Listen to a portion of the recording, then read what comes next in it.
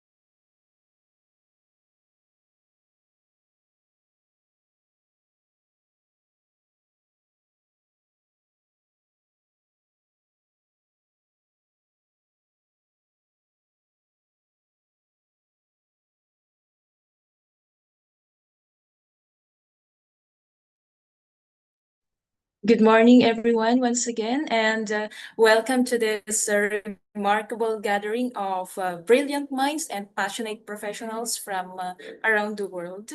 And it is my great pleasure to extend warm welcome to our all participants of the Second World Conference on Multidisciplinary Research and Practices 2026. I am Jamaica Pasiteng from the Nueva Ecija University of Science and Technology in the Philippines. And I am honored to serve as your moderators for today's conference. This year's theme, integrating knowledge across disciplines for global impact, innovations, challenges, and sustainable solutions, highlights the importance of collaboration and innovation in creating meaningful global change. So, to formally begin our program, may I respectfully invite everyone to pause for a moment as we witness the national anthems of Malaysia and India through a visual presentation. And wherever you may be joining us from today, we kindly encourage everyone to observe this moment with utmost respect and solemnity as we honor the spirit and unity of our participating nations.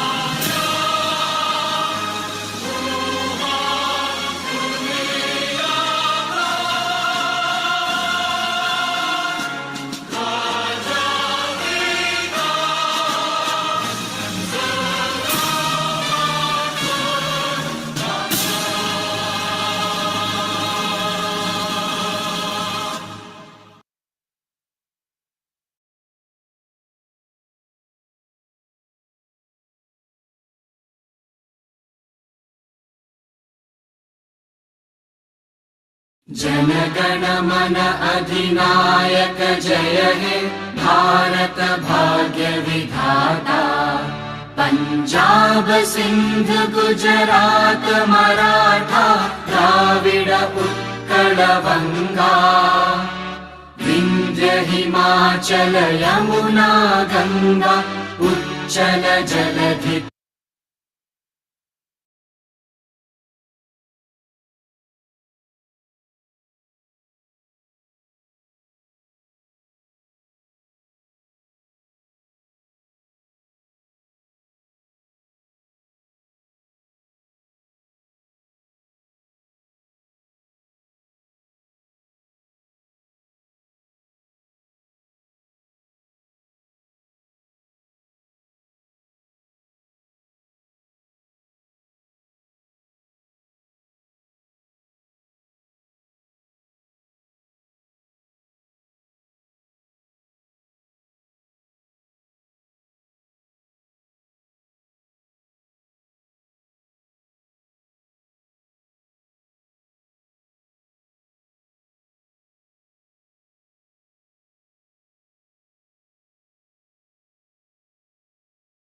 तरंगा तव शुभ नामे जागे तव शुभ आशीष मांगे गाहे तव जय गाथा जनगण मंगलदायक जय हे भारत भाग्य विधाता जय हे जय हे जय हे जय जय जय जय हे।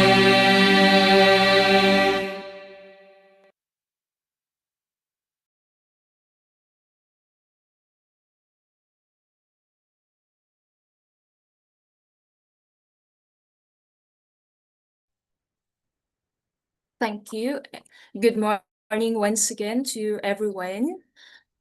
Again, I warmly welcome you all to the Second World Conference on Multidisciplinary Research and Practices 2026, organized by Conworld Educational Research and Development Association, or SERADA, in association with Lincoln University College, Malaysia.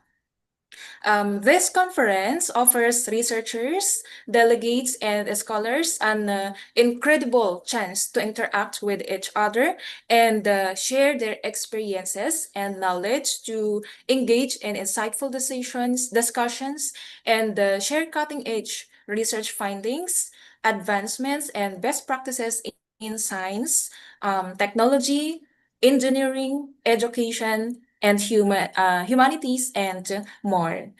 At this point in our program, let us take a moment to acknowledge and extend our deepest appreciation to the institutions behind this meaningful international gathering.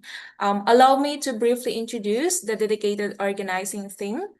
First, the Conworld Educational Research and Development Association, or SERADA, is an internationally recognized, globally operating multidisciplinary professional research and development association. It aims to integrate researchers and academicians working in the microdisciplines of science and technology, fostering collaboration and innovation across a broad spectrum of fields. This association is dedicated to building a dynamic community of professionals, educators, researchers, and innovators in the realms of engineering, science and technology, business and management, social sciences and humanities, and education. Its forums and affiliates include distinguished professionals, all working together with a common goal. This is to be champions of science in safeguarding the earth. Serada provides a top-tier platform for scientists, researchers, and academics and business leaders by hosting conferences and publishing groundbreaking research. Serada conferences serve as a dynamic platform for experts and visionaries to advance the frontiers of education, engineering and technology, social sciences and humanities, fostering collaboration, innovation, and interdisciplinary growth. To give us a deeper understanding of the vision and global impact of Serada, may I now invite everyone to turn their attention to the screen for a short video presentation.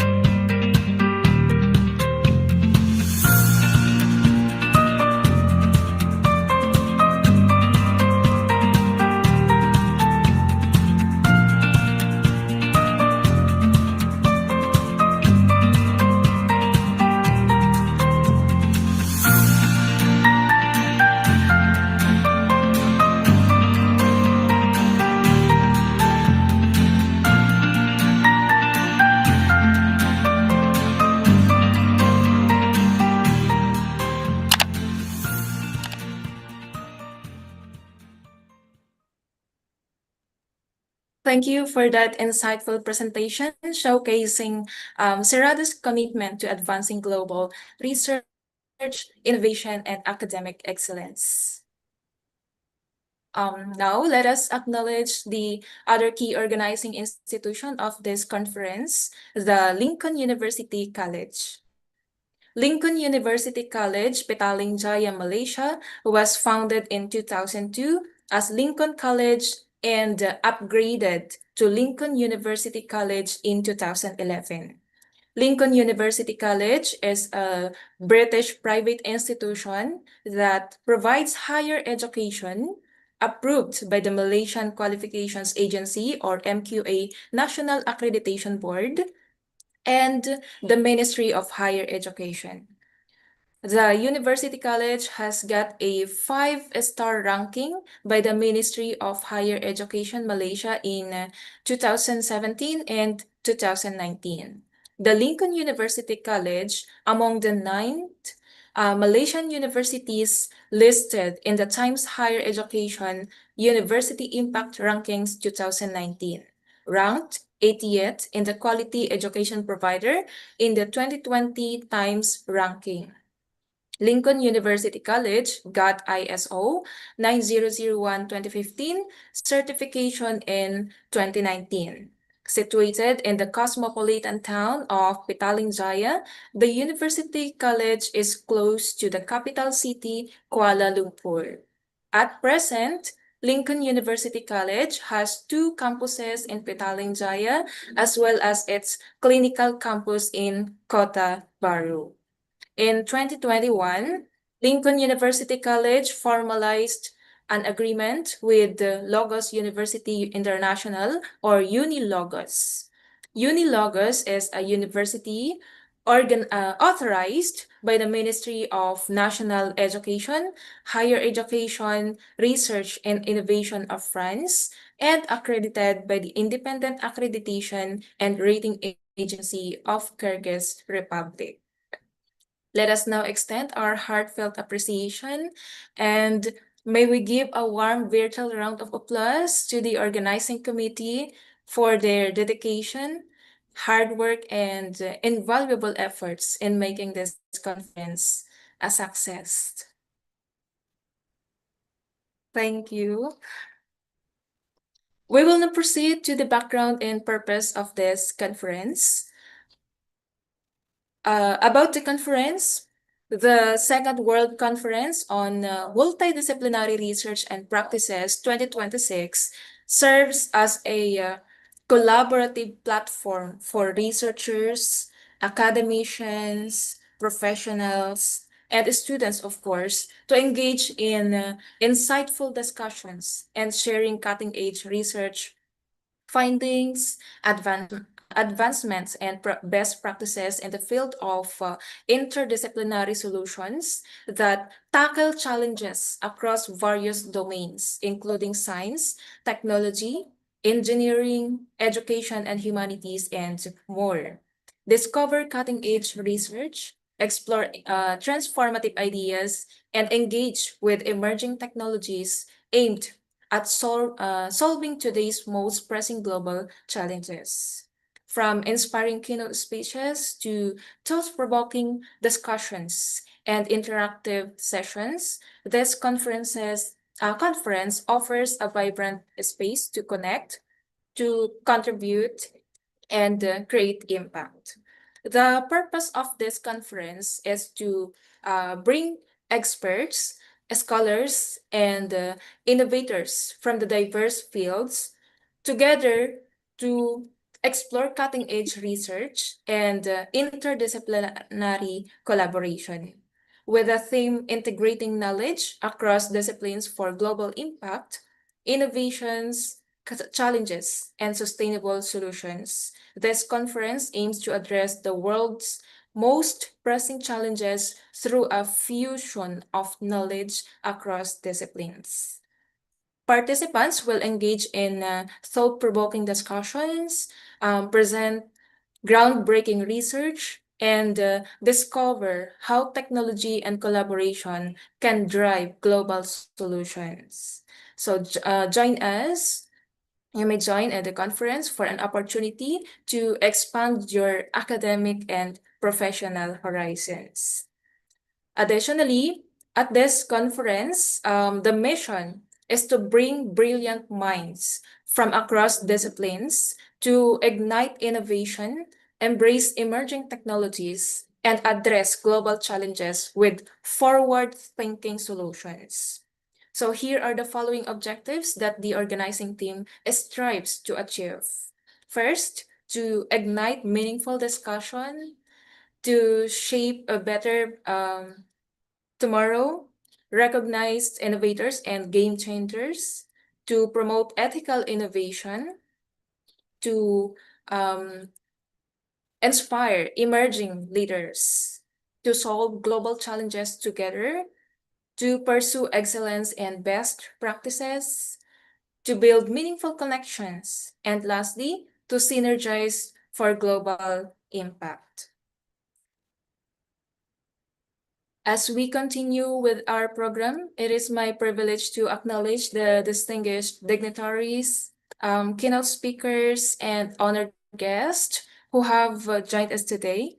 Your presence not only enriches this conference, but also inspires meaningful dialogue, collaboration, and the pursuit of knowledge. We would like to warmly welcome Dr. Gita Lakshmi Rajaratinam, Mom, Professor Medun Chakrabarti, Dr. Pallavi Misra, Associate Professor Nurasikan Mahmood, Dr. Deepak Waikar,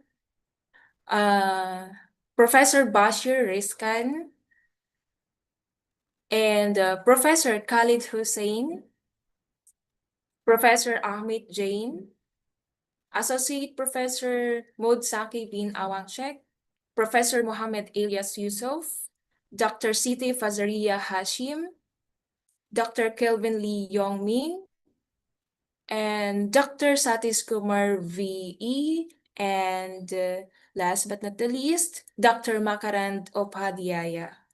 We sincerely honored by your presence and deeply grateful for your active and meaningful participation in today's conference. On behalf of the dignitaries and participants, we are happy to release our conference proceedings of the Second World Conference on Multidisciplinary Research and Practices 2026, organized by the Conworld Educational Research and Development Association, or CERADA, in association with Lincoln University College, Malaysia. Thank you for joining us. And to mark this special moment, let us take a virtual group photo. Kindly turn on your cameras and give your best smile for our group photo. Okay? In 3, 2, 1, smile. Once more po.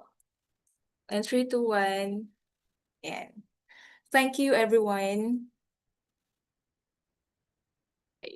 At this point in our program, it is a great honor to welcome Dr. Gita Lakshmi Rajaratinam, MD, founder and managing director of the Conworld Educational Research and Development Association, as she delivers her welcome address. But before we hear from her, allow me first to share a brief introduction highlighting her remarkable background and contributions. Dr. Gita Lakshmi Rajaratinam is an entrepreneur and the founder and managing director of the Conworld Educational Research and Development Association, or CERADA. She earned her doctorate in biotechnology from the School of Bioengineering at SRM University, Catancolacur Campus, Chennai in 2013. Driven by a passion for societal and academic advancement, Dr. Gita Lakshmi actively engages in various socio-academic initiatives aimed at community welfare. Over 15 years of experience as a researcher and consultant, she has served as a reviewer for esteemed journals such as Elsevier and Springer. Her scholarly contributions include numerous impactful publications in the Scopus and C journals, reflecting an H index of 9 and cumulative impact factor of 30. Dr. Gita Lakshmi's research interests lie in biochemistry, microbiology, biotechnology, and R&D, particularly with the agro and pharmaceutical industries. Her dedication to innovation and growth in these fields underscores her commitment to advancing scientific progress and fostering development across interdisciplinary domains. Let us all warmly welcome Dr. Gitalakshmi Rajaratinam as she deliver her welcome speech. Ma'am. Good morning and a very warm welcome to all the distinguished guests, respected academicians, researchers, scholars, industry professionals, students and delegates from across the globe. It's a great privilege and honor to welcome you all to the second World Conference on Multidisciplinary Research and Practices, WCMRP 2026, held on the 29th and 30th May of 2026.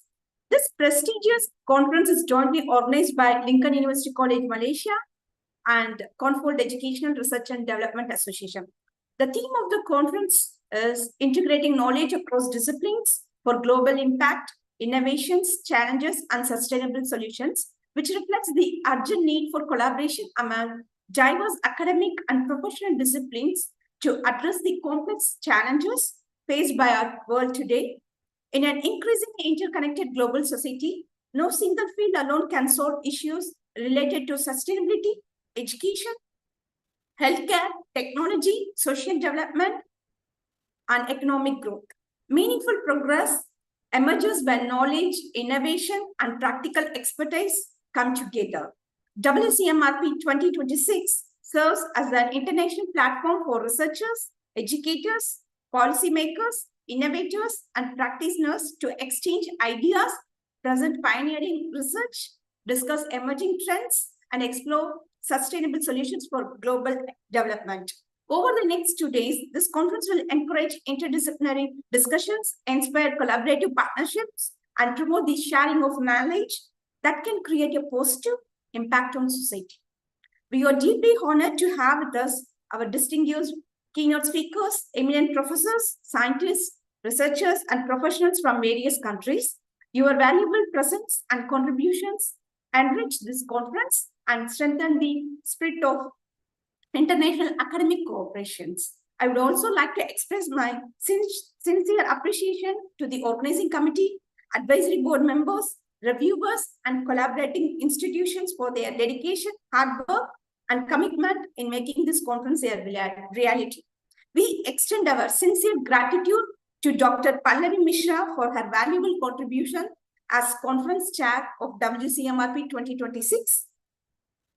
As we begin this exciting academic journey together, I encourage everyone to actively participate in the sessions, engage in meaningful discussions, share innovative perspectives, and build networks that extend beyond this conference.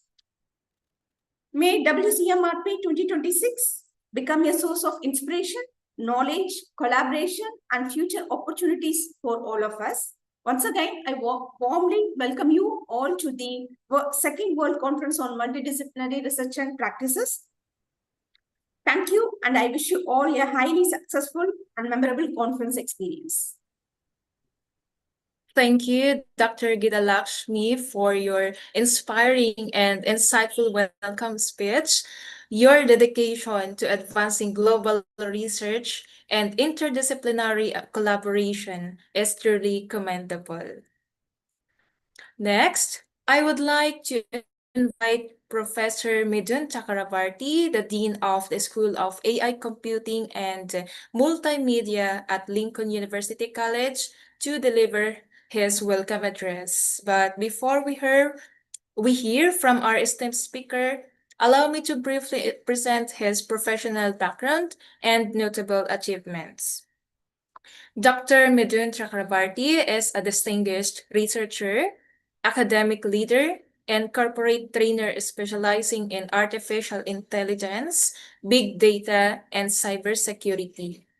With over 1,000 citations and an H index of 16, his work has made a significant impact in these cutting-edge fields. Dr. Midun's ability to translate academic research into real-world solutions has earned him a strong reputation as a leader in his field. As the Dean of the Faculty of AI Computing and Multimedia at Lincoln University College, Malaysia, Dr. Medun combines academic excellence with strategic leadership. He has played a pivotal role in designing and developing interdisciplinary programs in AI, cybersecurity, and multimedia, ensuring they meet global educational standards. His vision has led to the successful implementation of cutting-edge academic offerings that are shaping the future of education in these areas. He is recognized for groundbreaking research in AI, big data, and cybersecurity with over 1,000 citations and an H index of 16. Led funded research projects, including developing a GPU-based platform for securing a big data transportation and modeling internet worm propagation. Holds patents in wireless sensor networks and 5G optimization, addressing real-world technological challenges. Built strong academic partnerships across China, India, Vietnam, Myanmar, and Kyrgyzstan. Established cross-border educational pathways to enhance learning experiences for students. Promotes global academic exchange and strengthens international collaboration in higher education. With that remarkable introduction, let us now warmly welcome Professor Midun Chakrabarti.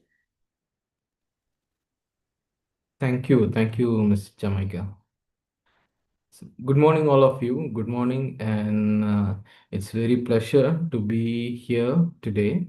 And I thank the organizing committee of Second World Conference on Multidisciplinary Research and Practices. To be very straight, I congratulate Dr. Geeta for having this wonderful association, Sereda, and organizing the series of conferences which enhances the uh, knowledge of the teaching fraternity, academicians, and also the researchers. And also, I would like to sincerely thank Dr. Pallavi, the organizing chair, the conference chair, who has been very proactive. And I know it is not an easy task organizing an event and bringing people together. And it is a tremendous effort. So first of all, I congratulate both Dr. Geeta and very specifically Dr. Pallavi, who has been keep on connecting with me to make this collaboration as a successful event. And I would like to invite and congratulate all the distinguished guest speakers and guest of honors who have been contributing to this to this conference, and also taking a part in this conference as speakers, as presenter, as reviewer, because this is a wonderful forum where we enhance ourselves and also the create a network between institutions and also research and development associations. So I also welcome all the participants who will be presenting their research whatever the scholarly work they have done for by today and tomorrow. It is going to be a great forum that you can have discussion and or you can share your findings and get the critic points to fine tune your research work. So that's the whole idea. So apart from that, coming to the events, what do you call the theme, the interdisciplinary, as clearly it was being pointed by Dr. Geeta that no wonder from now on it will not be a right decision to go with one standalone discipline, so that will not satisfy the need of the global or need of any particular group of people. So multidisciplinary is the only option, so we have to move towards. And coming, I mean, when it comes into the Lincoln, of course, Lincoln has also been very proactive in those particular areas, especially when it comes into multidisciplinary. So we have a sustainability in school in our university, where we come up with the new programs, especially the degree granting programs with multidisciplinary qualifications. Which is very mandatory. And now in recent days, in recent days, I mean, I'm not talking about the AI era. So very particularly in recent last 2 3 months, what we see in overall world scenario, so there will be a lot of structural changes in all the fields in connected with the energy crisis. So I believe Dr. Noor Sikni and also all other professors, especially Dr. Deepa Chakravarti and also Dr. Khalid. So they will be agreeing with me. So where we face the energy crisis in all over the world. So there will be a lot of reformation and also the lot of restructuring in every organization. So where we come across Industrial Revolution 4.0 and 5.0 and moving towards 6. So with that, we also going to face the uh, energy crisis. The solution was sustainability management, implementing sustainability engineering, sustainability technologies, and all those. So, which the academic forum and the research centers were discussing and started talking about this sustainability almost 2 years back. So that's what we are going to mean. That's where the need comes in now. So the energy crisis, nothing but we need to think about the sustainability. So the sustainability will be possible only we work together beyond the borders, especially nations, and beyond the disciplines. So we have to come together, put our efforts together, either it be small group or a big group, the small funded group or a big funded group. It must be a group, it must be sharing knowledge, there must be interconnection between the disciplines, so that really we will implement the sustainability. I mean, how to implement and how to attain it.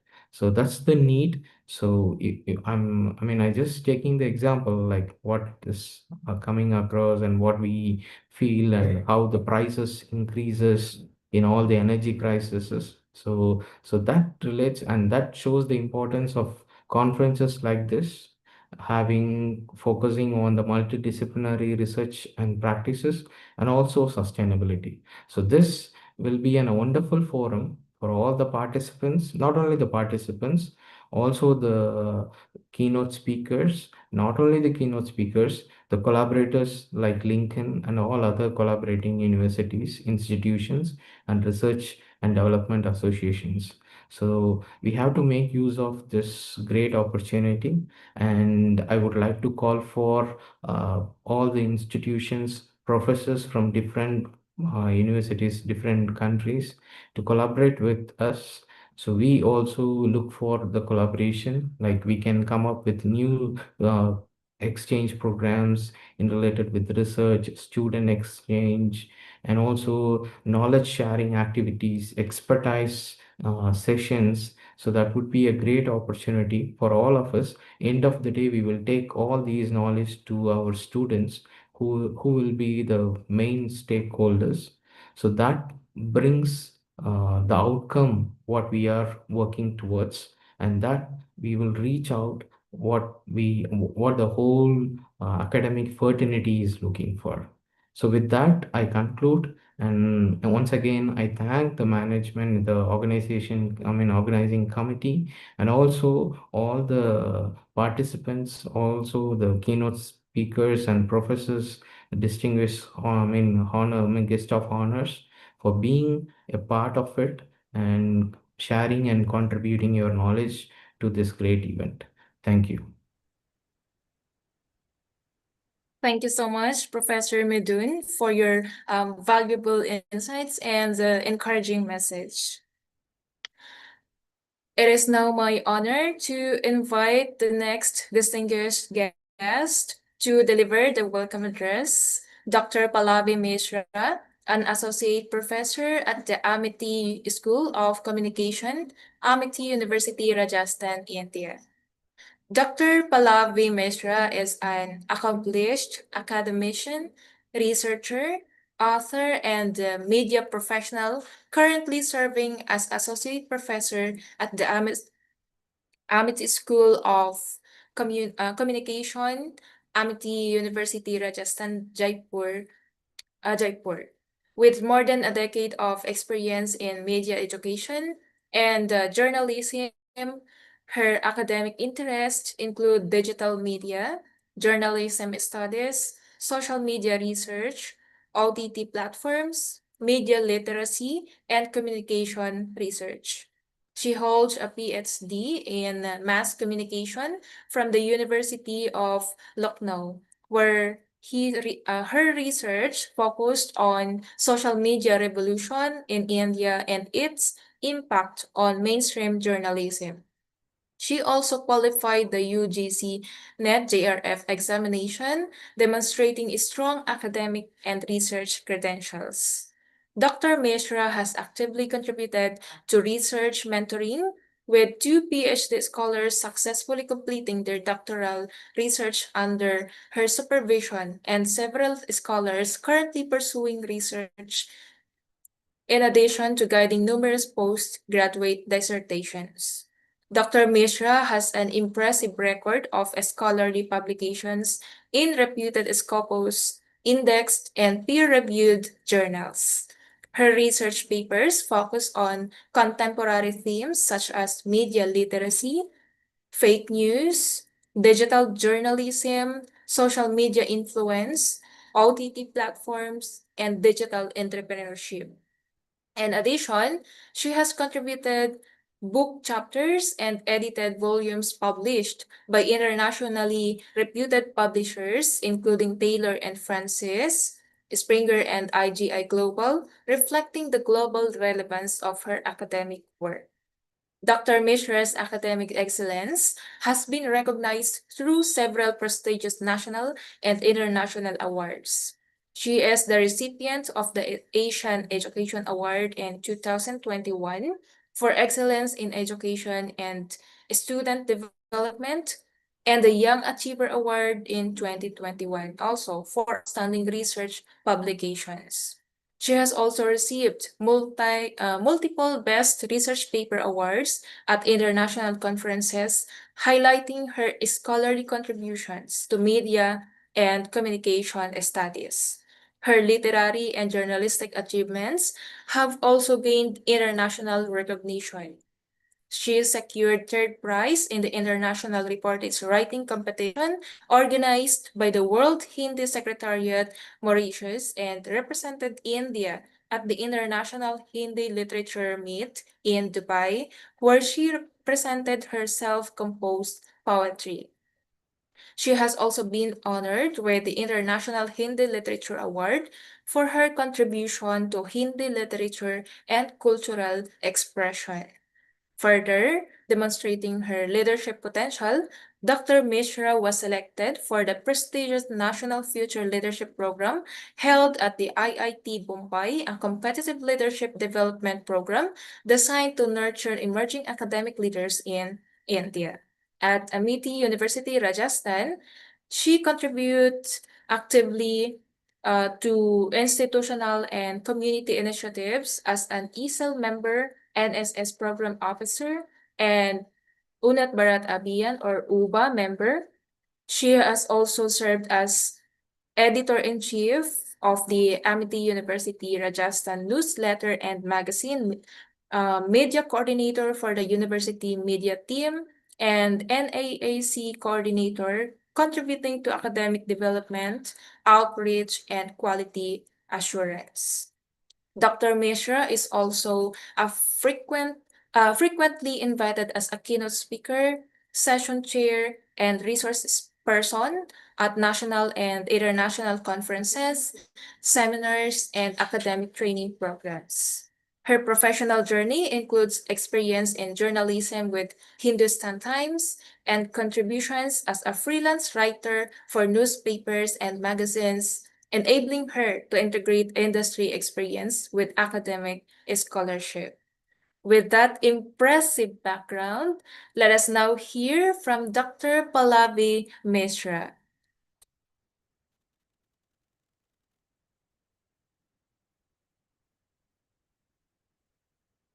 Hello, good morning. Am I audible? Yes, ma'am. Good morning, everyone. Distinguished guests, honorable dignitaries, esteemed keynote speakers, respected academicians, researchers, scholars, industry experts, delegates, students, a very warm and gracious morning to all of you. I feel immensely honored and privileged to welcome you all to the second World Conference on Multidisciplinary Research and Practices, which is jointly organized by Conf World Educational Research and Development Association uh, in association with Lincoln University, Malaysia. So today is a celebration of global intellectual moment, a moment where ideas transcend borders, disciplines, convergence, and innovation. And going through the theme of this conference, which is very much contemporary and relevant, as my previous speakers, they also emphasized on interdisciplinary. So the theme of this conference, integrating knowledge across disciplines for global impact, innovations, challenges, and sustainable solutions. So, talking about the theme which is contemporary, which is relevant, and which emphasizes on not only innovations but challenges and sustainable solutions. So, today I will be emphasizing, and my deliberation will revolve around sustainable solution along with innovation, because we always talk about innovation, but yes, this conference, which has a very relevant theme, uh, that is sustainable solution, and we should discuss, and we should this is a platform where we can exchange dialogues, where we can exchange knowledge. It's a kind of a knowledge capitalization. We can discuss more about sustainable solutions. So talking about innovation and sustainable solutions, see, innovation is not merely creating technology, but innovation also means creating transformation. Transformation is rather more important. Innovation has become the engine of modern civilization. But yes, despite all the remarkable advancements, achievements through innovation, what is more important, that is sustainable solution. And today we are witnessing, and we are facing, humanity is facing equal complex challenges of sustainable solutions, like climate change, like economic inequality, like misinformation, like mental health, and even technology is divided into the world. There is a still we are facing the problem of digital divide. So this raises questions that innovation should also be uh, related to innovative for humanity, or innovation with humanity. Like I would like to quote Albert Einstein's quotation, um, who states that we cannot solve our problems with the same thinking we used when we created them. So we have to think about the solutions and the developments or innovations. Along with that developments and innovation, we have to think of that sustainable solutions. And this theme of the conference very uh, rightly pointed that in this conference, the scholars, they are going to present the papers which is going to revolve around the solutions, sustainable solutions. So, which is going to give a knowledge capitalization, and which is going to give a fruitful outcome out of this conference. So, the world no longer needs innovation alone, it needs responsible innovation. Innovation guided by ethics, sustainability, and human values.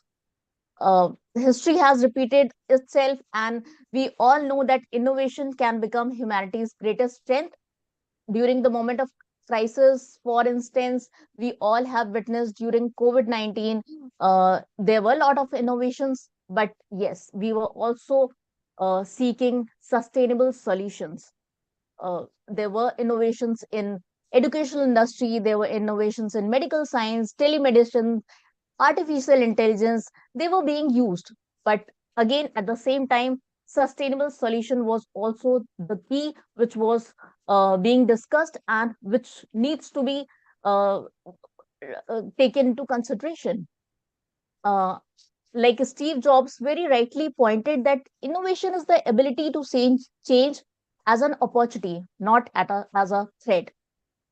So this conference, like the papers that we have received, and this conference, we will be discussing more about across the globe. We have been connected, and we will be focusing more about that how innovation should be amalgamated with ethics, technology with humanity, growth with sustainability, and progress with responsibility.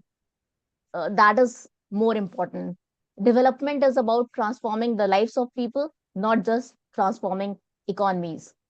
So conferences like this, they are extremely important, and they create spaces for dialogue, collaboration, and collective thinking. They bring together researchers, academicians, industry experts, innovations, and policymakers to exchange ideas that can shape a more sustainable and equitable future. So I would like to sincerely acknowledge, appreciate, and express my heartiest gratitude to the organizers, Dr. Geeta Lakshmi, Madam, Dr. Mithun Chakravarti, sir. I know I have called you several times, and I have even disturbed you, but thank you so much for all your support and for the collaboration for making this conference uh, fruitful, and making this conference a success. Thank you so much for your support and for the collaboration. I also sincerely appreciate all the keynote speakers, session chairs, organizers, collaborators, and participants for contributing their valuable time, expertise, and intellectual energy to this meaningful academic endeavor. I would like to wish all the best to all the scholars and young researchers who are going to present their papers today and tomorrow in the this particular conference. So all the best to all of you, and let us come together to transform today's challenge into opportunities for innovation, sustainability, and collective progress. Once again, I extend my heartfelt welcome to all of you and wish this conference immense success, meaningful deliberations, and inspiring outcomes. Thank you very much. Uh, Thank you so much. And over to you, Jamaica. Thank you, ma'am. Um,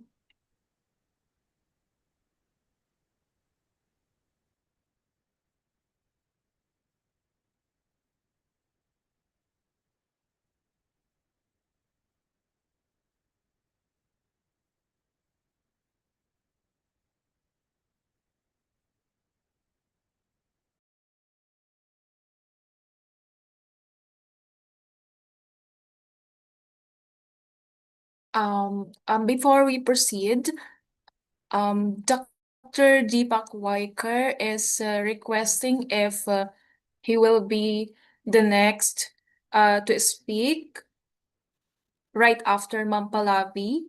May I ask Professor Khalid Hussein if it will be okay for you? No issue, no problem. You can ask so he can present. So after that, I will present, no problem. For me, no issue. Hello, Jamika, can you hear me? Um, Jamika, can you hear me? yes, sir. So, Oh, it's okay, you okay can that ask. Ah, we will yeah, allow you can ask. Sir Deepak.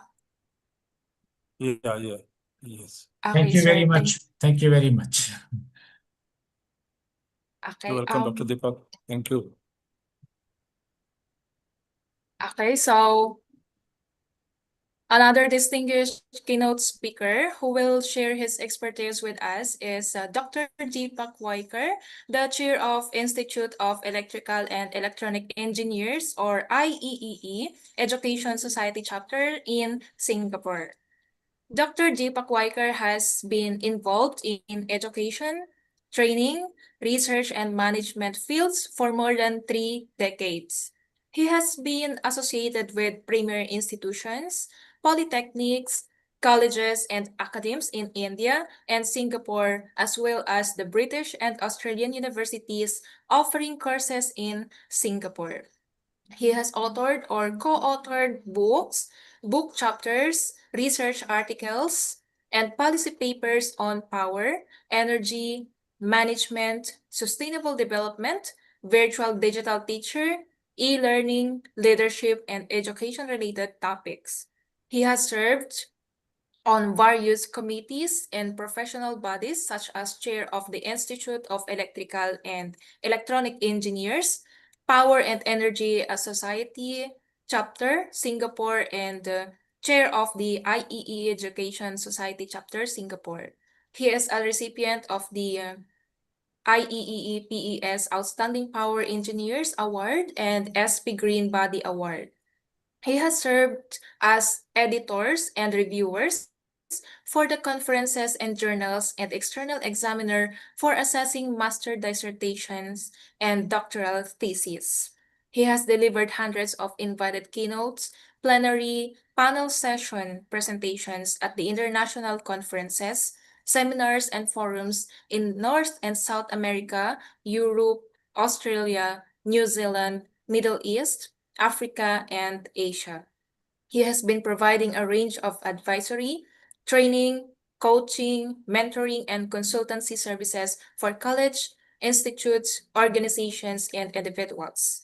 Dr. Weicker has conducted several students, faculty, and management development programs. He is a senior member of IEEA USA, a life member of the Institution of Engineers, India, and a mentor for Teaching and Education Research Association, fellowship program with PhD from the National University of Singapore, MS from the University of Saskatchewan, Canada, MTech from the Banaras Hindu University, India, and PD certificate in university teaching from the University of Newcastle, Australia. He obtained PGDBM and BA degrees from Nagpur University and the Government Engineering College, Aurangabad, India, respectively. His research interests include sustainable energy and green transportation systems, decarbonization, and net zero policies and framework, reinventing and transforming tertiary education, a smart model for talent and leadership development, a smart and microgrid. His hobbies include cricket, chess, and poetry. Without further ado, let us now give the floor to our distinguished keynote speaker, Dr. Deepak Waikar. Sir. Thank you very much for that wonderful introduction, Dr. Jamaica. My work has become very easy after the opening address by Dr. Geeta, then Professor Mithun Chakravarti, and then Professor Pallavi Mishra. They have highlighted importance of energy crisis and sustainability. And in fact, I'm going to speak on that aspect of the in my presentation. May I have your permission to share my slides, please?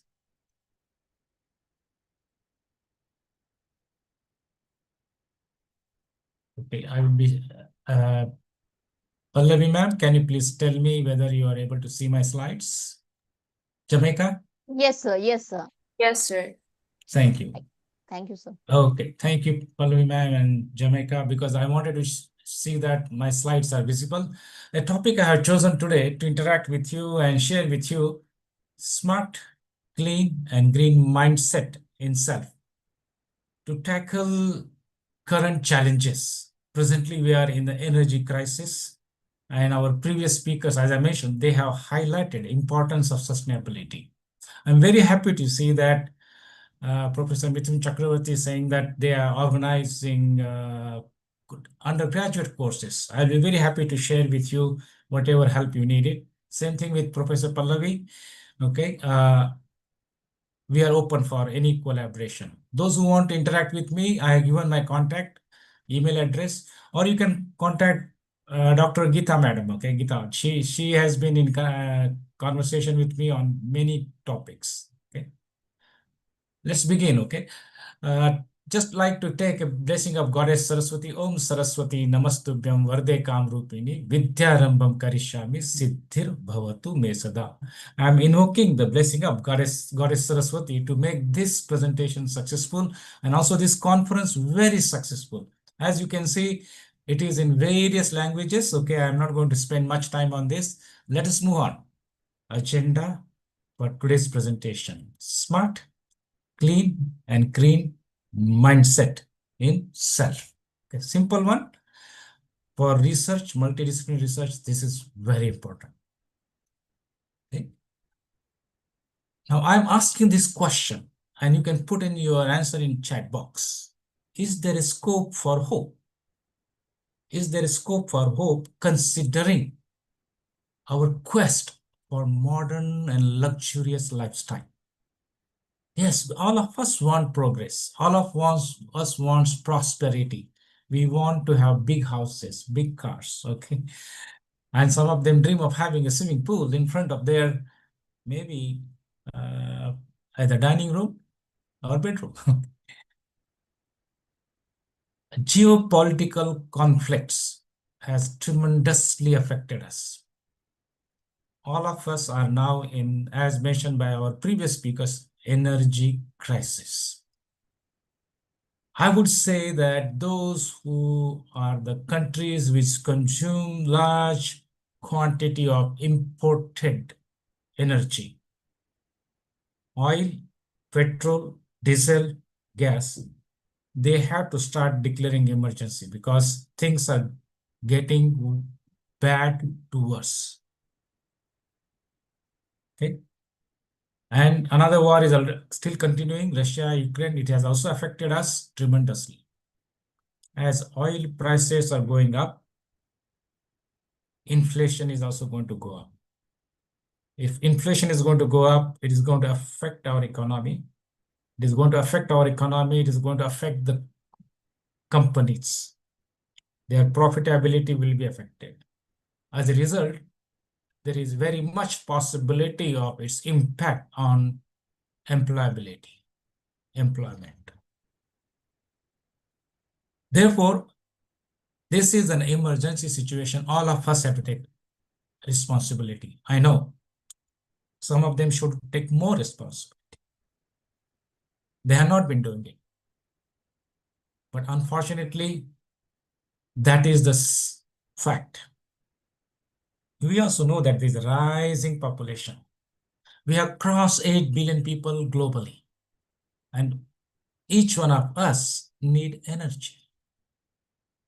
And our addiction to oil, here oil refers to predominantly petrol, diesel, as well as the oil we use for cooking.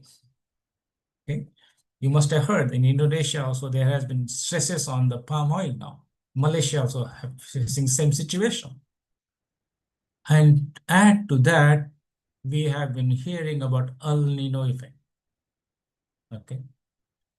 And if that happens, we are already feeling heat wave in most of the parts, okay, including Singapore, Europe, India, and you name it. Okay? If that being the case, I'm asking the question, okay, serious question, is there a scope for hope? or are we going to continue to suffer? You can put in chat box, okay? Whatever your view is, most welcome, okay? Now, that gives rise to our very basic question. What type of development we should aspire to? Because whatever we have been following, that has taken us to what is known as a unsustainable road path. On your left-hand side, on the screen, you will see we can have a development which is sustainable, which can take care of environment, provide us clean water, clean air, clean environment, green environment. On the other hand, because we want to grow at a very faster rate, we are so much in a hurry for our development, we just say, okay, let us have industries, whatever types, they are polluting industry. They're emitting huge polluted gases in the atmosphere. Not only that, just to cut the cost and make more profit, industries are dumping their effluents in the rivers and lakes. And we, the people, through our municipalities, are also dumping our waste there. Traffic congestion, and because of use of technology which provides more pollution, we have got combination of air pollution plus traffic jam, double whammy to our health. Question is very straightforward. What type and kind of development should we aspire to? On the left-hand side, you have a choice, sustainable. In our Indian language, Hindi, we call it Jhakas development, Jhakas. On the other hand, on the right-hand side, what we have been practicing all last several decades and maybe centuries, destructive Bhagas. Choice is straightforward here. Which one you will choose? Sustainable, Jhakas, destructive Bhagas.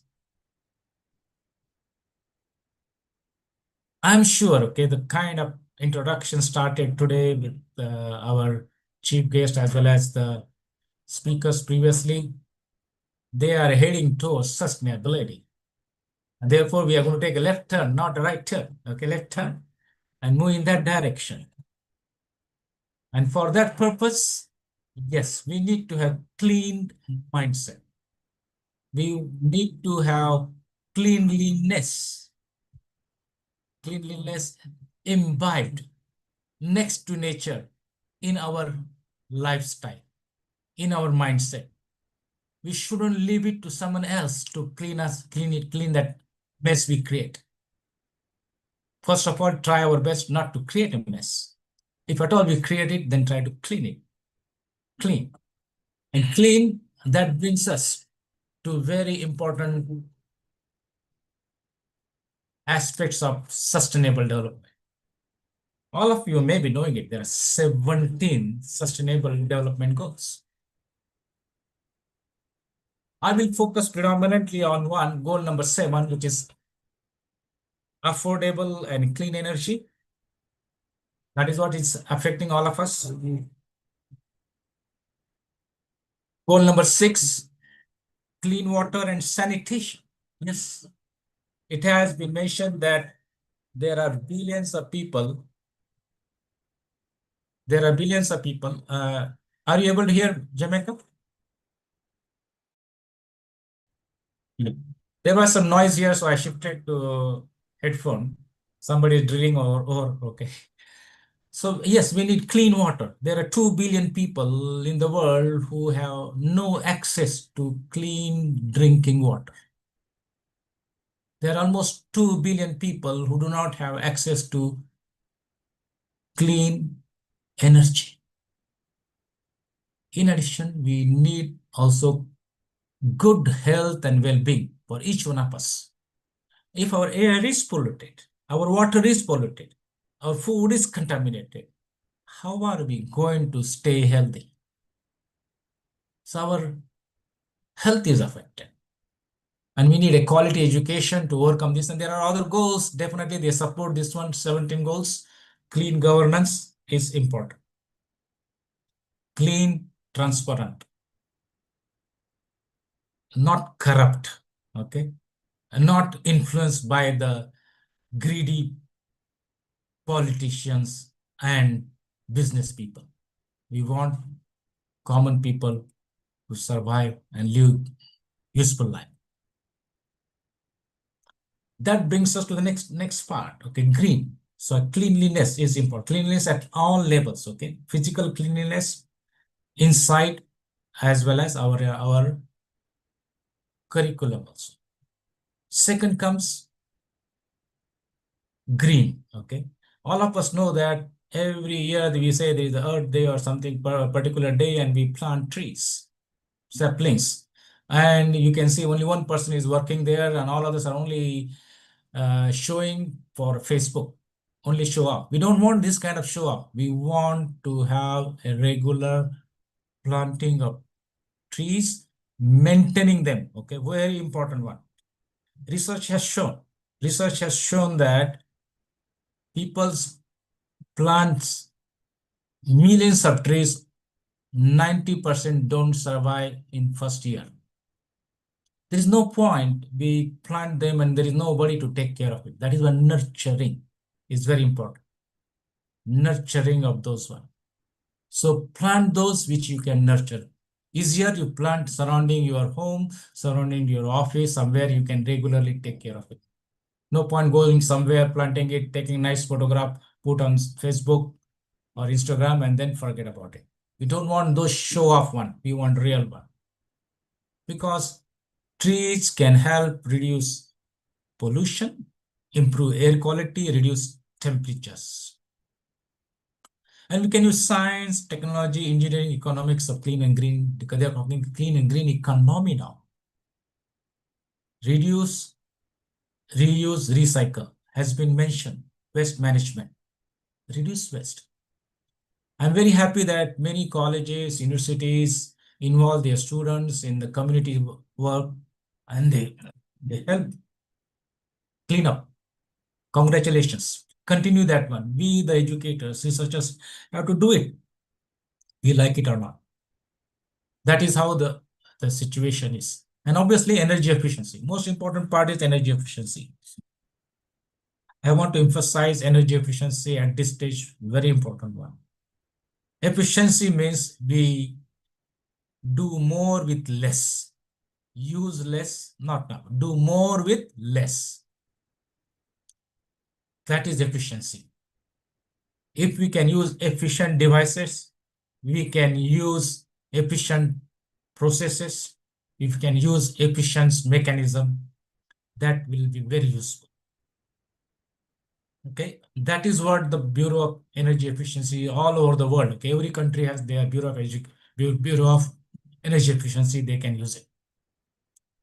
And individuals now we can do a tremendous role in this one. All these things I mentioned here, individuals can do it. Obviously, we hope our politicians or business people understand this one and they do it.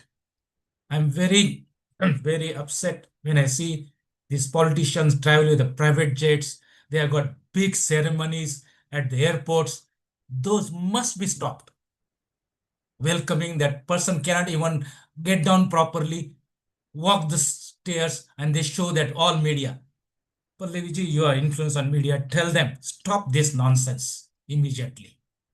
No, we don't need them to be having just celebration. Meet and do the job.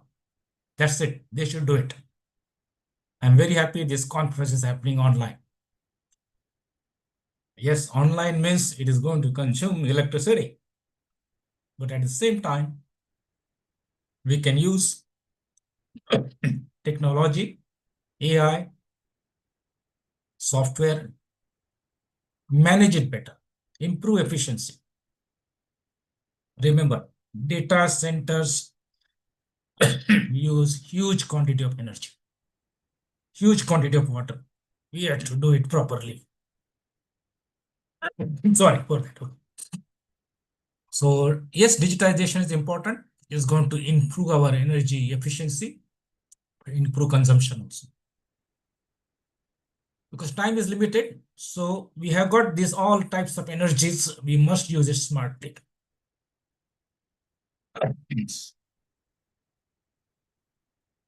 Smart means sustainable, market driven. As per sustainable, and for market driven, accountable, and resourcefulness, clean and green resourcefulness, and transformative. If we use these smart attributes, I call it education 5.0, then we can transform a lot. Okay, we can transform a lot. This is the smart way we need to use our resources. Otherwise, we are going to face the problem. We are exceeding 1.5 degree Earth temperature. Heat waves are there. Industry 4.0, we heard about it. 5.0 is coming. 5G to 6G, AI, AR, VR, smart devices. But they are going to consume more electricity, so we must use it properly. We must use it properly, efficiently. So to conclude, let me share one of my composition. Net zero pollution, net zero waste, net zero energy at its best. Okay. Net zero pollution, net zero waste, net zero energy at its best. Make them part of everyday routine to keep our surroundings clean and green.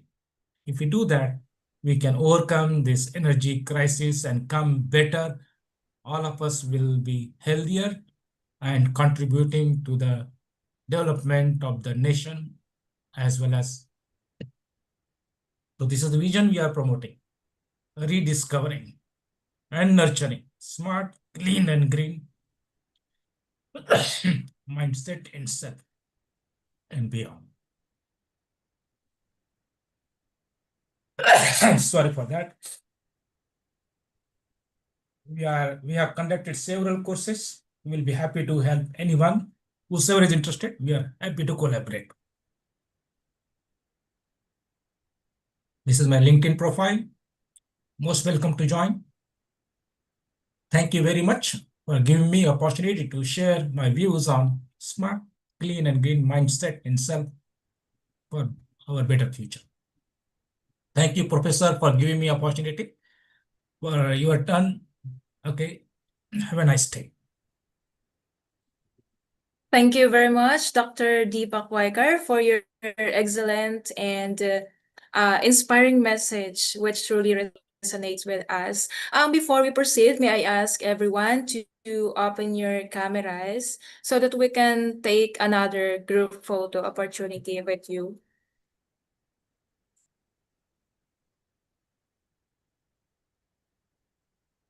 Dr. CD Fasaria, may I ask if you could open your camera, ma'am? And You have to switch off that your screen. okay. Stop screen share, otherwise we will not come in the photo. Yeah. Stop screen sharing and then take photo. Okay.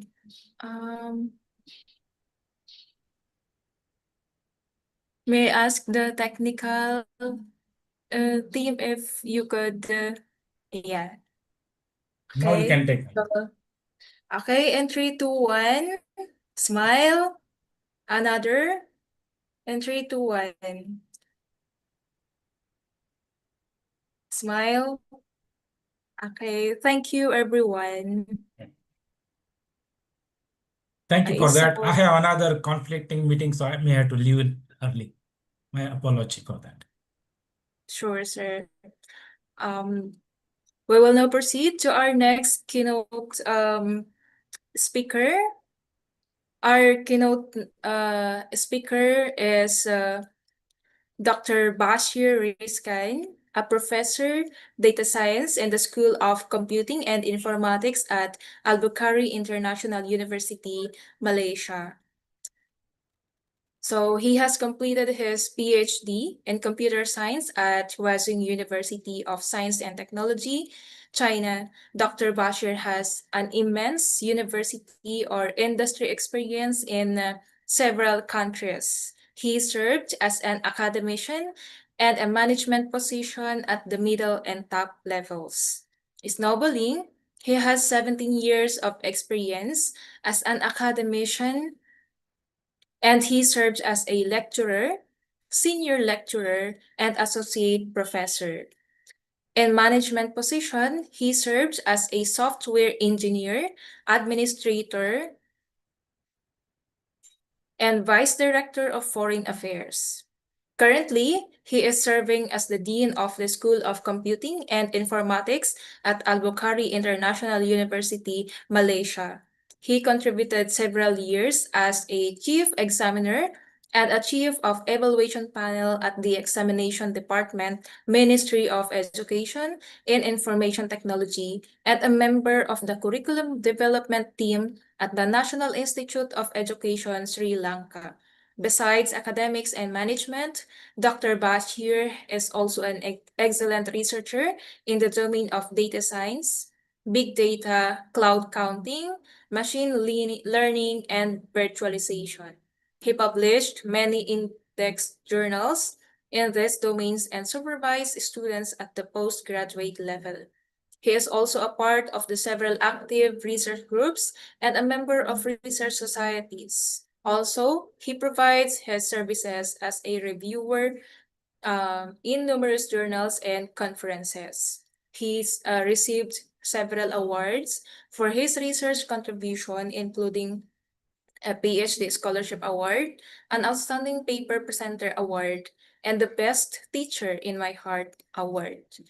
The president of AIU also awarded him the title of Best Researcher 2025. Now, may we invite Professor Bashir Rizkan to deliver his keynote address. Sir?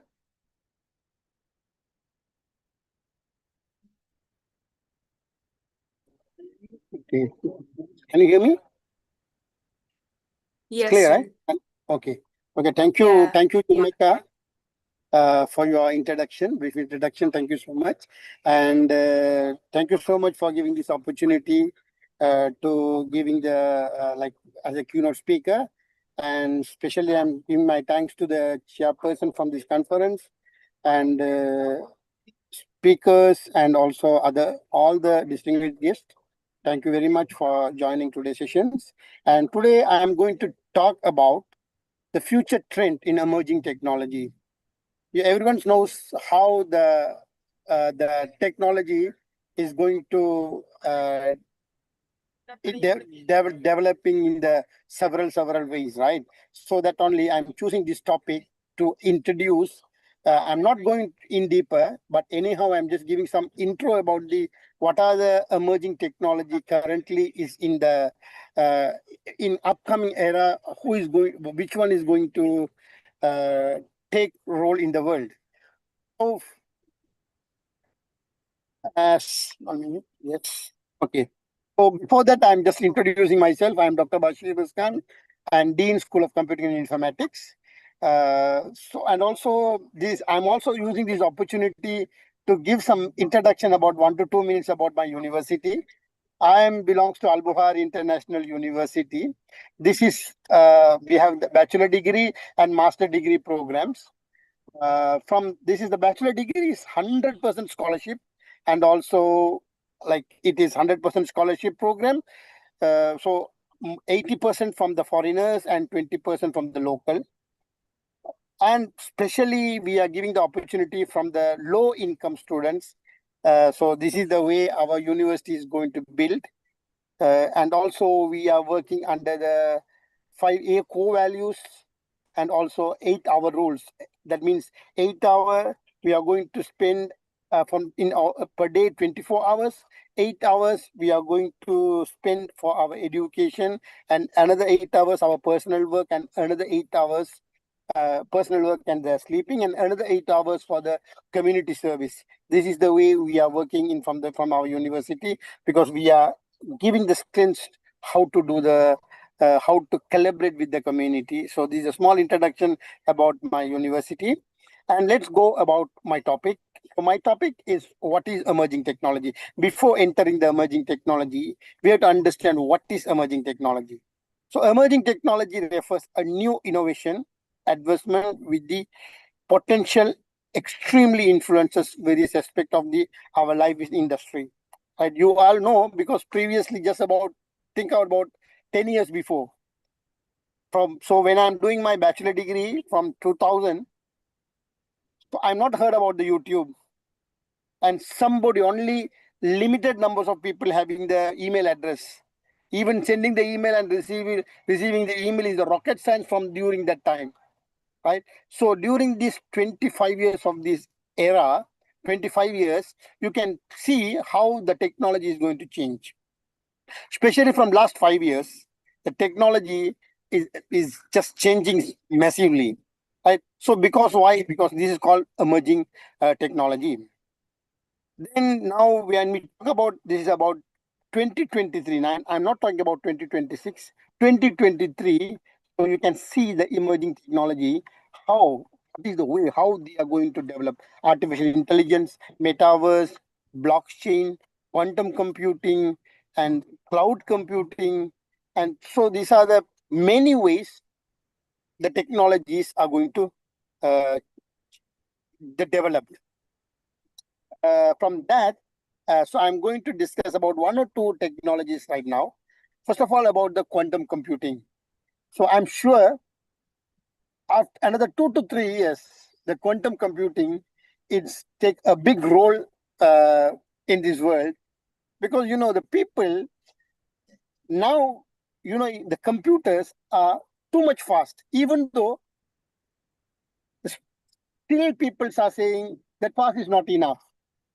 Because why? The data is going to increase, the big data comes, so they are doing the different analytics. So during that time, even though currently also we have our high speed machine, that is also not enough to do our task, to do our analytics.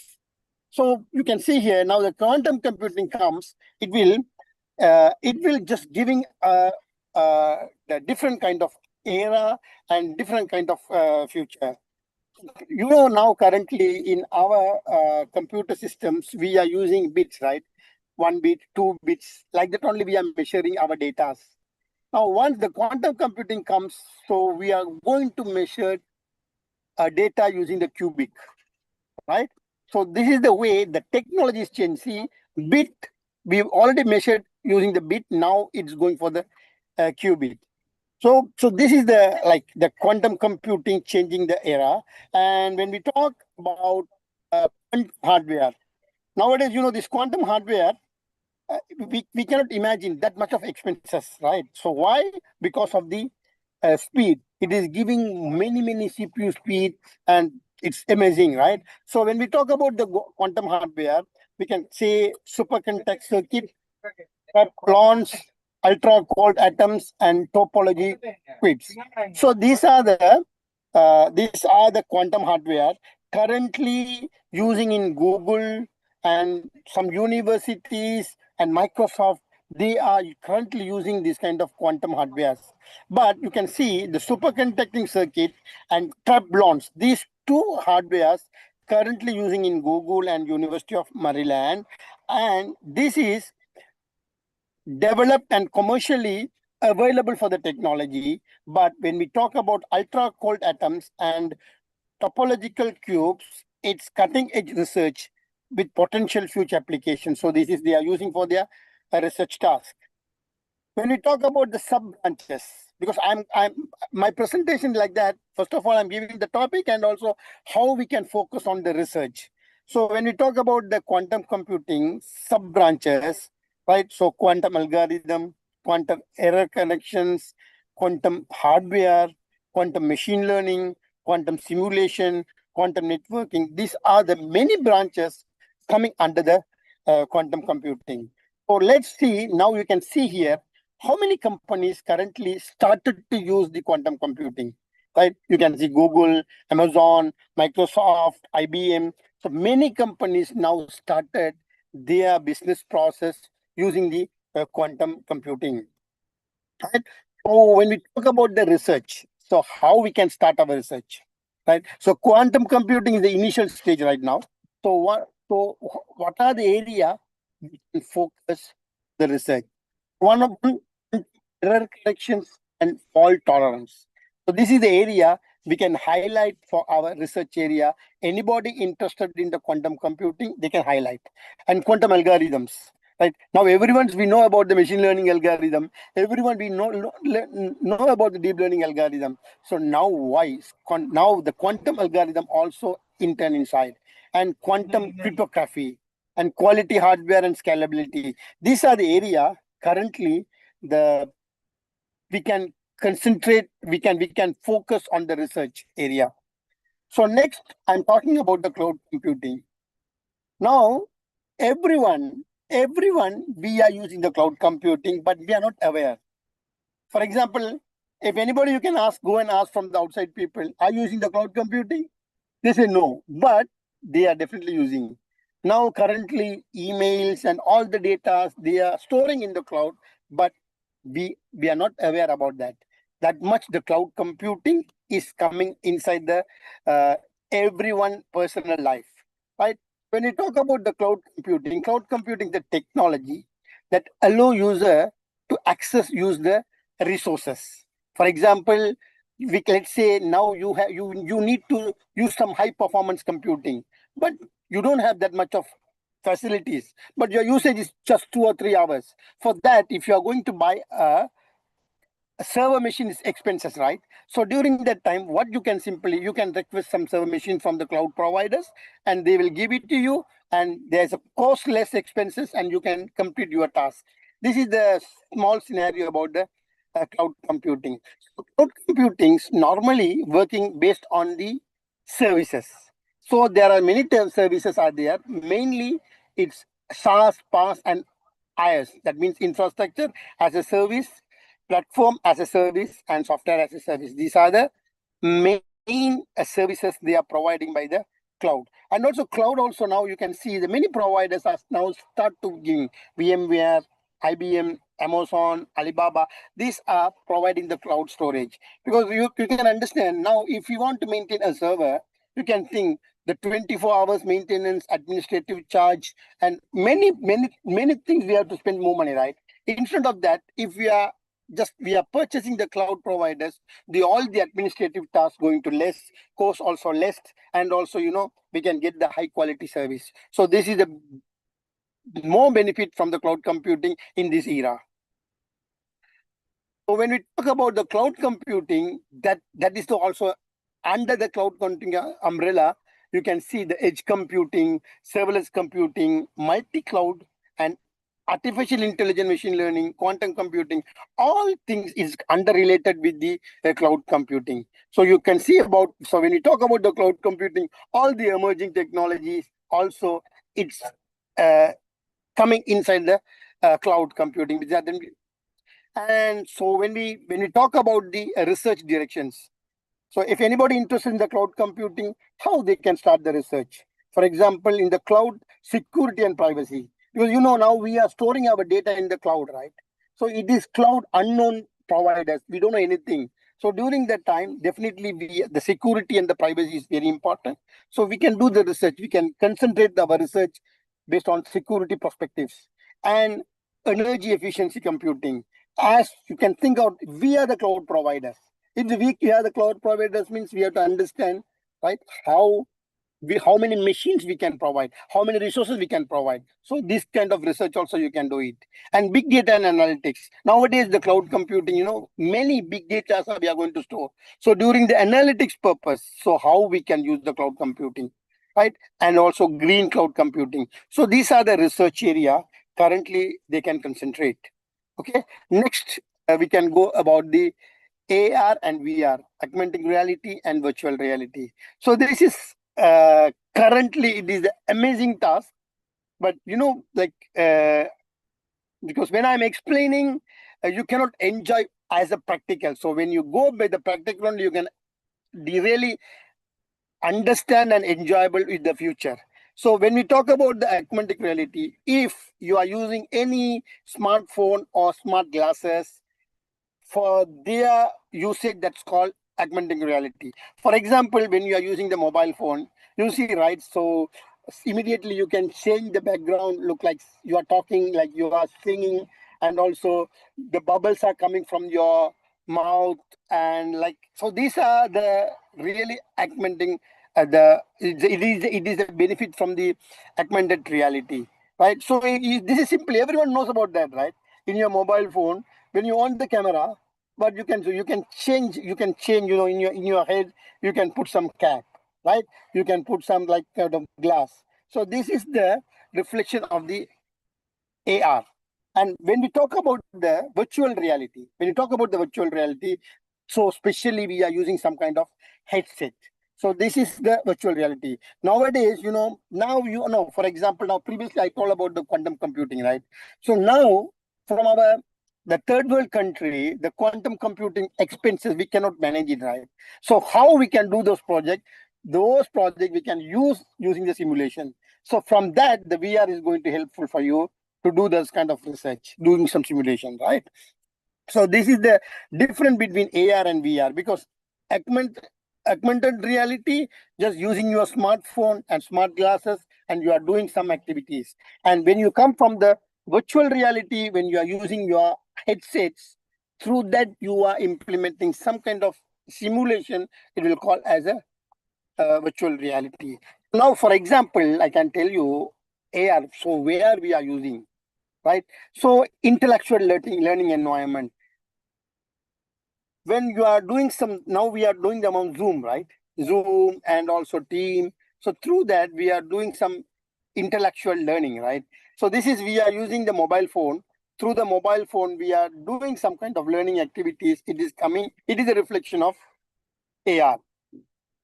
And apart from that, virtual product, industry maintenance assistance, smart navigation system, healthcare visualization. So this is everything, whatever you are using the mobile phone and doing some kind of, you are using some technology, it will coming under the AR. So when we talk about, like you can see here, these are the examples. For example, if you want to find out the shoe size, right? You are taking the shoe size in your mobile phone. This is the reflection of the AR. So different shirts you can wear, different color you can wear, and you can check which one is matching for you. This is the reflection of the AR. So this you can see here, and also while you are going traveling, so it will showing the map, right? Everything become the output of the reflection of the AR. When you talk about the VR, I already mentioned, when you are using the headset, special headset, it is the virtual reality. So if you want to see any other pictures or any other movies with the 3D technology, that means it is the output of the VR. After coming the VR only, now you can see a lot of 3D pictures, right? So this is the reality of the VR. And also you can see here, just for a small example, now you want to do some kind of, for example, you want to connect two computers using the ping command. These are small things, right? But when I'm saying this imagination, you are not getting the practical example. So what you can do using the VR, you can create the simulation environment, and you can use some ping command and connecting two computers. It is just you are doing virtually, but it feel you are doing some physically, right? So you can understand, you can get some feeling like you are doing physically. This is the benefit from the virtual reality. So this virtual reality we are using from the medical simulation and virtual classrooms, military and aviation flight training.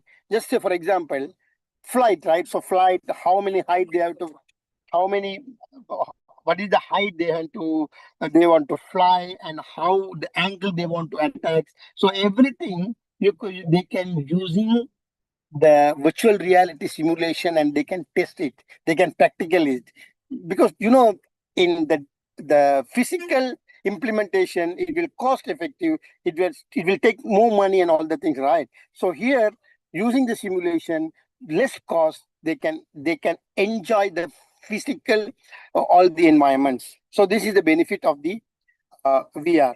You can see here there's some of the examples, right? The doctors doing some operations using the VR. You can see the military, how it's going to work. So these are the benefits after introducing the virtual reality. So these all are emerging technology.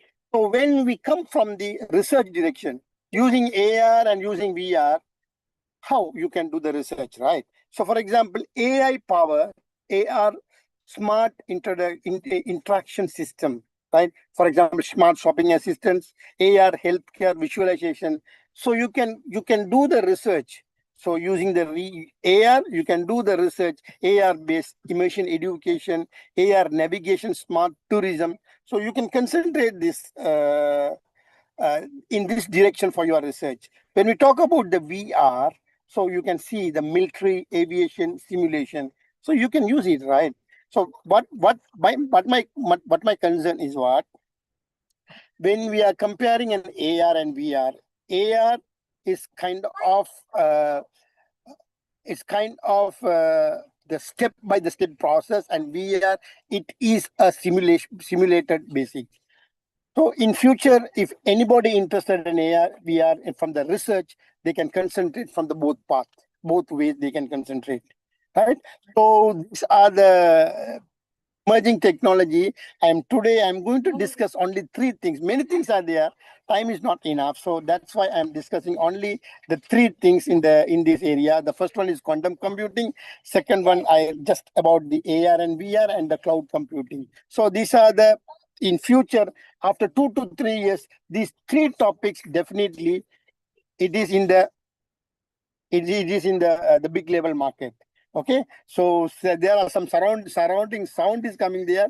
Sorry for the interruption, because while I'm traveling, I'm doing this presentation. So, and also thank you very much, Professor Khalid Hussain, for giving you opportunity, and thank you very much all the members.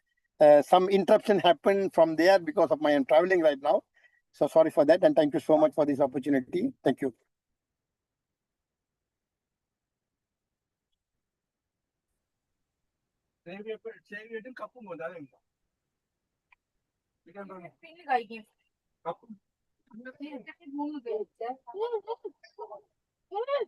Can you?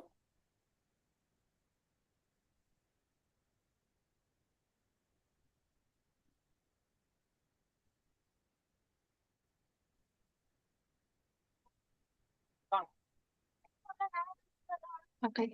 Thank you so much, Professor Bashir, for your insightful presentation. For our next keynote speaker, Professor Khalid Hussain. So allow me to share his brief biography.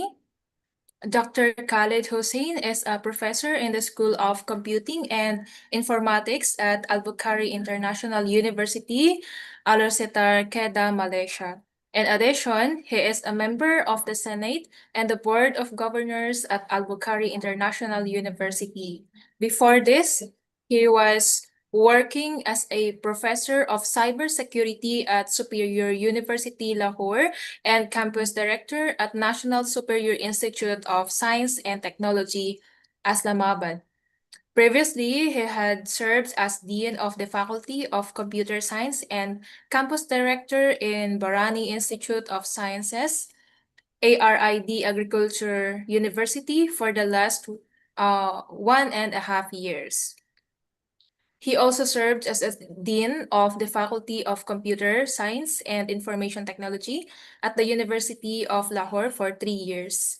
Dr. Khalid has vast university or industry experience. During his tenure in the industry, he served in defense-related projects, and in recognition of his services, he has been awarded commendation certificates by multiple government agencies. He joined academia in 2008 as a full-time faculty member. In addition to his teaching role, he has been involved in numerous research projects, ICT training, seminars, and workshops, especially in the domain of cybersecurity. He helps set up a pioneer setup for information and or network security certification in Pakistan. He also introduced EC Council certification under the first academia industry partnership. That project started from a one-room office and has grown into a fully functional campus of RPHAH University. He completed his PhD in Malaysia under a fully funded UTM or HEC scholarship. Up till now, he has published one patent and 141 papers, out of which 98 are ISI indexed impact factor, 23 are in HEC approved journals, and 20 are in IEEE and ACM conferences. Except for this, he has also 27 book chapters and 7 books in his credit. His cumulative impact factor is 83.30032. He has completed 6 applied research projects in the domain of information security funded by NESCOM and other funding agencies. Currently, he has won 4 research projects, one from the Fundamental Research Grants Scheme, one from Matching Grant, one from the Silango Research Grant, and one from the WHO for an amount of 40 million USD. Up till now, 37 MS and 06 PhD students completed their research thesis under his supervision. Currently, he is supervising 13 MS and 5 PhD students. And reward for his contribution towards information security, SALTA awarded him the gold medal in 2015. With that notable background, let's now give our full attention to Professor Khalid Hussein. Prof. Thank you very much, Rebecca. Thank you so very much for a very extensive introduction. Thank you, and thank you, Professor Dr. Bashir, and then Professor Deepak, to just sharing their knowledge with respect to the current, very, you can say, very current issues which are be highlighting over there, and then Dr. Geeta, and then that speakers also highlight the sustainability and then all the energy crisis over here. But just in the context of all these things, my research topic is, well, today's topic is the same layer, same like that, but it is bit different because now, as Dr. Bashir has kind of just mentioned over here, then all the data is going to be enhanced, and then every data is going to be on a cloud, but they may require their security as well. So due to this, Jamaica, can you hear me? Prof. Khalid, may I ask if you can turn on your camera because we cannot see you on the screen? Okay, okay, I think so. Okay. Now you can see me and then you can hear me too. Yeah. Yes. Okay, Yes. okay. Thank you so very much. Thank you. In this regard, my topic of today's talk is very simple, which is be able to just give you a very good context with respect to the all the things that how I am going to be uh, precisely and focus on the things where we are going to just mentioning over here. But my context is with respect to this research along with the AI.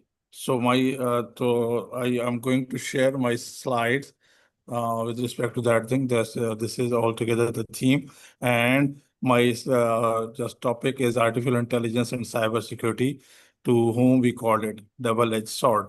Why I am just giving the name of double-edged sword? Because of this, that wherever the AI is going to help to the users to prevent or to just save their valuable information, data, and then assets.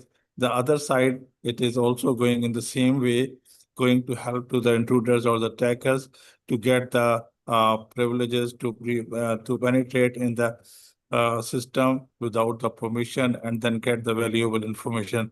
So that's why I just pick up this word double-edged sword. So as Jamika introduced me, I'm professor at technologist Dr. Khalid Hussain. I'm working in the School of Computing and Informatics, Al-Bukhari International University, and this is my email. With respect to that, everyone knows about the AI, what actually AI is. So the most familiar and the common feature of AI is it is cognitive. So that you can just compile, you can perform multiple tasks in a way in the same time, and then it is actually the combination of machine learning, deep learning, and natural level processing. And then most of the time we are going to just use this AI features in a pattern recognition. So nowadays, this pattern recognition is going to be taking the most popularity all over the world. So that's why this AI is going to help to pattern recognition in every domain where we want to be. Just identify that as Professor Deepak is just trying to just discuss with respect to the green, clean, and then all the things. So that's why it is going to be just part of the AI as well. So cognitive, as we have many more activities processing in our mind, such as some we have some problems, and then how we can be able to solve the problems. We will learn many more things, and then after that we can come on the decision. So by using AI is using to help us that it is from our previous learning. It is also be helping for us to how to solve the problems, and then it will also, according to the previous data, as ChatGPT or another AI tool, is helping to us, and then especially to students to solve that problem where they have spent hours and hours. Now they can solve in the minutes as well. So AI is, as I told you, combination of these three main streams: machine learning, deep learning, and NLP. So that's why I called this technique, this AI, as a double-edged sword. And then the duality of the AI is why I called it sword, because it's a conversely malicious actors use the same technology to launch polymorphic attack. So this is also so, and then conversing of the deep fakes, and then automate social engineering and scale human teams cannot match manually. So in this regard, wherever we are calling about the shield, then the protection of this thing, the same AI, by using of this AI, we can use the same AI tools to prevent of those important and then valuable data and then assets from the intruders, and then they cannot be able to breach the valuable information. And then before, if someone is going to do that the same unethical way, so the AI can predict to the user then to whom is going to just breach the data and then try to access of their valuable information. So that's why I just give the name the double-edged sword, because of this. Wherever the same technique is protecting the user's information, also the same way, in the same time, it's also helping to the intruders always as well to to penetrate the machine and then get the information, where the intruders can be able to get days or months. Now, with the help of the AI, the intruders can get in the minutes of that things. I have a couple of examples in the next 2 or 3 slides. So that's why nowadays, the market of this AI is going to be explosively growth going from 2024 to 2030, and then it is also be going to approximately $25 billion in 2024, and then which will be nearly and approximately will be just influence about the $93 billion in 2030, whereas that 24 CAGR reflects the urgent necessity and automatic defense against the increasingly sophisticated threats. So that's why and everyone is saying that AI is the cybersecurity market is projected the skyrocket from the approximately. So processing is a scale of the if I will just consult with respect to the shield of the AI, so it is going to be signal analysis as Microsoft alone analyze 78 trillion security signals on a daily basis.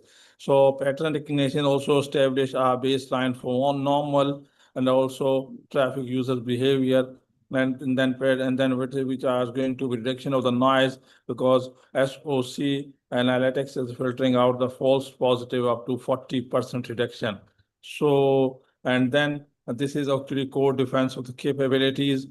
Threats hunting, SOAR, and predictive analysis is the main features of the AI for core predictive for core defense capabilities. So where the threat hunting proactive search through the network to detect hidden threats, and then with the help of SOAR, automatically isolate infected device or block IPs without the human intervention. So predictive analysis predict features, attack vectors, and variable assets. So this sword, if we are talk about the different next side of the edge of the sword, so it is automating the attack chain. And just AI scale defense, the scale often cyber criminals use generative AI to write polymorphic malware code. And they are not going to do many more very extensive work or and very hard working, very thousand line of the codes. They will just using a very small tool that like warm GPT, which allows attacker with minimal coding knowledge to launch sophisticated attacks. So this is altogether the attacker are also using AI to scan for the vulnerability faster than the patch cycles can respond. Previously, they were using the patch cycles. Now, with the help of AI scan, the intruder can be able to find out the maximum vulnerability, and then that vulnerability, they can be able to use those loopholes and then penetrate in the targeted machine. This is altogether at the short side of the AI. So nowadays, this phishing attack is taking more and more popularity and gaining the more effectively all that thing. Then you can see the graph. It is whatever it is. The graph is the previous one and the first quarter of 2024, but it is gaining the popularity maximum time. And phishing attacks is nowadays is going very harmful, and then it is going to get by using AI technique, it is going to be affected to the many more machines or many more data centers as well. And then even though now AI also providing the solution for prevention or for identifying the phishing attack before it is going to be launched over there in any data centers. These are a very small quantitative analysis of Gen AI. So all the things, the tools are there, but you can see the GitHub Copilot 90% with respect to userfulness, cyber experts, and then same for the 90% is using for the potential malicious use as well. So with this, the deepfake emerging AI threats vectors, there are two main things: is a deepfake and data poison. Deepfake attack increased by 61% in the last year. These use generative adversarial network. Jan alone is a clone voice of the CEO, and then many more. Many more we are going to in the current our real life we are facing of this voice clone fraud, and then this fraud is going to be just can be able to complete in 3 seconds an audio clip. So wherever intruders can just clone the voice of the CEO and then can ask his network administrator or the head of the IT to change the password and just let me know about the password with the cloning of the CEO voice. So and then then IT head do the same, and then it is going to be happened in just in 3 seconds. And this common scam is nowadays going to be happening all over the world, and then everyone is going to be affected by this. And this is one of the very harmful example of the phishing voice. So we should be aware of all these things where we are using the AI for prevention. The other side of the AI is also helping to clone the voice and then try to gain the popularity of the scams. And it's not far that it's going to no longer that human versus machine. It will be able to be a competition with machine versus machine. And defender use a AI patch holes.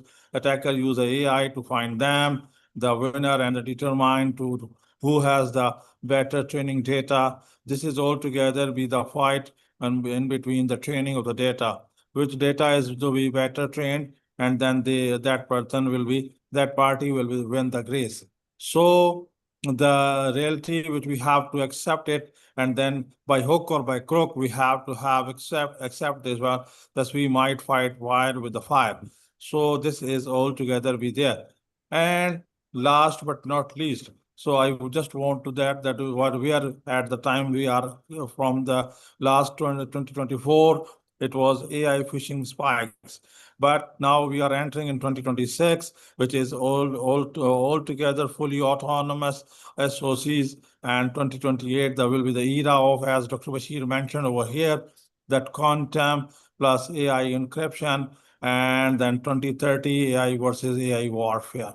So this is altogether the future trend of the AI. But I will just convey from this platform to every researchers who are here, so that yes, we are using the AI, but AI, we should be very careful for whom purpose we are using this AI, and then what actually the exploration of the AI for the 2030, and then everywhere we are using this tool, but we can use this tool very very precisely and very sensibly. So this is altogether from my side. So thank you very much for your patience, and thank you very much for your time to give me of all the things. And with this, from my side, I will again thanks to everyone participants. And then Dr. Bashir already introduced about my university. Then so I am working with Dr. Bashir as an professor cybersecurity, and then Alhamdulillah over there we have a very good environment and very good things to be there. And then we have very good environment, and then research culture as well. So then with this, again, I would like to appreciate the management of CRISDA, and then the university, and then this conference committee, especially Jamaica, and then Dr. Geeta, and another one as well. So who invited me, who just gave me this opportunity to talk in front of you guys and to share my these thoughts with respect to the AI plus cybersecurity, combination of these two things, and then I will be very grateful for that. So with this, again, thank you so very much, Ajamika, to give me this opportunity to discuss with you. Thank you very much. Thank you so much, Dr. Khalid, for your enlightening discussion. So, before we proceed to our next keynote speaker, may I ask everyone to open once again their cameras, turn on your camera so that we can take a group photo with Professor Khalid. Okay, in 3, 2, 1. Thank you. Thank you, everyone. Jamaica, and you will share this picture to me as well, huh? Thank you so very much. Sure, sure, Prof. So, Okay, so yeah. it is now my distinct honor to introduce our next keynote speaker.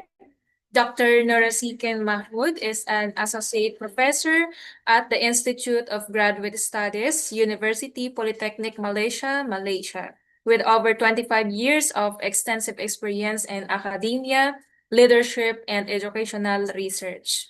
She holds a PhD in TESL from the National University of Malaysia, and her expertise encompasses English language teaching, written corrective feedback, education for sustainable development, curriculum design, teacher training, and educational management.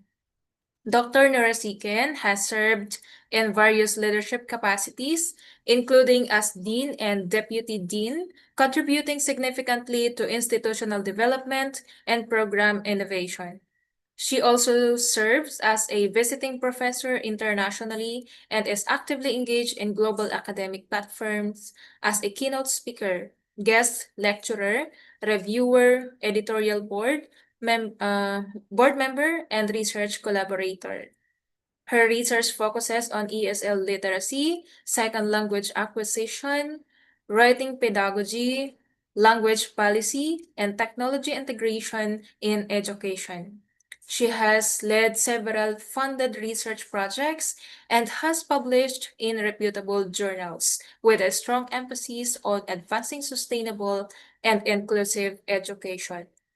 Driven by a vision to globalized education, Dr. Nurasikan actively promotes interdisciplinary collaborations, digital innovation in teaching and learning, and the integration of sustainability principles to language education. Her work continues to inspire educators and researchers in developing future-ready, socially responsible learners. Everyone, please join me in giving a warm welcome to Dr. Narashikan Mahmood as she delivers her keynote address. Okay, thank you so much, Jamaica. I hope you can hear me well. Yes, ma'am. All right, okay. So let me just share my screen first.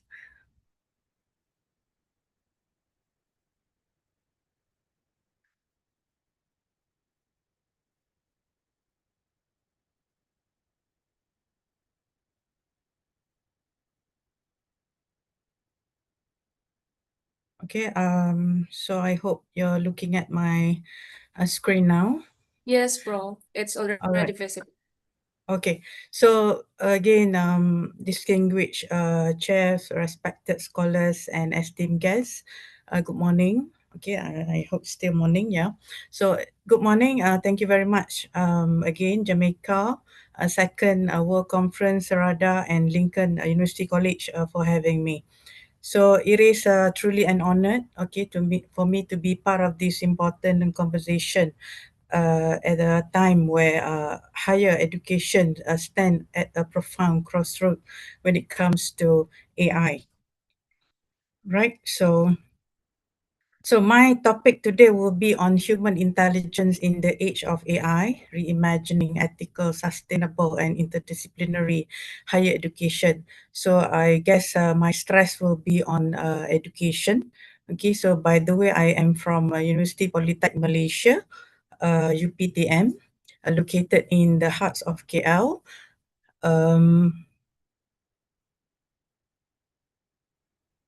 So this is basically is a strategic reflections for educational leaders. So as educators, as we can see now, artificial intelligence or AI is no longer a futuristic concept. It is already here, okay, in our classroom. It's in our students' assignment, in our research practices, and it is increasingly shaping institutional administration, decision making, and academic workflows. So these are the questions we need to ask, right? As educators, many of us have already encountered students using AI to generate essays, summarize journal article, translate content, solve problems, or even draft research proposal. So, and this reality basically invite a deeper question, not a technological question, right? Where it is an educational one. If AI can generate essay in seconds, so what should student still learn? Okay, and if AI can summarize research instantly, what become of scholarly inquiry? And if AI can personalize instruction, what become of teaching? And basically, if machine can stimulate intelligence, what remains uniquely human? So this is not simply a technology conversation, it is a human development conversation. So university exists to nurture intellectual maturity, to cultivate ethical discernment, to develop critical citizen, to inspire creativity, to prepare future leaders.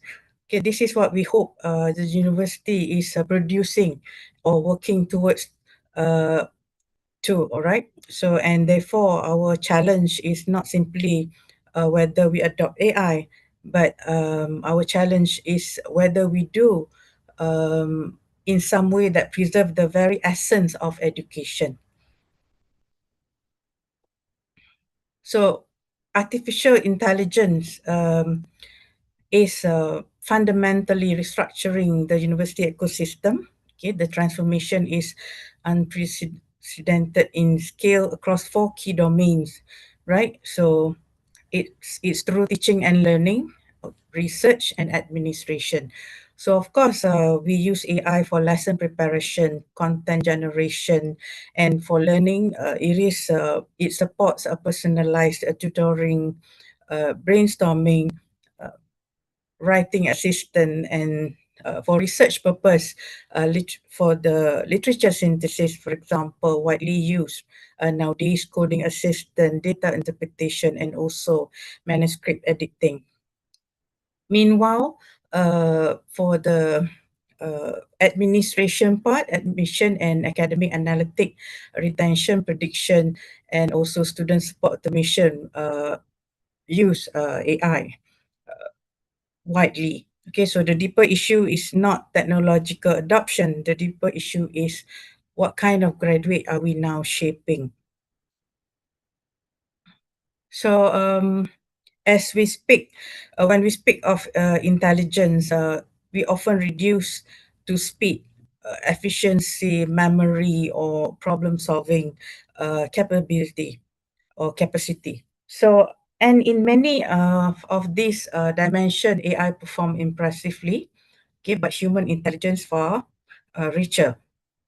So human intelligence is not simply computable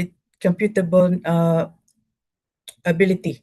Okay, is deeply cognitive, emotional, ethical, contextual, and relational. Okay, so as educators, we understand that true intelligence include critical reasoning, the ability to question assumption. So we want our student to have this, to analyze evidence, to evaluate complexity, to distinguish information from wisdom, which of course involve creativity. Okay, not merely generating content, but imagining possibilities. So basically, connecting seemingly unrelated ideas, producing original insight, and also this include ethical intelligence, the capacity of moral judgment, responsibility, and integrity. So discernment between what can be done and what should be done. Okay, when it comes to AI, so this will include emotional intelligence, and with that, this is where empathy comes in, self-awareness, relational sensitivity. Okay, so this the ability to understand human experience is in a way of no algorithm authentical can and actually importantly, okay, it includes contextual intelligence. So because knowledge is never neutral, okay, meaning is shaped by culture, so by values, by lived experience, by social realities, and all these cannot be produced or made by AI. It's something that needs to be experienced by our student. So basically, AI can process pattern, but they don't. I mean, AI doesn't generally understand human consequence. So what AI does is only predict, while we as human need to interpret. So then another question we need to ask how do we ensure that AI strengthens humans' intelligence rather than replacing intellectual effort. So basically, the technology offers a transformative potential for mass education and operation. So as leaders, we must recognize the operational values is for the purpose of personalized learning, research productivity, and academic administration, as explained earlier. So universities, however, do not exist merely to optimize system. They exist to cultivate intellectual maturity and ethical discernment. So firstly, when it comes to AI, we must not take AI as a threat, right? So if we use it wisely, it could offer meaningful educational opportunities. So one of the most promising contribution lies is personalized learning. Okay, so traditional higher education often struggle with skills. We have large classes, we have a diverse learners profile of different level of preparedness, different learning speed. So AI over here will offer possibilities for adaptive support. Okay, so system that analyze learners' progress, it help identify knowledge gap as well. So that's what AI can help in personalized learning. In fact, AI can provide immediate feedback and recommend targeted learning pathway for our students. So from a pedagogical perspective, this aligns strongly with student-centered learning. So secondly, AI has considerable potential in academic research. So these days, students, even us as well, doing research at this era is way easier. Okay, everything is online, available in the database. Just ask for it, right? For example, ChatGPT have vast of database. So, but we have to be cautious, right? Because efficiency should never replace scholarly rigor. Okay, convenience must not substitute intellectual engagement. So research is not merely about producing output quickly. I remember um, there's this one time I had these two boys in my class during my lecture. One always answer according to logic. The other one, whatever question projected, whatever discussion we had in class, he will always refer to AI. So when we were discussing about this certain exploratory research that leads to uh, quantitative research. So I asked him, ask AI, what does this statement mean? So he asked AI and then he told me. So I said, no, that's not what in this context, what we're discussing, that's not what it means. Yeah. So what I'm trying to show to him that AI can only predict. AI doesn't know what you experience in class, what discussion you are into. So which focus are we looking at? So it is, I think, the most important lesson for him that you can randomly just ask AI to translate everything. Okay. So thirdly, for academic administration, there are many benefit indeed. Yeah, many benefit for the administration. Like for example, it could predict analytic and help identify at-risk student. So automation and also enhance student support. So operationally, this is attractive. It simplifies work, and particularly in resource constrained higher education system. And finally, AI create exciting interdisciplinary possibilities. So question about AI, of course, it involves education, ethic, psychology, law, sociology, governance, and sustainability. And in many ways, intellectually healthy. Okay. So yet precisely because AI is powerful, the ethical stake become higher. Okay, so academic integrity is no longer a question of plagiarism. Okay, nowadays, but now more of authentic learning. So we must move beyond a detection culture. We used to be at the detection culture, focuses on identifying AI-generated text and penalizing unauthorized tools of usage.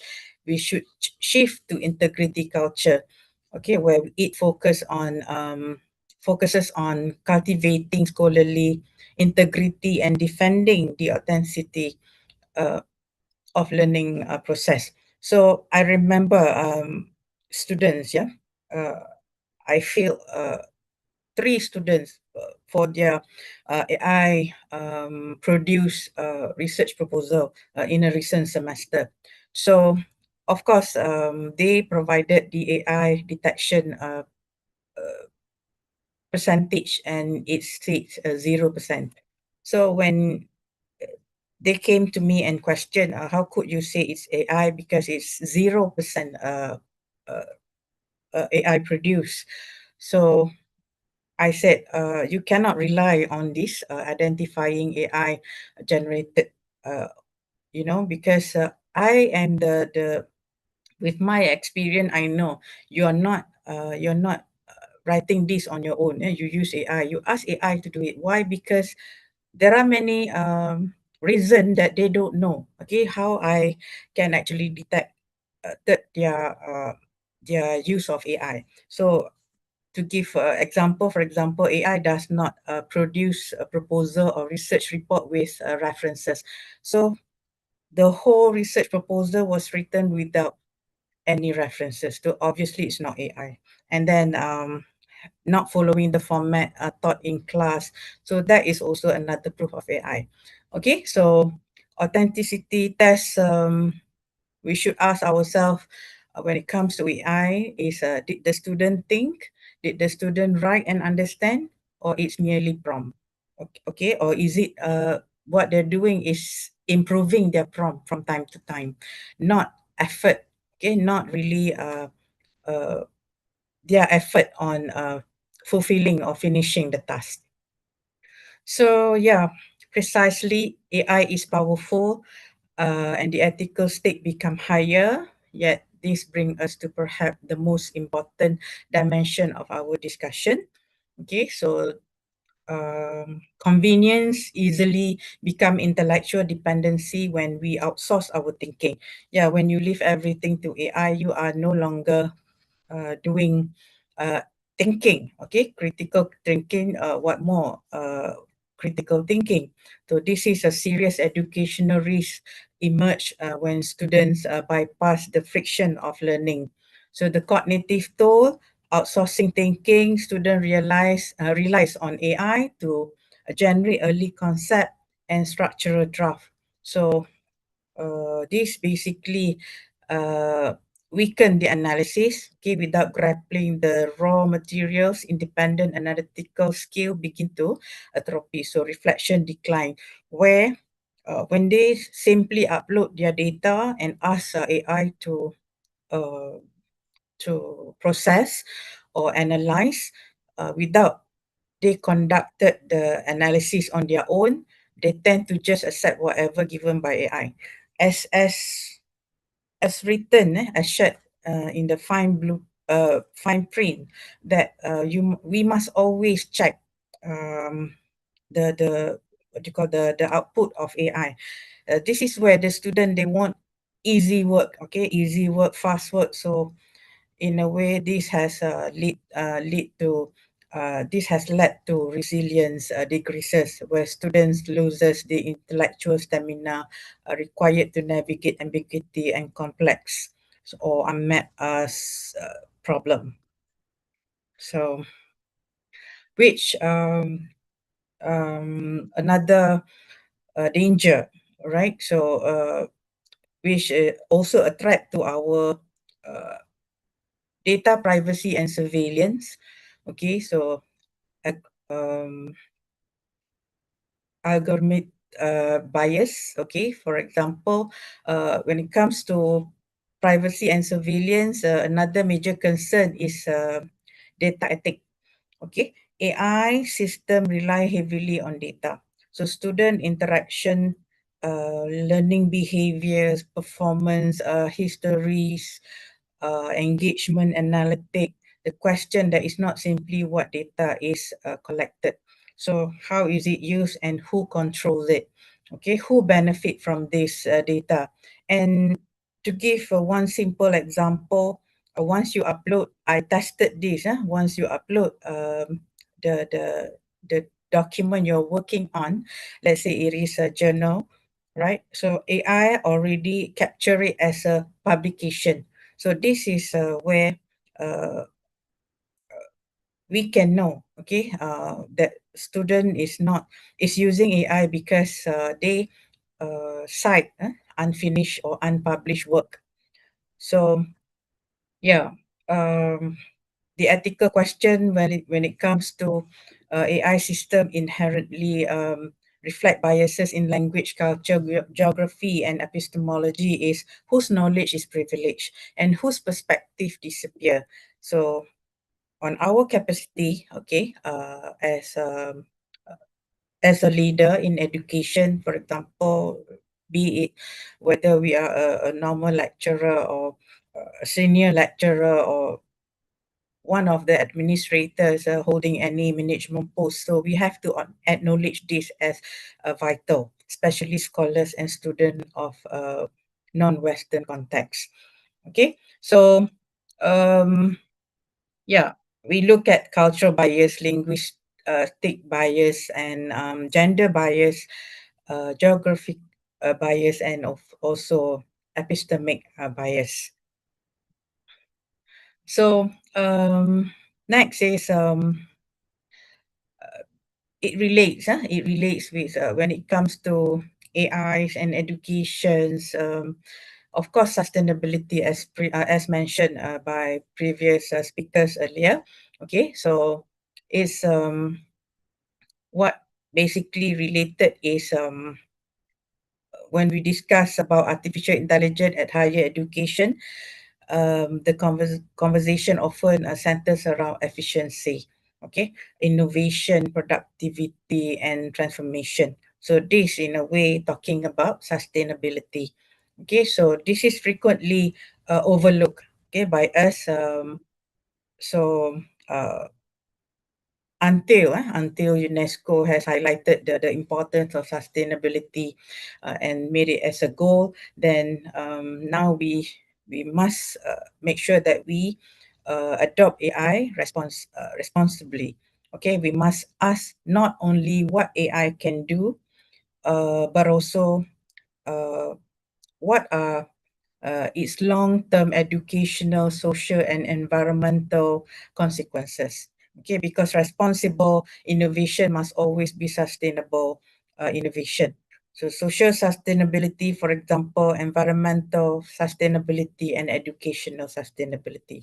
So maybe our focus will be as my background, right? So the long-term intellectual threat that is AI. Okay, if graduate lose independent judgment, creativity, and resilience, the entire educational system will become unsustainable. Okay, so yeah, so with that, we must realize that technology must serve pedagogy, not to dictate it. Okay, education is fundamentally relational and human-centered education. Prioritize the core that is pedagogy. Okay, pedagogy that covers meaning, that has meaning, that covers dialogue, reflection, mentorship, and empathy. These are all the elements that needs to be practiced and used in pedagogy. Okay, so AI is a powerful tool, but education has always been about forming a human, not merely transmitting information. Okay, this is what we want to produce these days, right? Talking about, in fact, when we talk about sustainability, we want humans in our humane. We want our students to be humane. All right. So yeah, students are um, required, okay, to have a comprehensive AI literacy far beyond basic tool familiarity. Before you teach them all the AI tools they can use, because even if you don't teach them, they will look for this kind of information. So before they begin with that, what we can do is we can have all these four, okay, highlighted to them. So talking about critical literacy, reflective AI literacy, academic AI literacy, and ethical AI literacy. So sometimes they're very innocent, or maybe sometimes can be ignorant as well. So it's our task or our responsibility to highlight this, that critical AI literacy, the analytical rigor to actively question, verify, and critique whatever output produced by AI. Okay, next is academic AI literacy. So they must know the ability to use AI responsibly and transparently in formal scholarship.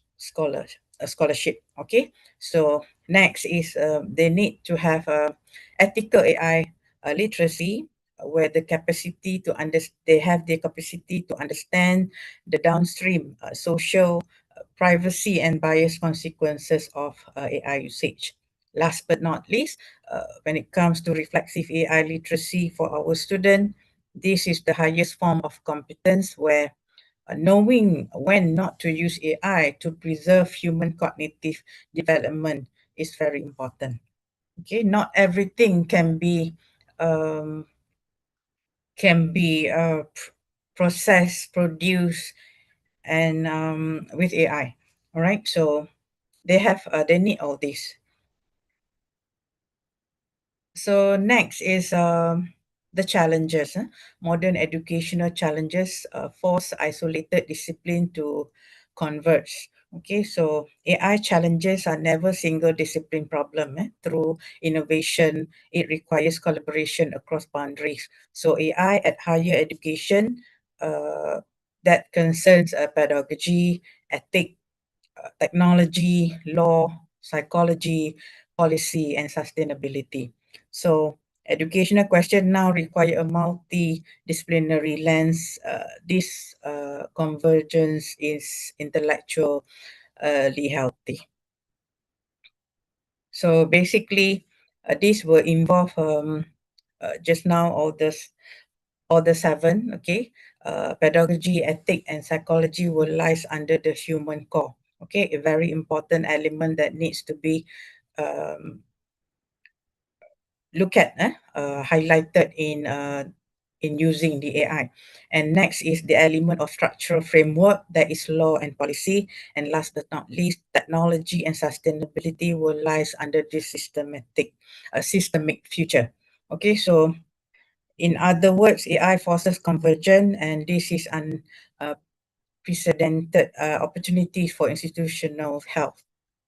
Okay, so yeah, we're getting toward the end uh, of the presentation. Okay, so this is where educational leadership become absolutely critical. Okay, so moving institutional strategy from reactive compliance to structural adaptation.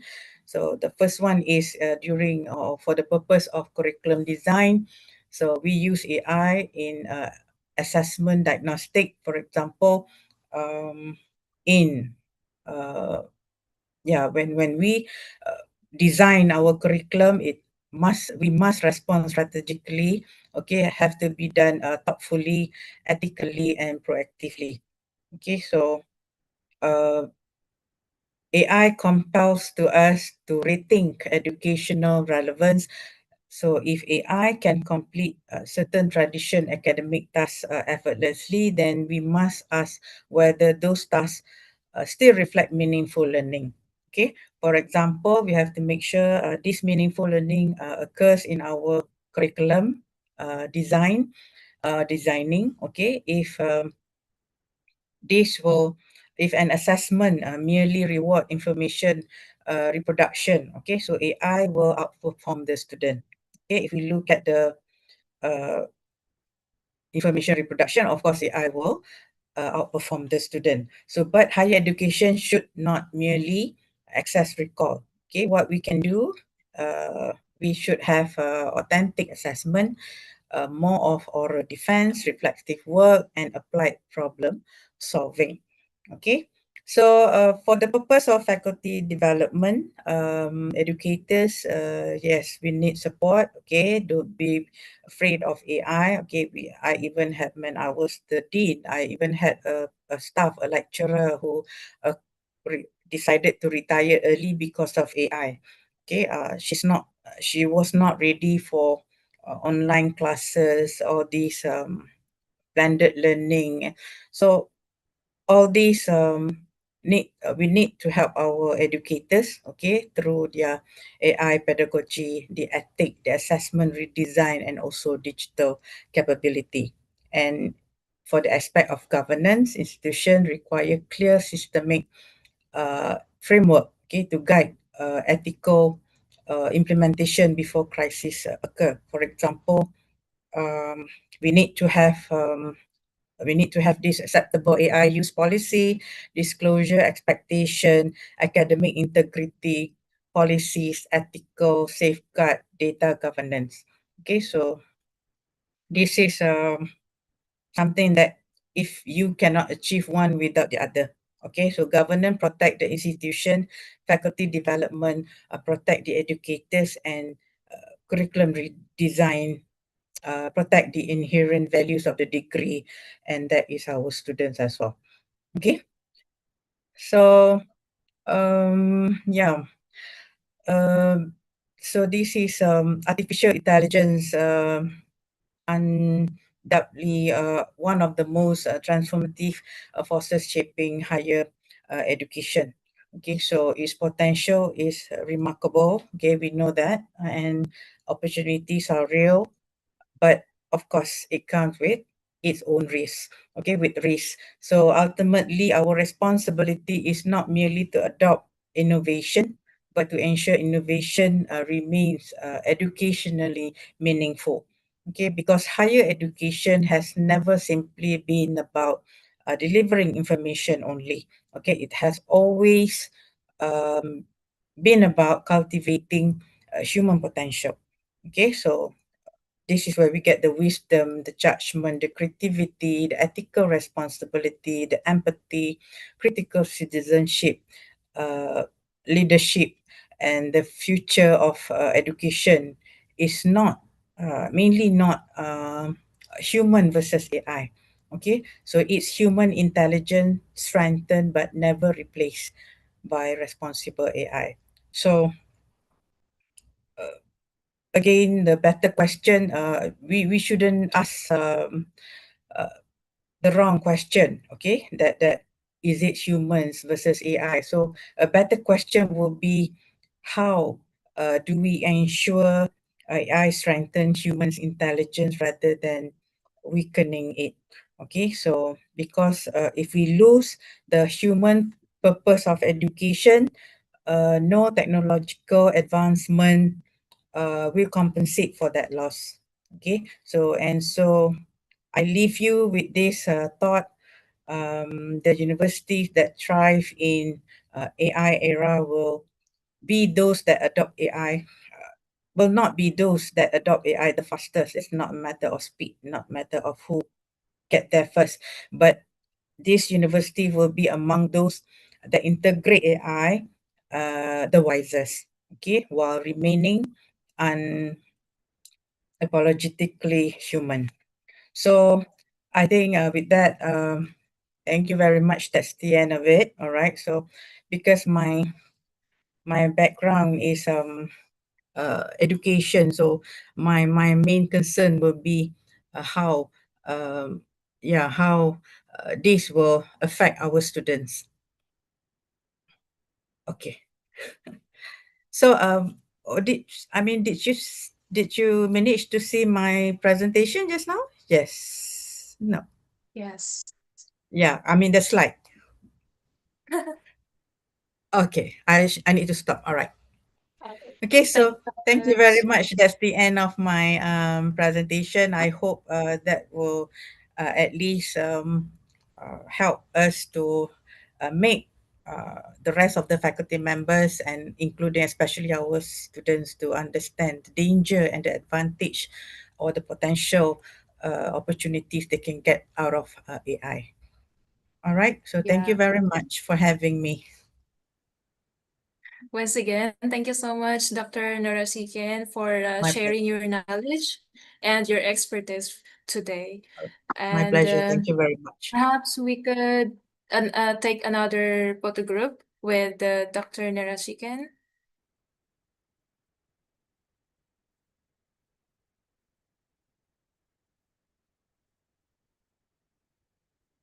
Okay, so, okay, in 3, 2, 1, smile. Okay, thank you so much, everyone.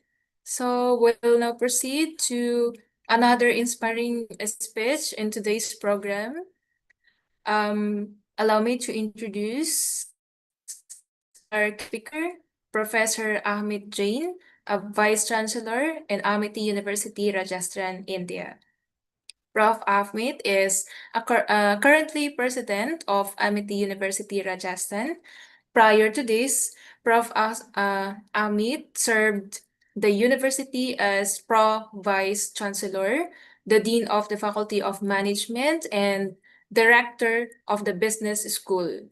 Prof. Ahmed has held senior positions like Director International Collaborations, Director in the School of Hotel Management, Professor in Marketing of Tapmi School of Business, Manipal University, Jaipur, and has been a founding faculty member of JK Lakshmipat University, where he led corporate training and consultancy.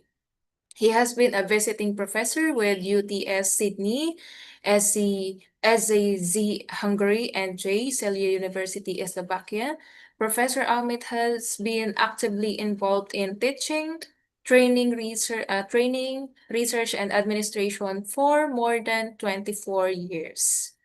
Prof. Ahmed holds a PhD from Sardar Patel University and has completed FDP from IIM Ahmedabad. Having led a multidisciplinary university, um, Prof. Ahmed is well versed with rankings, quality and statutory compliances of UGC, NAAC, QS, THE, Bar Council, Pharmacy Council, Rehabilitation Council, and the Council of Architecture. He has worked extensively on the internationalization of higher education and has been associated with Bank of Baroda Union Bank, SP University, NCHMCT, IICD, etc. as a guest faculty. He serves as on the Rajasthan State Panel on Higher Education for the Confederation of Indian Industry and champions industry academia collaboration. He has served as a National Council member and chairperson Jaipur chapter of Indian Society for Training and Development and is a member of A and IIM Ahmedabad Alumni Association. I think Prof. that should be good Ahmed enough, is Jamaica. Sorry a to interrupt passionate you. trainer. Yeah, sorry to interrupt you. I think this should be enough. Typically, the profile of Uh, professors go in pages. So, thank you so much for your kind and warm introduction. sure, sir. So, shall we start with the presentation? Right. So, I'll take a minute to share my presentation. Go ahead, sir.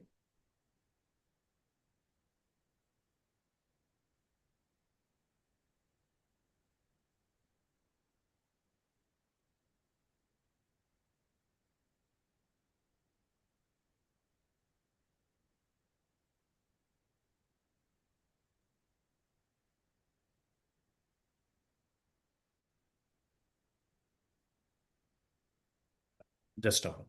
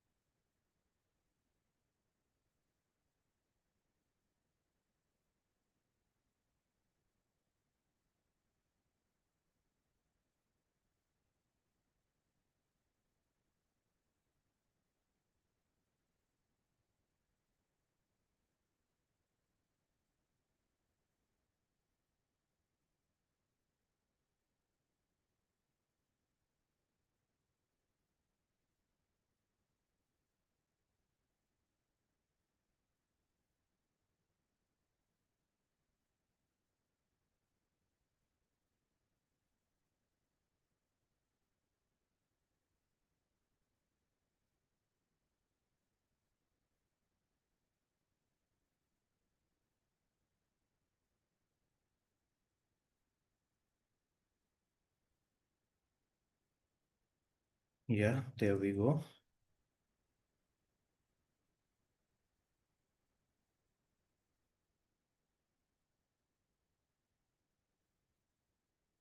Yeah, is the presentation visible?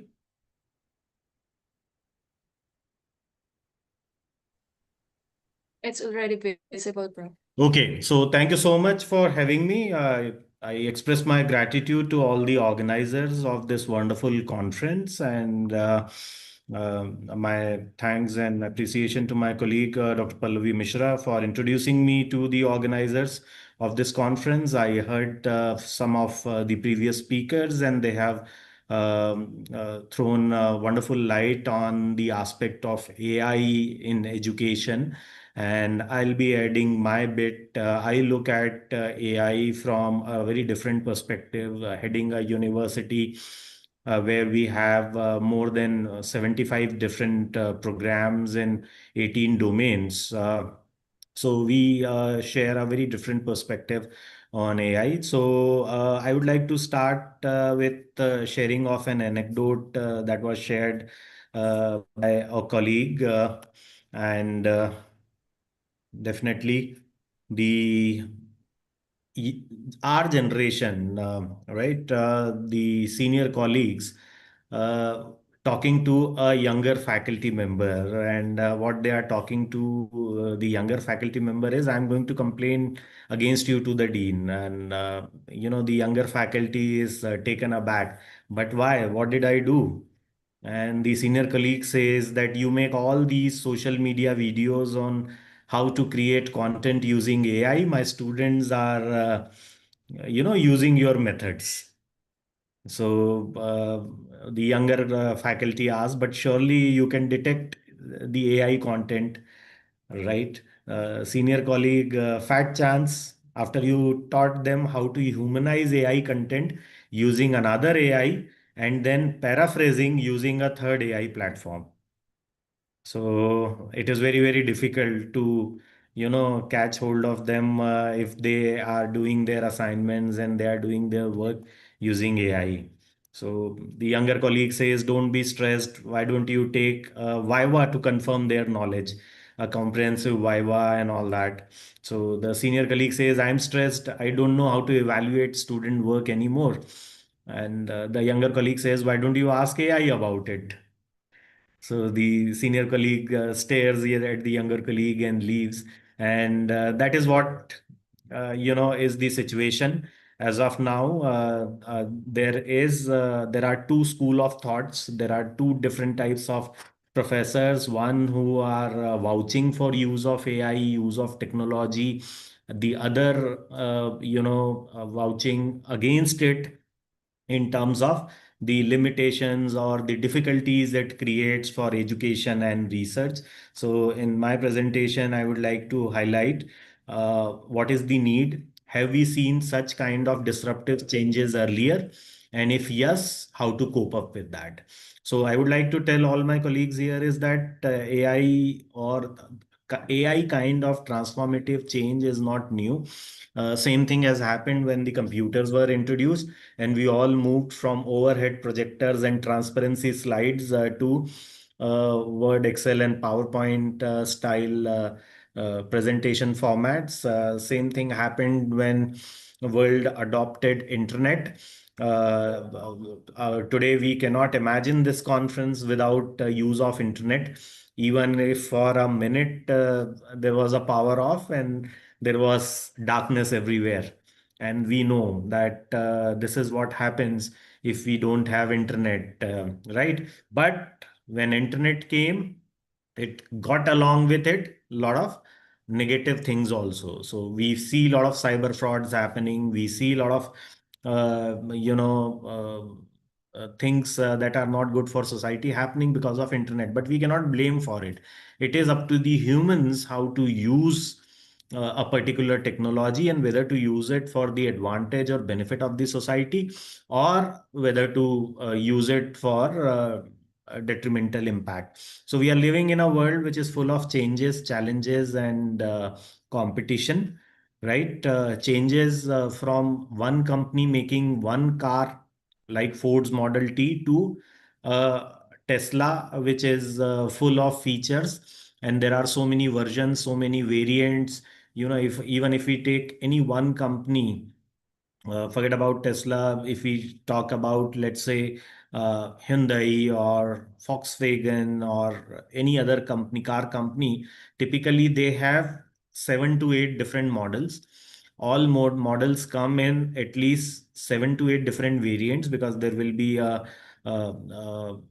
petrol version, a diesel version, a electric version, a hybrid version. Each version comes in 4 or 5 different models, because one car may come with sunroof, one without sunroof, one with ADAS, one without ADAS, and every version, every model has 5 or 7 colors. That means every company is selling 250 odd SKUs. Now that is the advancements in the technology and the change that has come up. From one choice to the customer, there are 250 choices available from one single company. Now this is what today's market is, and market is changing and evolving in similar manner for each and every product and each and every service.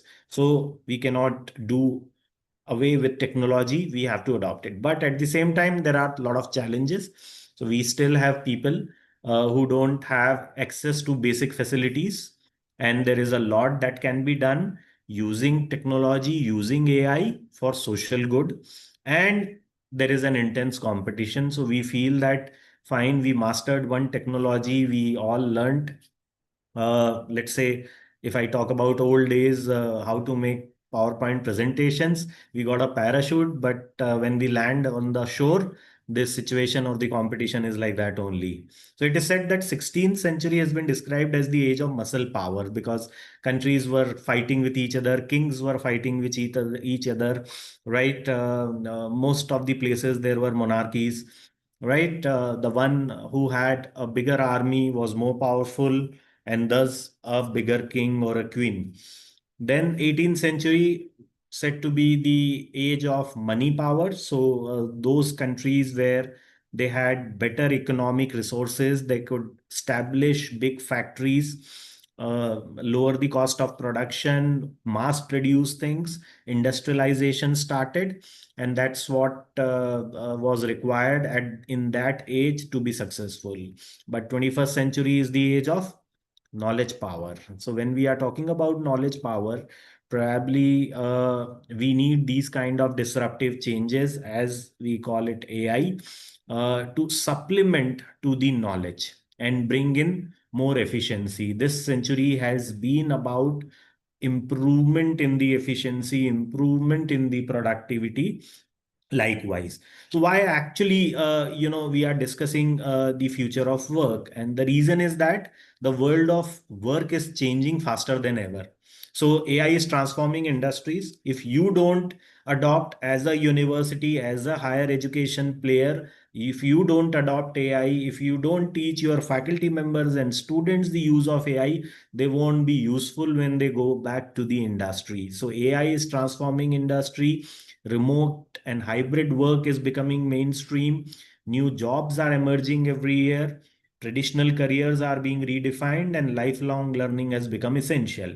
There was an interesting report by World Economic Forum, and it talked about increasing demand for kinds of roles and jobs and decreasing demand. And what we find that the routine, mundane, standard tasks that were required to be done are getting automated, right? For example, we don't need typists and office secretaries, to do the typing work in our offices, because we have Microsoft Office these days. Now, similar thing has happened because of AI in most of the industries. The new roles that are emerging are data analyst, AI and machine learning specialist, big data scientist, digital marketing strategist, process automation specialist, digital transformation. So AI is not going to take away the job, but AI will create a lot of new kinds of jobs. And that's why it becomes very important for us to adopt to the AI. So these are some of the global trends that are shaping the future jobs: AI, automation, digitalization, sustainability, globalization, and data-driven decision making. And the jobs that are most likely to grow are product manager, digital marketing manager, business analyst, sustainability consultant, AI project manager, supply chain strategist, as well as customer experience managers, right? And the top skills that employers want in 2030 would be critical thinking, problem solving, emotional intelligence, communication, creativity, leadership, and AI literacy. So, what I mean to say here is that AI will become given the way we understand that anyone whom we hire today must be computer literate. They should know how to use the office softwares. They should know how to use internet. They should know how to do basic calculations using computers. In similar manner, by 2030, AI literacy or AI basics will be a given thing. Everyone has to know and understand it, and same thing will apply to all my faculty colleagues also, the future teachers also. So AI literacy will be no doubt a necessary skill, but at the same time there are a lot of things that cannot be replaced by AI, and the examples are critical thinking, problem solving, emotional intelligence, peer-to-peer communication, creativity, leadership. I believe that all our faculty colleagues in academia also need to develop all these skills, right? So it is not just about technology enhancement anymore. It is about crafting a future where AI amplifies our collective potential for meaningful and impactful change. And that is where joining hands with AI, the future is human computer interaction and automated systems with human in the loop.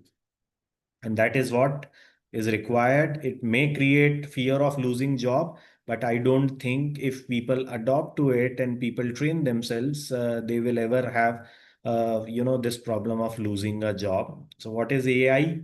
It refers to simulation of human intelligence in machines programmed to think, learn, and make decisions. So we have seen the advancements, Industry 1.0 to Industry 5.0, which is more about human computer interaction and human robo collaborations, right? What kind of tasks are being done with the use of AI? So as far as the academics is concerned, AI, can give you output from text to text, text to image, text to video, then, text to 3D and text to complete task with the use of agentic AI, right? So for all this, what is required is good prompts, and probably prompt is a short piece of text that is given to a large language model as input, and it can be used to control the output of model in variety of ways. I would like to talk about some very useful and practical tips, because a question may come up that what kind of AI tools will be useful for academia and people in academics in general. So every LLM, every AI model, every AI tool has got its own speciality, and we should adopt and use it for a specific purpose, right?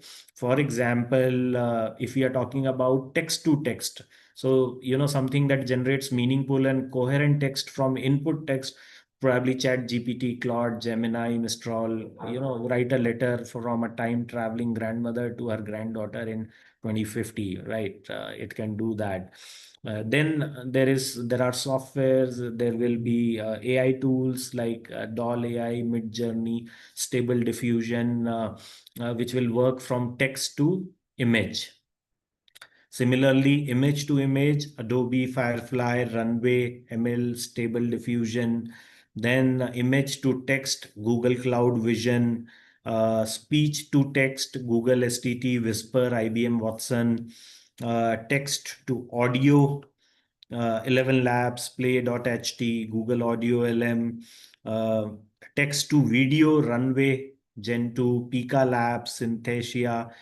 Some of these tools keeps on changing because the rate of change is so fast. Probably we need to update ourselves very frequently. There are multimodal AI also, like Gemini and the Perplexity and GPT-4. These are multimodal. That means they work from text, audio, speech, all models.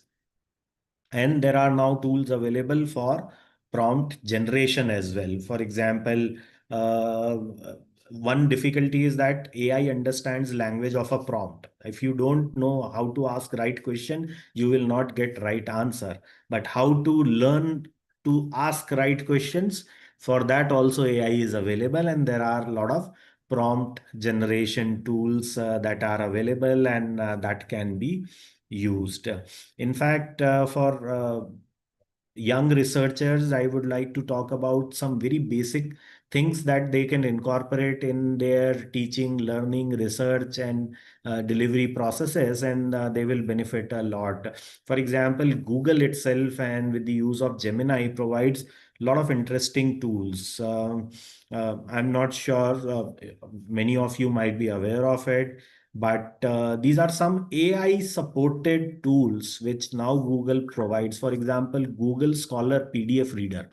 Now, this is an extension that you can have in your Google or Chrome.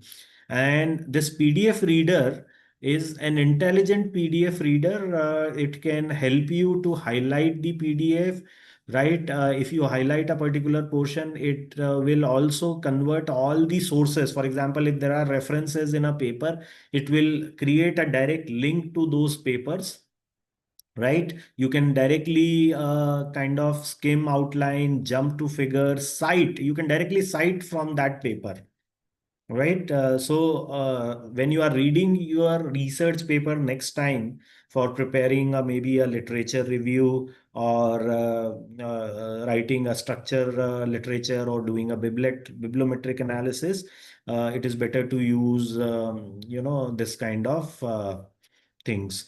Similarly, there is a rapid journal quality check, which is an add-on available in Google. And what it gives is that it displays the ranking and H-index of academic journals next to Google Scholar search results. So all of us have been using Google Scholar a lot. And all these extensions can simply be put into Google Scholar, and that will give you a great advantage. For example, Google Scholar Spots. It enhances Google Scholar profile pages with additional publication data and visualization. So it can, for example, if you add it to your profile in Google Scholar, you can get a word cloud of all the research work and the key terms that you have worked upon. So how it benefits is that you can go to a specific author, maybe Amit Jain, and simply click on Google Scholar Spots, and you get a detailed profile that, okay, Amit Jain works on green marketing, Amit Jain works on sustainability, Amit Jain works on collaborative consumption models. So it will give a word cloud of the entire thing. So that is a wonderful thing. Similarly, if you go to Google Scholar Labs, so we all have been using Google Scholars. Now, if we add labs to it, it is an AI supported search engine. So, earlier you were only giving certain keywords and you were getting certain papers. But for example, if I want to find out the list of top cited paper on green consumer behavior by Indian authors. So I can give this specific command or this specific direction to Google Scholar in the labs, and it will give me sorted list of the highest cited papers in the area of green consumer behavior, right? And yeah, probably you can try your own area and your own domain, and you will find out that who are the people who are working, what are the top papers, which are the most cited papers. So a very qualitative driven research can be done when we start using such simple tools like as I said, PDF reader, or rapid journal quality checker, or Scholar Spots, or Google Scholar Labs. I'm sure many of you would have used Notebook LM, and there are so great functionalities. For example, there are a lot of ready-made available notebooks on Notebook LM, and you can get a comprehensive resource on any topic. For example, if some of my colleagues here are from languages, and if they want to get a video summary, an audio podcast, and a graphical representation, and a summarized version of entire work of Shakespeare, you can simply go to the already available notebooks. You don't even need to create a notebook in Notebook LM, and you will get all these things. If you go and search about Shakespeare, everything is summarized, condensed, and available in ready to use format. So I believe that we should not be asking a question today that whether we should use AI or not, but the question that need to be asked is how can we harness the potential of AI not just for progress but for the greater good of society. Indeed, the promise of Gen AI to improve society is substantial. McKinsey reports that AI now boasts over 600 use cases that could significantly advance the United Nations SDGs, which is a sharp increase from 170 use cases identified before 2018. Right. I was going through a report and it says that 75% of the organizations in the world today have adopted use of AI. That means all these 75% organizations will definitely you need people who are AI literate, who are good in AI, and I believe the universities are also not behind. So I think that is it from my side. There is a lot that I can talk about, but I was given 30 minutes time, so I decided to stick to it, and I would like to end my presentation here. Thank you so much.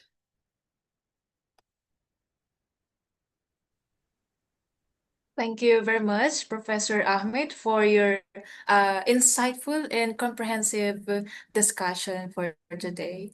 Once again, we'll take a quick group photo opportunity with Prof. Ahmed. So kindly turn on your cameras. Okay, and 3, 2, 1. Okay, so thank you once again.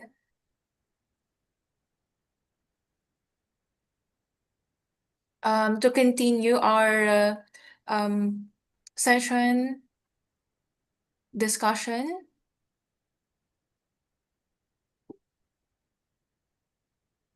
It's okay. And so our next speaker for today's session is Professor Muhammad Ilyas Yusuf from the Department of Civil Engineering, University Pertahanan National, Malaysia. So allow me to introduce our speaker. Dr. Muhammad Ilyas Yusuf is a professor in the Department of Civil Engineering, University Pertahanan National, Malaysia. He graduated with bachelor degree of engineering honors degree in civil engineering from University Technology Malaysia, MSc degree in integrated construction project management from University Technology Mara, and PhD degree in civil engineering from University Pertahanan National, Malaysia. He is a professional engineer registered with the Board of Engineer Malaysia. His main research interests are in the blast-resistant materials such as concrete, glass, and also military and commercial explosives. He has developed a uh, blast-resistant concrete and had obtained the patent for the blast-resistant concrete panel from Intellectual Properties Corporation of Malaysia. Dr. Muhammad is the author of the Blast-Resistant Materials, Concrete, and Glass book. He has published extensively in the areas of blast-resistant materials and technology, with a total publication count of more than 100, has served as a reviewer for prestigious journals. In 2024, he has been awarded a Distinguished Scientist by Venus International Foundation, Chennai, India, for his valuable contribution in the field of blast-resistant materials and civil engineering. With that, let us now listen to Dr. Mohammed Elias Yusuf as he shares her session speech. Okay, thank you very much for the organizer. I would like to share my slide. Can you see the slide? Not yet, sir. It's already visible. All right. Very good afternoon for the organizer. Let me adjust this thing first. Organize myself. Let me see. Is it okay now? It's visible? Yeah, yeah. Okay, very good. Yes, Very sir. good afternoon to the organizer, research scholar, and also the participant. Also the organizer for inviting me for this prestigious conference. I'm Muhammad Alias from Malaysia. I'll be talking about different topic. Like the earlier one, most of the topic was talking about AI in educations, in engineering. But since I'm from the Defense University, I'll be talking about the engineering topic related to the green manufacturing process, which is related to development of sustainable glass using green manufacturing process. Basically, we start with the green technology. Green technology is the use of technology and science to create the product and services that are environmental friendly. It's protect the environment, repair damage on the environment in the past, and also conserve the earth natural resources. These are the examples, some of the examples related to the green technology, which are solar energy, wind energy, and tidal energy. I'm not going to talk very detail on this. Now let's look on the benefit and challenges on the green technology. Well, the most benefits is a climate change prevention. It prevents the CO2. It also resource conservations. It protect public health protections. It also give the economic sustainability. Whereas the challenges in the green technologies, initial cost is very high. Some of the initial cost is high. If, for example, if those who want to implement the solar farming and so on, the initial, and then the technology limitations, the infrastructure challenges, and resistance to change. So basically, there are some benefits and also there are challenges related to implementation of the green technology. Now let's look into the green manufacturing process. So what is actually green manufacturing process means? Green manufacturing process is related to the manufacturing process that is environmental friendly in terms of the operations. It is in which the workers use less natural resources, reduce pollution and waste, recycle and reuse material, and moderate emission in their processes. It also using reduce less CO2 to the environment. Actually, this green manufacturing process is associated with SDG 9, in which Sustainable Development Goal 9 is stated seek to rebuild a resilient infrastructure, promote inclusive and sustainable industrialization, and foster innovation. So, green manufacturing process actually is related to SDG 9. Now, coming back to the research and development, in the University Pertahanan Malaysia, actually the researcher in University Pertahanan Malaysia have worked together in one of the with the glass manufacturer to produce a blast-resistant glass using green manufacturing process. Let's look at the laminated glass. Actually, laminated glass is a type of safety glass. In the event of breaking, it's held in place by interlayer and typically use PVB, which is bond together. The laminated glass normally will not break and remain intact with the frame when subject to impact. So this is the typical blast-resistant glass that has been produced when worked together in UPNM. The previous explosion test revealed that the laminated glass, when it's subject to explosion, it will remain intact. So the Existing laminated glass manufacturing technology is referring to the laminated glass with PVB interlayer, which require heating and autoclave process. Okay, this process require high pressure, high temperature for melting of this PVB interlayer. Thus, it is contribute to greenhouse gas emission and climate change. So it is considered it's not environmental friendly. So alternative to this, so we come up with a new green manufacturing technology process. This process developed for lamination technology involve injection of resin into glass panel and left it to temperature for 2 to 3 days to ensure complete curing. This lamination process does not require heating and autoclave. So thus it is more environmental friendly and use less energy consumption. In this research, it has been divided into three parts. First, we prepare the laminated glass using Greek manufacturing process.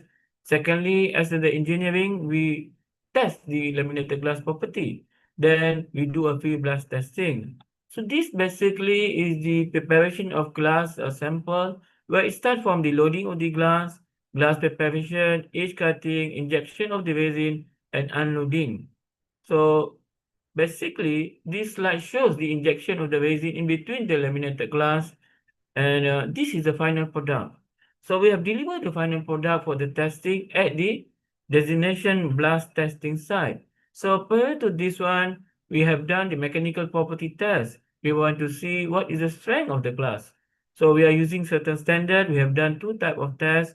One is the modulus of rupture on the glass. The other one is a compressive test on the glass.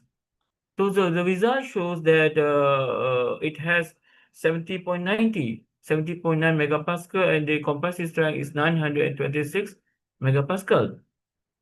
Then we do a field test. What we have done is we bring 6 samples to the side, 3 samples of the glass using laminated glass with the size of 900 millimeter times 1100 millimeter. We have subjected to 400 gram of high explosive. And another 3 sample was the anneal glass as a control sample. So this research was being assisted by the Malaysian Armed Forces military personnel. We can see this military personnel, they are molding of the explosive, and they are fixing of the explosive at the testing jig. So these are the type of explosive being used. It's a high explosive. We have used 50 gram of military high grade explosive, and also another one is 400 gram of high explosive for this research. So this is one of the testing site where we conduct our test to test the performance of the glass subject to explosion. So basically, this is the typical field blast test setup. It has testing frame where we put up the glass here, and we have put some distance here at 800 millimeter, and we have 400 gram of explosive. We also have some pressure sensor here to measure the pressure from the blast loading. So we are using some international standard based on the international standard to carry out the test. So here we are using ISO 16933 2007 as a reference to test, to carry out these testings. The instrumentation used for these are blast pressure sensor, high-speed data acquisition system, and high-speed camera. So basically, these are the blast sensor being used. Actually, this blast pen sensor is used to measure the overpressure resulted from the detonation of explosive. We also use high-speed data acquisition system to measure the blast parameter. We also use high-speed camera to capture the blast event. It has a resolution up to 10,000 frames per second. So basically, this is the explosion event been captured using a high-speed camera. We can see the explosion resulted from 400 gram of explosive. I can see the formula, the glass shutter. The inner glass shutter, you can see very clearly, and this is the blast event. Okay, this is the failure mode of inner glass. We can see the inner glass is normal glass without using a lamination, without using PVB or resin. This glass will damage. It says that the glass damage, the results show that inner glass typically fail to a sudden and brutal failure under the rapid pressure rise of a blast wave, the glass shatter, and it is very dangerous if you are nearby. In the second test, and it has a peak overpressure about 24 kPa.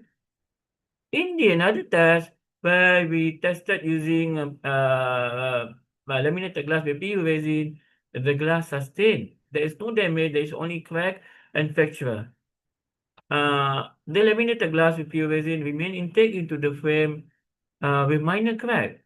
The result shows that the material will be able to withstand the pressure. The survival of the laminated glass at the high pressure is due to the transition from to ductile membrane response provided by the PU resin. So this is the peak overpressure resulted from the laminated glass. So in conclusion, we can say that laminated glass with PU resin using green manufacturing process is successfully be able to resist a blast loading and is highly recommended to use for the blast resistant application in the building. We can conclude that if this is a very good manufacturing process, green manufacturing process, if we use this type of green manufacturing process, it has less impact on the environment. We can produce sustainable glass. We reduce less CO2, less damage to the environment. I think that's all for me. A brief topic on the material, sustainable material. I think thank you very much. Now I pass back to the organizer for the continue with the conference. Thank you very much, Jamaica. All right, that's all for me. Really appreciate for inviting me today. It was a very good day with you all. Thank you. Thank you very much, Dr. Muhammad, for that insightful and, of course, an informative speech. So before we proceed, let us take a photo opportunity once again with Dr. Muhammad.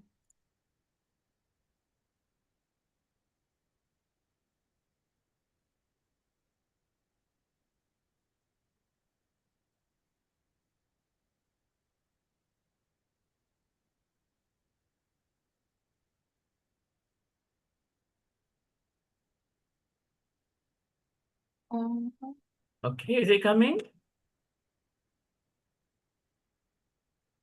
Okay, and 3, 2, 1. Okay, so it's already done, It's already Prof. there. Thank you very much. I shall leave now. All right. Thank you Thank so much you. once again, All right. Prof. Bye-bye. Thank you. Bye. Okay, so to continue our learning journey, our next distinguished expert is Dr. Modzaki bin Awangshek. So allow me to briefly introduce him. Dr. Modzaki Awangshek is a distinguished academic and researcher in the field of actuarial science, currently serving at the Actuarial Science Department, Faculty of Computer and Mathematical Sciences, University Technology, Mara, Perak Branch, Malaysia. With over a decade of experience in higher education, he has established himself as a leading expert in actuarial digital learning, data analytics, and social security systems. Dr. Zaki holds a Doctor of Business Administration in Actuarial Management from University Technology, Mara, and completed by a Master of Quantitative Science, Financial Engineering in 2009, and a Bachelor of Actuarial Science in 2007 from the same institution. His academic foundation reflects a strong integration of actuarial science, financial engineering, and applied analytics. Since joining UITM in 2009 as a lecturer, Dr. Zaki has progressed through the ranks to senior lecturer from 2017 to 2022, and subsequently to associate professor from 2023 to present. Throughout his career, he has taught extensively at undergraduate, postgraduate, and doctoral levels, covering a wide spectrum of subjects, including actuarial mathematics, financial mathematics, pension mathematics, risk management, insurance analytics, and business data analytics. His teaching excellence is consistently reflected in outstanding student evaluation scores and his ability to integrate technology-enhanced learning approaches. Dr. Zaka's research portfolio is highly impactful, focusing on social protection systems, actuarial modeling, and data-driven analytics. He has led and contributed to numerous funded research projects, including collaborations with SOCSO, Kazana Research Institute, MCMC, and international bodies such as the London Mathematical Society. His research addresses critical national issues, including pension sustainability, employment injuries schemes, commuting accidents, and healthcare expenditure. A prolific scholar, Dr. Zaki has published extensively in Scopus and the ERA Index journals with research contributions spanning actuarial science, social security, financial planning, and digital education. His recent works emphasized machine learning applications, learning analytics, and micro-credential frameworks in actuarial education and social protection systems. He also actively involved in academic publishing through journal articles, conferencing proceedings, and booked chapters. In addition to his research and teaching, Dr. Zaki is a recognized international academic contributor. He has served as a keynote speaker, session speaker, visiting professor, and external examiner at various international conferences and universities, including collaborations with institutions in the United Kingdom and Indonesia. His global engagement reflects his commitment to advancing actuarial education and interdisciplinary research. Dr. Zaki is also a pioneer in digital learning innovation, having led the development of numerous MOOCs and micro-credential programs in actuarial science, social security, and financial planning. His contributions in this area have earned multiple national and international awards, particularly in e-content development and educational innovation. Professionally, he is affiliated with several esteemed bodies, including the Actuarial Society of Malaysia, National Professor Council, Management Science or Operations Research Society of Malaysia, and Malaysian Consumer and Family Economics Association. These affiliations further reinforce his active engagement in academic and professional communities. Overall, Associate Professor Modzaki Awangshek is a highly accomplished academic whose work bridges actuarial science, social protection, and digital learning. His contributions continue to influence policy, education, and research, particularly in advancing data-driven solutions for sustainable social security systems and innovative actuarial education. Once again, please join me in giving warm welcome to Dr. Zaki as he delivers his session. Okay, right. So thank you so much, everybody. Are you hear me? You can see, right, the Yes, slide? Prof. Yes, Prof. Okay, right. So It's thank you already so much. visible. Okay, so good afternoon and warm greeting to all distinguished guests, respected organizer, fellow academics, researchers, and participants. This is truly honored to be here as a session speaker for the second World Conference on Multidisciplinary Research and Practices, WCMRP 2026. So my presentation today is entitled Imagining Malaysia social protections system, integrating demography, health risk, and hybrid pension reform for sustainable future. So this topic is closely aligned with the conference theme, which emphasizes the integrations of knowledge across discipline for global impact, innovation, challenges, and sustainable solution. So Malaysia's social protection system is currently facing increasing pressure due to demographic aging, rising health risks among the workforce, increasing social insurance claims, and retirement income insecurity. So these challenges are not isolated, so they are interconnected and require multidisciplinary solutions. So therefore, this presentation will discuss why Malaysia needs to consider a more sustainable hybrid pension reform, combining strength and of the saving-based retirement system with a lifelong income protection through social insurance. So I hope this session, this sharing, will encourage meaningful academics and policy discussion on how we can build a more resilient, inclusive, and sustainable social protection system for the future. So once again, thank you, and I look forward to share this important discussion with all of you. So in recent years, Malaysia has experienced a steady rise in social insurance claim, particularly under the Prekeso or SOXO system. So this trend is often discussed in fiscal terms. But what concern me most is this not cyclical. It reflects deeper structural pressure that, if left unaddressed, will gradually undermine the sustainability of our social protection floor. So a common explanation for rising claims is population aging. So aging certainly matters, but my research show clearly that aging alone does not explain the current trajectory. What is more worrying is that claim frequencies are rising faster than the growth of the working population. So this tells us that something structural is happening beneath the surface.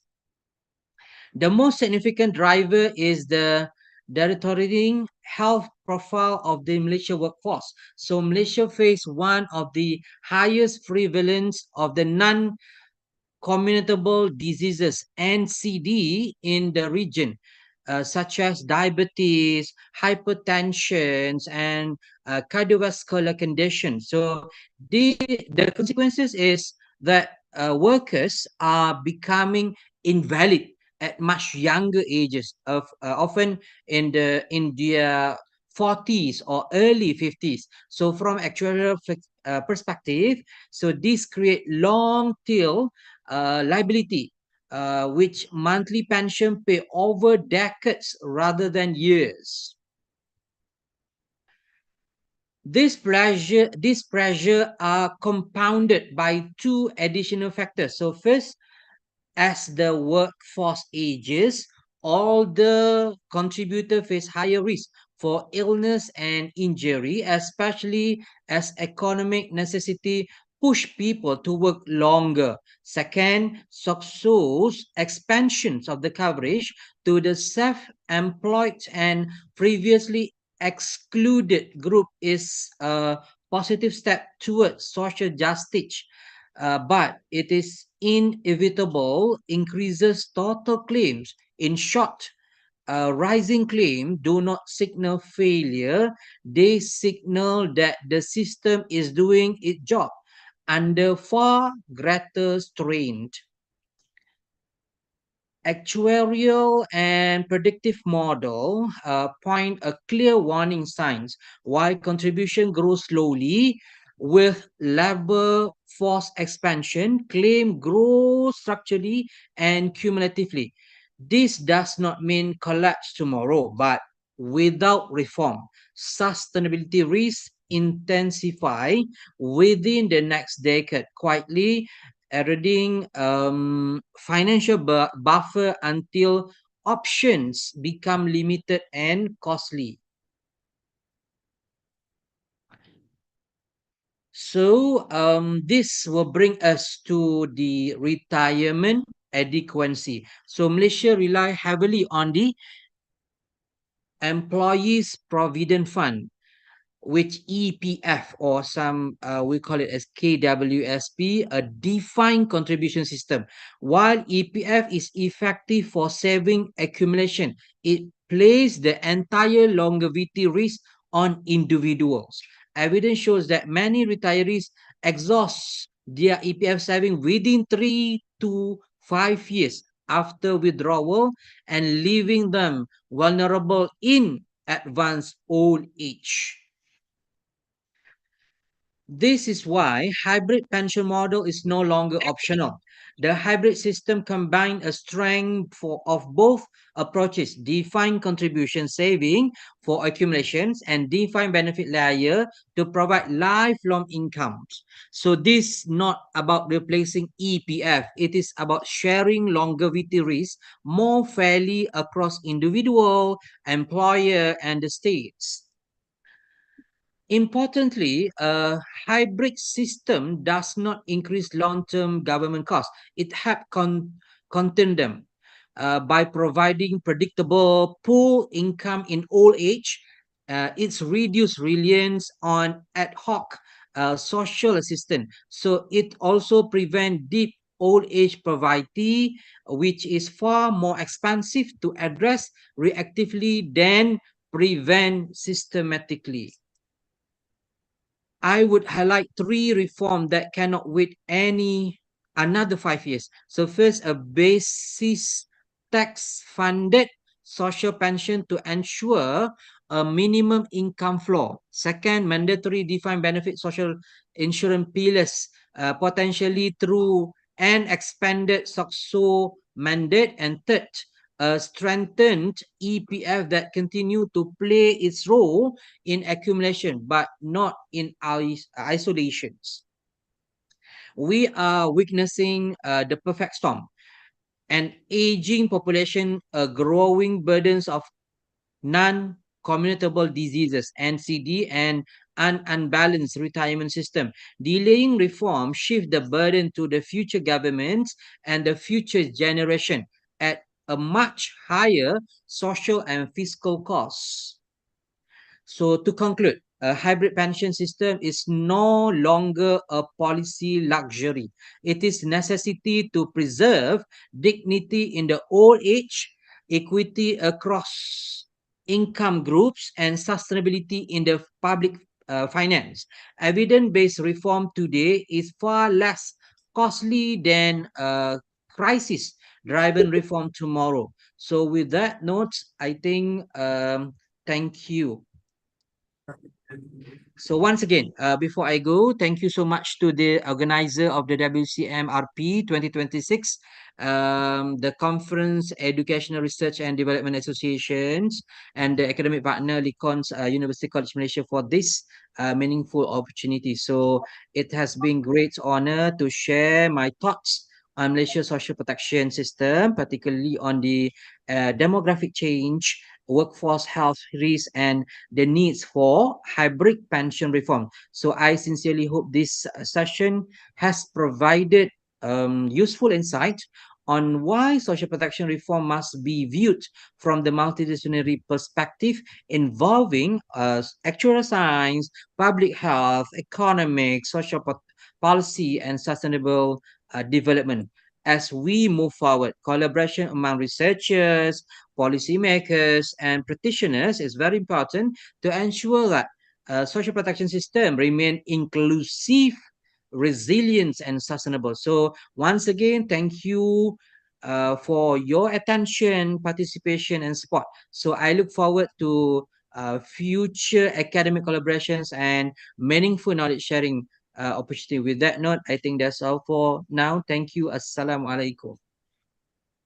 Thank you very much, Dr. Zaki, for sharing your valuable insights and expertise with us. So,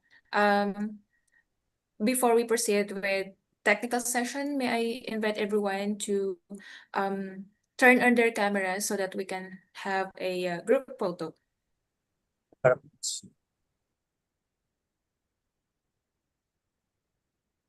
Okay, in 3, 2, 1. Another. In 3, 2, 1. Okay, thank you so much. Okay, so um, I would like to inform everyone to inform all speakers and presenters that your certificates and the copy of conference proceedings will be sent to your respective email addresses today, shortly after the conclusion of this conference. Thank you. Right, and now we now move on to one of the highlights of our program, the technical session. So this session brings together distinguished scholars and researchers from different institutions and disciplines who will be sharing their valuable studies, insights, and innovative perspectives. I would like to warmly welcome all the presenters for technical session 1, and also I would like to acknowledge the following technical session chairs: Dr. Siti Fasaria Hashim, Dr. Satish Kumar VE, and Dr. Kelvin Lee Yong Min. We are truly honored to have you all with us today, contributing to this meaningful academic exchange and collaborative learning experience. Before we begin, allow me to briefly present the mechanics of this session.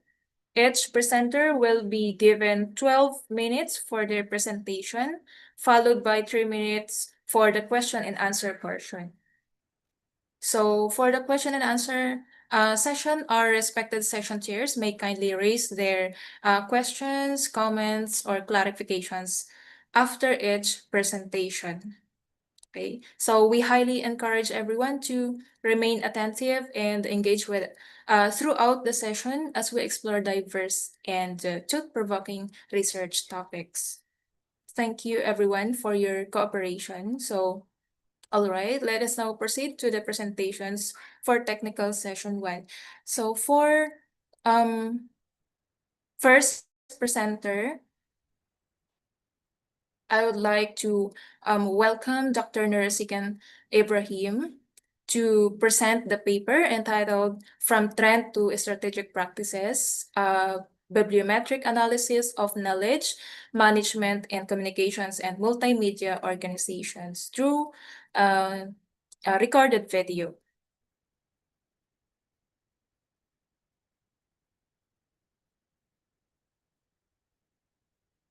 To be played by the technical team.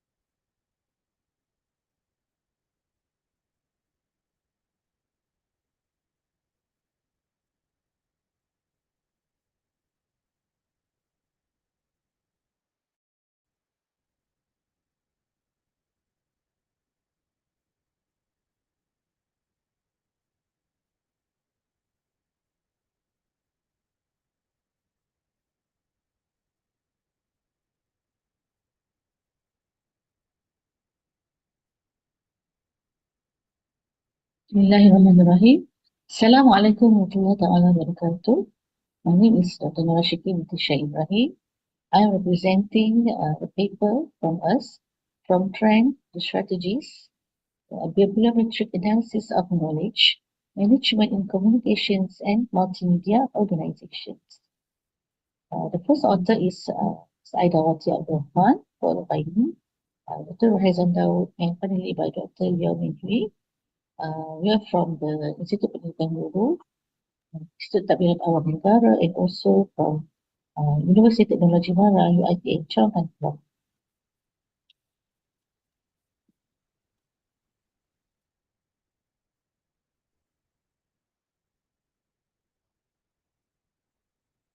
Knowledge Management, or KM, has been recently added on Communications and Multimedia, the CNM.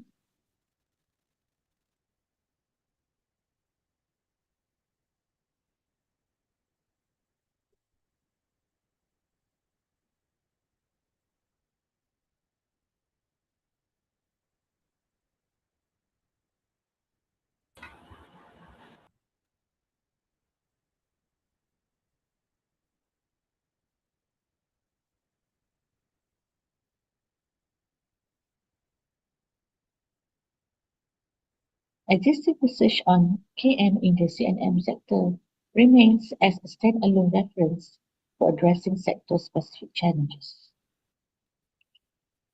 So the bibliometric analysis helps by mapping the intellectual landscape of KM research in construction and manufacturing, revealing trends, gaps, and influential words that can guide sector-specific strategies.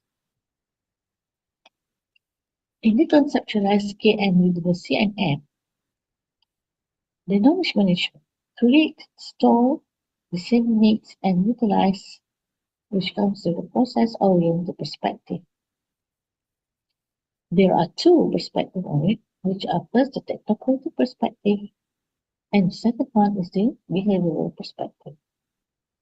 Within the communications and multimedia, while this study is anchored in the CMM sector, its analytical scope extends to CMM-related sectors and functions. What are the research questions for this presentations? First one are what are the KM publication trends in the field of CMM and how have they changed over time? Second one is who are the most prolific authors and what are the key themes and topics in their research? The third one are what are the most cited publications and what are the key themes and topics that they address? Four, what are the key themes and topics that emerge from co-occurrence analysis of author keywords? So within this methodology, there are topic, scope, and eligibility. In the topic,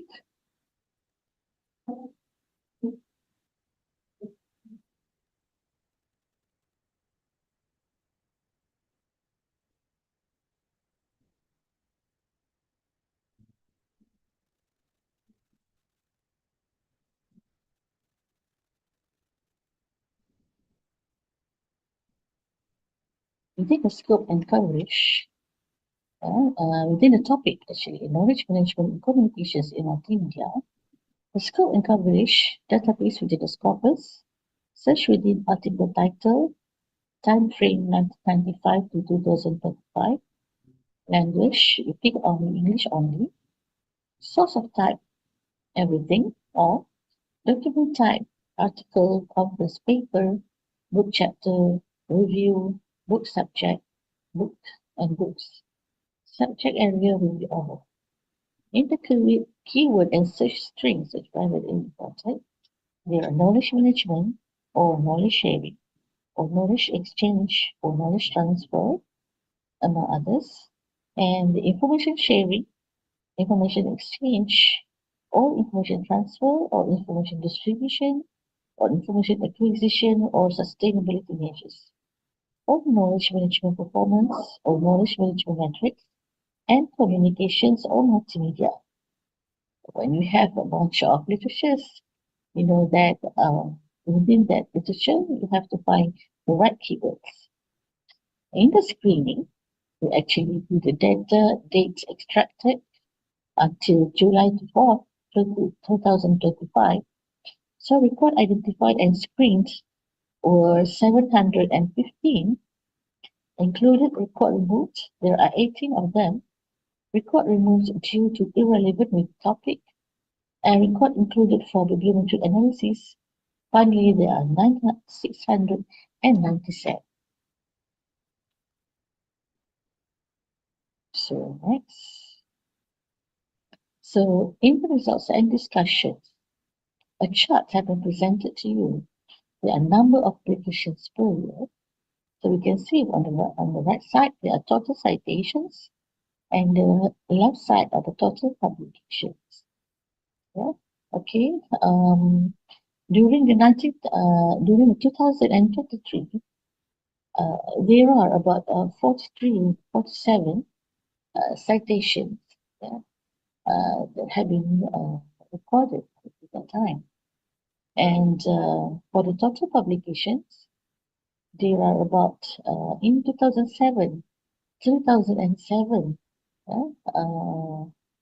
publications that have been witnessed during that time. Okay? So in the results and discussions, we actually will portray in the manuscript saying that author's full name, yeah, the most prolific authors, the TP and TC, Wang Jiangliu, the TP, he received about 4, and TC, he received about 48. And the Murthy Krishna received about TP for 3, and the TC 289. The top cited publications within that time are the Vandy B. Radiology Knowledge Sharing in Context, the Influence of Organizational Commitment, Communication Climate, and CMC Use on Knowledge Sharing.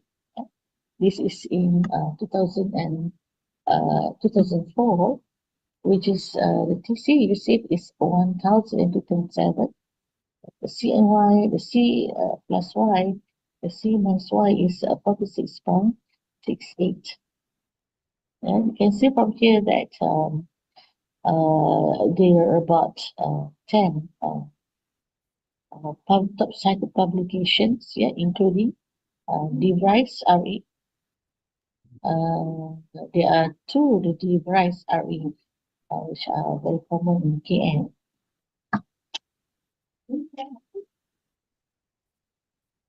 Next. So in the key themes, you can say that when we have done the bibliometry analysis, there are 4 things that derive from this mixture of the bibliometric analysis. So you can see on the right hand side is the relationship among the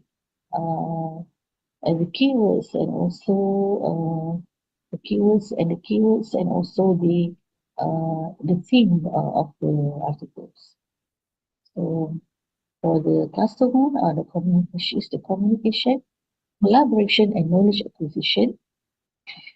And the top keywords are chip talk, collaboration, communication, decision making, information acquisition, knowledge, and multimedia.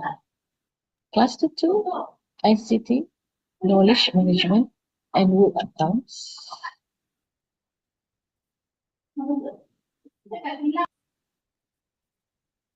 ICT, information technology, innovation, job satisfaction, knowledge acquisition, knowledge exchange, knowledge management, and social capital.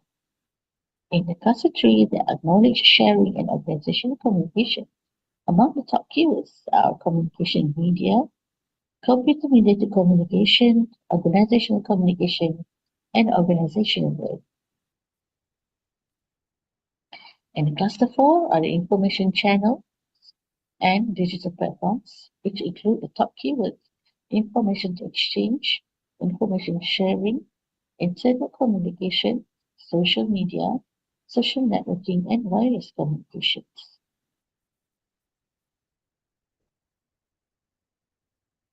The key insight for the cluster 1 is a trust and collaborative drive knowledge match, KM. And sector-specific KM challenge, they are fragmented cultures, tacit knowledge loss. Okay? So you can say that clusters as a practical KM framework for the CNN sector.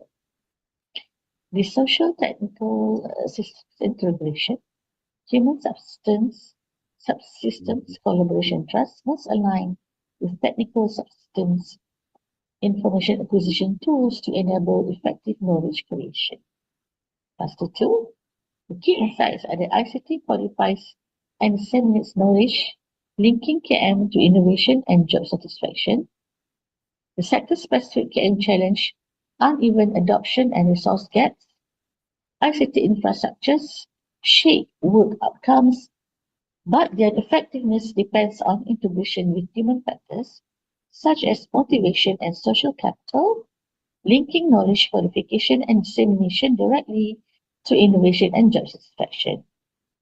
In the cluster 3, knowledge sharing and organizational communication, the key insights are the communication media and computer media.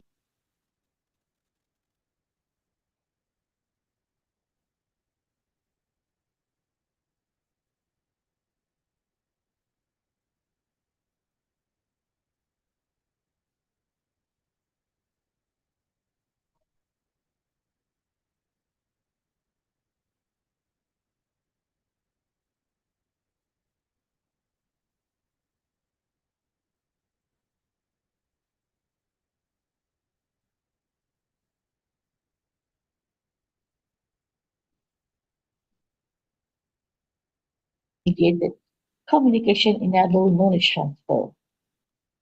So the challenge should be dispersed teams, diverse expertise, weak leadership, uneven participation, and cultural diversity. So within the socio-technical system integration, digital communication design must align with organizational culture and goals, while supporting human routines of sharing and organizational learning in dispersed and diverse teams. And finally, in the cluster 4, information channels and digital platforms, among the key insights are the social media and networking expand KM reach internally and externally. What are the challenges among it are overloads and also the reputational risk. Digital platforms amplify visibility and extend KM reach, but their effectiveness depends on how organizations and individuals manage, balancing technological affordances with human factors. Okay? In conclusion, what are the contribution of the study, of our study? It defines boundaries, maps thematic scope of KM and CM, guiding for the future research. It also identifies key contributors, highlights co-authors and influential works for targeted engagement. It shows social technical interplay. It demonstrates how technology and social factors intertwine within the knowledge management. On the practical side, in fact, it provides practitioners with a framework to enhance knowledge pools in CM organizations. So, in this presentation, there are also limitations in the articles. Since industry changes move faster than academic publishing, this study shows past trends in KM rather than the newest practices. So, findings should be read as historical snapshots alongside current industry insights. The future qualitative or systematic studies needed to capture practice level insights and the need to incorporate additional databases in the future research. With that, I thank you very much for your ears and for your listening. Thank you. Thank you very much for that very insightful presentation, Dr. Narashikan Ibrahim. I would like to inform everyone that this paper was published by Serata in the Scopus Q1 Index Journal, the Quality and Quantity on May 13, 2026, through this conference. So in our screen, so that is the paper of Dr. Narashikan.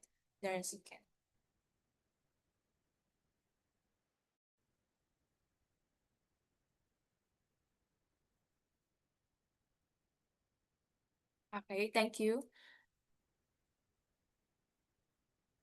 Next to present, for our second presenter, I would like to welcome Dr. Ashraful Islam to present the paper entitled Driving Employee Green Behavior Through Green HRM, the Pivotal Role of Trust.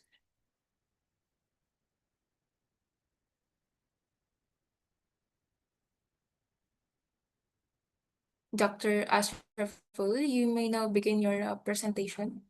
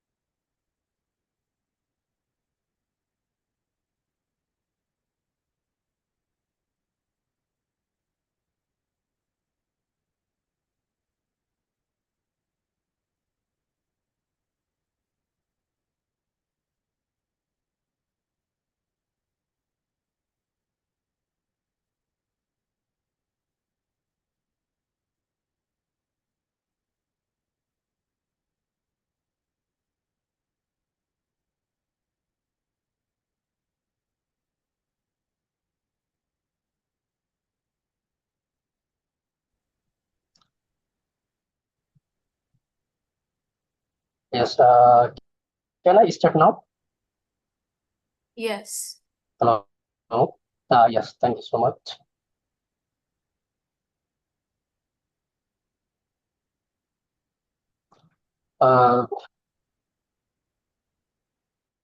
Everyone, thank you. Good afternoon. This is MD Shaful Islam, and I'd like to present my study.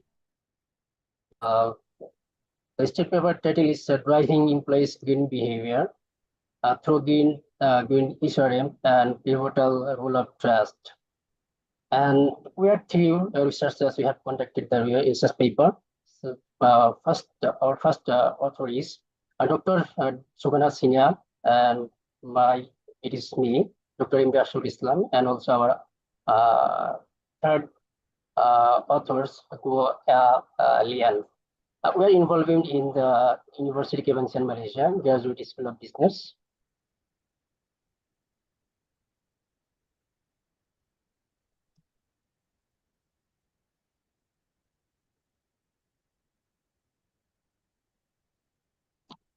And this is the background of the research, and we are following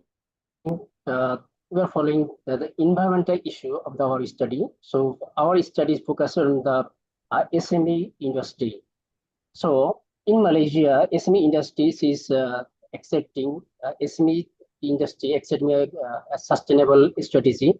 And here, showing the environmental friendly acceptance almost 19%, and also social sustainability studies accepting around 12%. So it's still remaining the green sustainability practices in the SME industry. So our studies try to solve this one, how to increase or to enhance the sustainable strategy in the SME manufacturing sectors. And also here, we studied, we have got some information from the different websites and in different sources. Here, the production amount, and this is the employee. So this arrow showing the employee is doing better, less than before, but still remaining the green environment practices. So our studies always focuses to green practices to emphasize, to provide good suggestion to the industry. Despite these practices in Malaysia, and also still remaining the adoption the green practices in the country. So this is the particularly manufacturing industries which serve the main contribution of the economy. The study focuses on the Malaysia global manufacturing, which is during the pandemic and supplied over the 60% global globe, and the demand is still today. And this is the background. Also, this study. So our studies we have conducted research, green HRM practices, and also the green employee behavior. This is the main things, and also employee green behavior. This is the main problems in our study.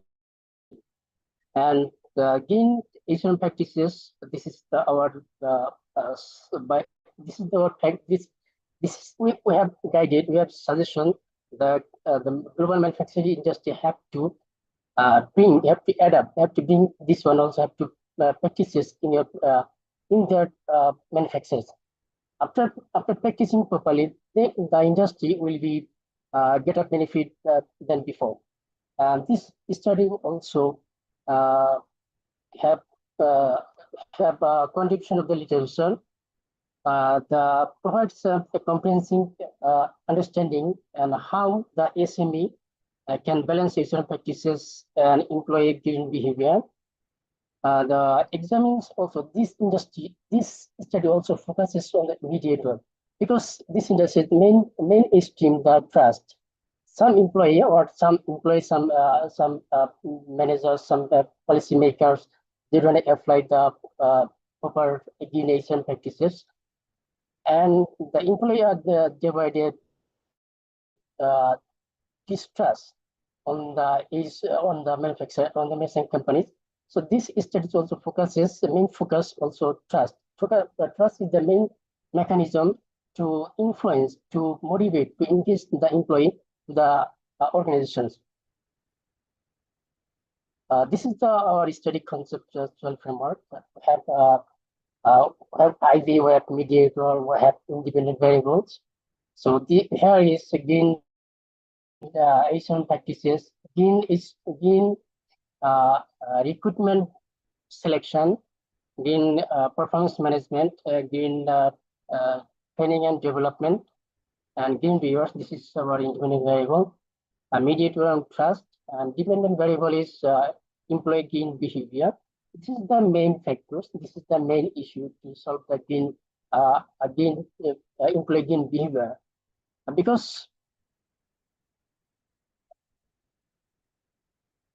and also we have also use methodological terms to conduct our research to fulfill our outcomes, and we have applied. We have added the research design, the cross-sectional study, didactic approach, and quantitative methods, and survey questionnaire by physically.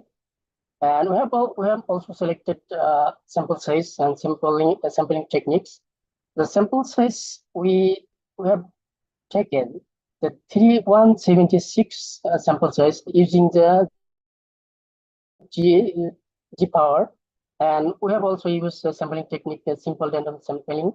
Our unit analysis, whoever engaged in the manufacturing companies and also doing their jobs. And also this is respondents area, so Klang Valley of Selangor. And we have also measured the scales, 5-point Likari scales we have used. And we have also used SPSS version 30 for the demographic profile. And also Smart Village we have also used for the data analyzing. Discussion of the result and discussion. So this is the reliability test. And the items and outer loadings and Converse alpha and composite reliability ABE all value is the meet the standard parameters. Standard parameters means the average variance and extracted ABE and composite reliability. The average value more than 5 and composite reliability value more than 7. This is the standard parameter for the reliability test. So our study is showing all the values greater than the parameter. So our data is reliable and validity. So here we also tested our data. The data is valid or not. So STM by using the STMT values, we are using our data is value or not, validity or not. Just here, showing all value, the corner side, so corner value. So all value is less than 0.85. So our data is shown and also accepted by the validity. Here, the coefficient of the determination, the R-square, the coefficient and determination R-square refers to the predictive power of the endogenous constructs, the endogenous latent, the employee gain behavior around 26%. This is the moderate result, and trust is the 24, more than 24% is the moderate result. The result also met the parameter, adjust with the our scholar already mentioned previously. So I-square 0.25 and 0.75 and 0.05. This is the standard parameter to explain the R-square. This is the hypothesis analysis, the direct effects. So our study also showing all studies, we are always just tested just hypothesis, just a direct effects, not the indirect effects. So this study, hypothesis were not supported because this is one kind of contribution. A lot previous study they are just supported in previous, but our study is not supported. This is one kind of contribution. Our study, hypothesis two not supported. This is another contribution, and the number three hypothesis also not supported. It's another contribution. Number four, this is not supported. This is another contribution. And also like this, we have three supported. We have three supported of the hypothesis. So all hypotheses supported or non-supported. This is our contribution in our study. And implication of the studies, we have also the theoretical implication, practical implications. We have also used social actions theory, also plan behavior theory, and also the integrated model.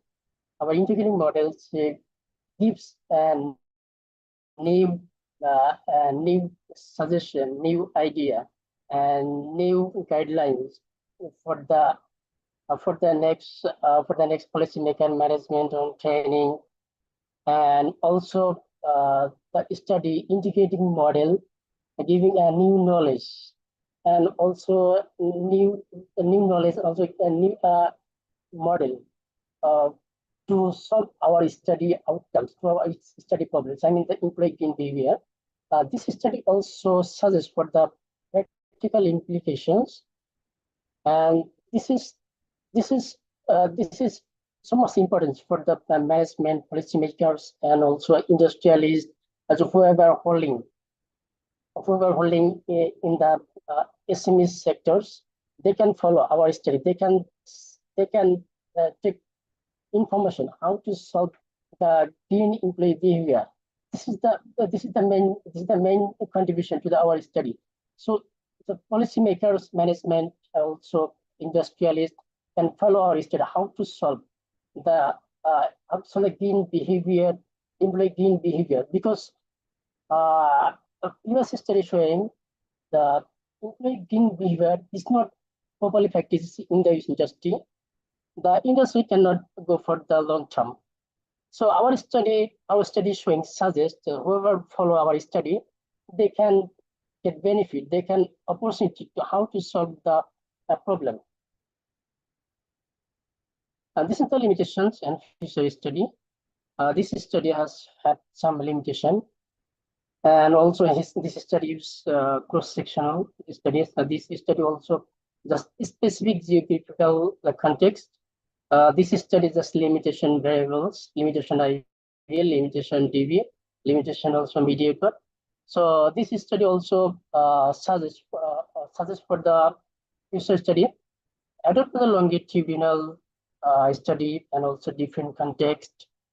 This study also suggests for the different context, not only the manufacturing but the educational context. Even can also hotel management. Yeah, they can also study by taking our new variable, and also existing variable also study. They can also apply different sectors. And also this study also suggests whoever will go for the next studies or future studies, they can also check organizational cultures, leaderships, and also environmental awareness. And also this also suggests being some moderators to get more benefits, more outputs. This study also suggests, and also this study suggests, and this is also finding some supported hypotheses or not supported. This study also examine some items, some relationships, significant or non-significant. Also, this study has some limitations. This study has also suggests for the future study. Thank you so much. This is my presentation, and if there are any questions, just ask me. I will allow to ask the questions. Thank you, Dr. for sharing your valuable research and insights with us. So at this point, we will now open the floor for the question and answer session.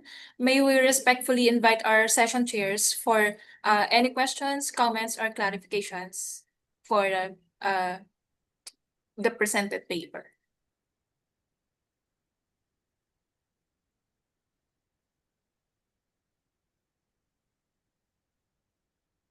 Oh, good. I think just one short question. Hi. Okay. Hi, Dr. Ashraful Islam. Yeah. So, when we talk about this employee green behavior, especially you also highlight about example, Right. if I'm not mistaken, right? So, just a short question. I mean, in your opinion, what do you think that other than what's the main factors that motivate someone to apply this green behavior? I mean, just a random question. What do you think about that? Yeah. So, sir, can you once again? Hello, can you hear me? Hello, hello. Yes, because Yeah. it's, Yeah. it's Hi, a Dr. low Ashraf. level. So, can you Yeah. Now, can you hear me now? yes. Okay. So, okay, maybe I repeat my question. It's just a random question. I mean, out of curiosity, what do you think is the main factors that motivate the employees' green behavior? I mean, what is the things that motivate them to apply this green behavior? Yeah, that's my question. Yeah. That's a random question. Yeah. Yes, one of the motives we have used more than 4 IV. So, employee performance management, I think, can motivate the green employee behavior because sometimes KPI is the most important to influence the employee behavior because KPI is not gone, so employee behavior maybe can be demotivated. So I emphasize green performance management is the most important things in our study. Okay. All right. Yeah. I think that's all from me. Yeah. Over to you. Is there any question? Bye. Yeah. No, Thank you so much. Thank you, Dr. Ashraf. Thank you, Dr. Calvin. May I ask the other session chairs if they have questions too?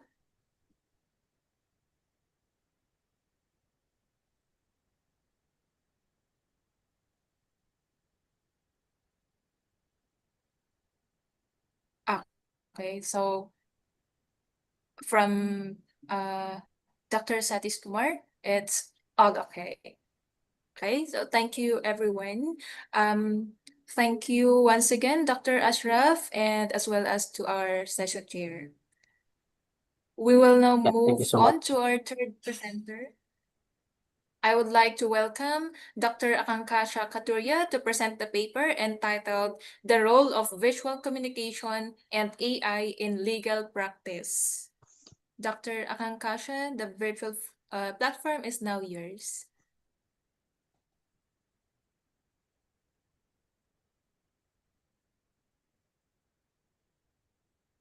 Am I audible?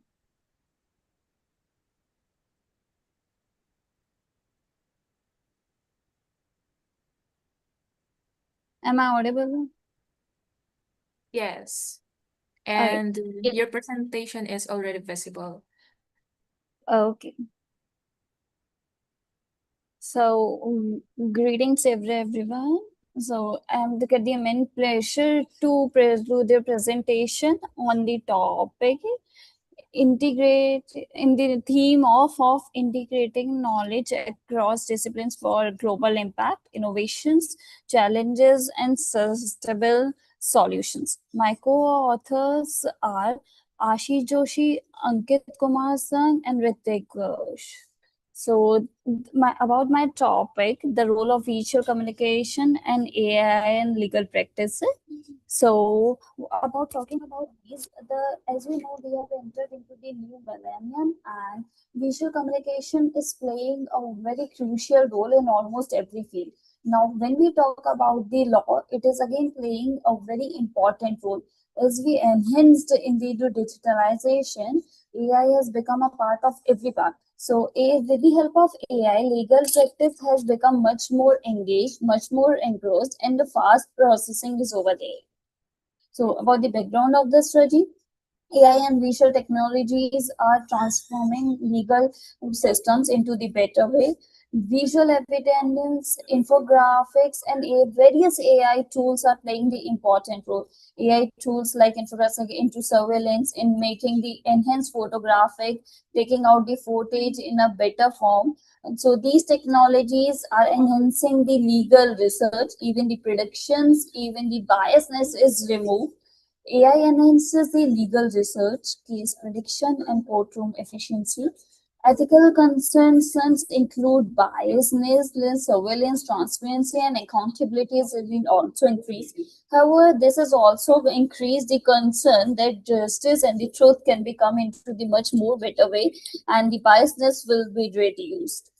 So my research objectives are examine how AI and visual communication is used in the legal practice, study ethical and ethical challenges of AI-assisted visual. It is not like that the AI is always a positive role. So everything has the positive and the negative con.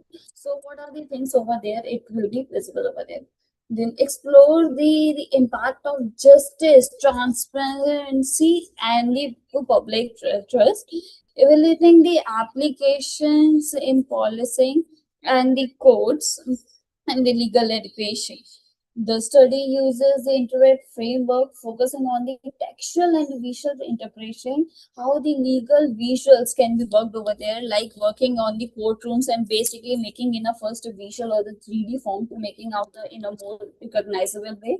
Facial recognition, integrity, everything has been increased in.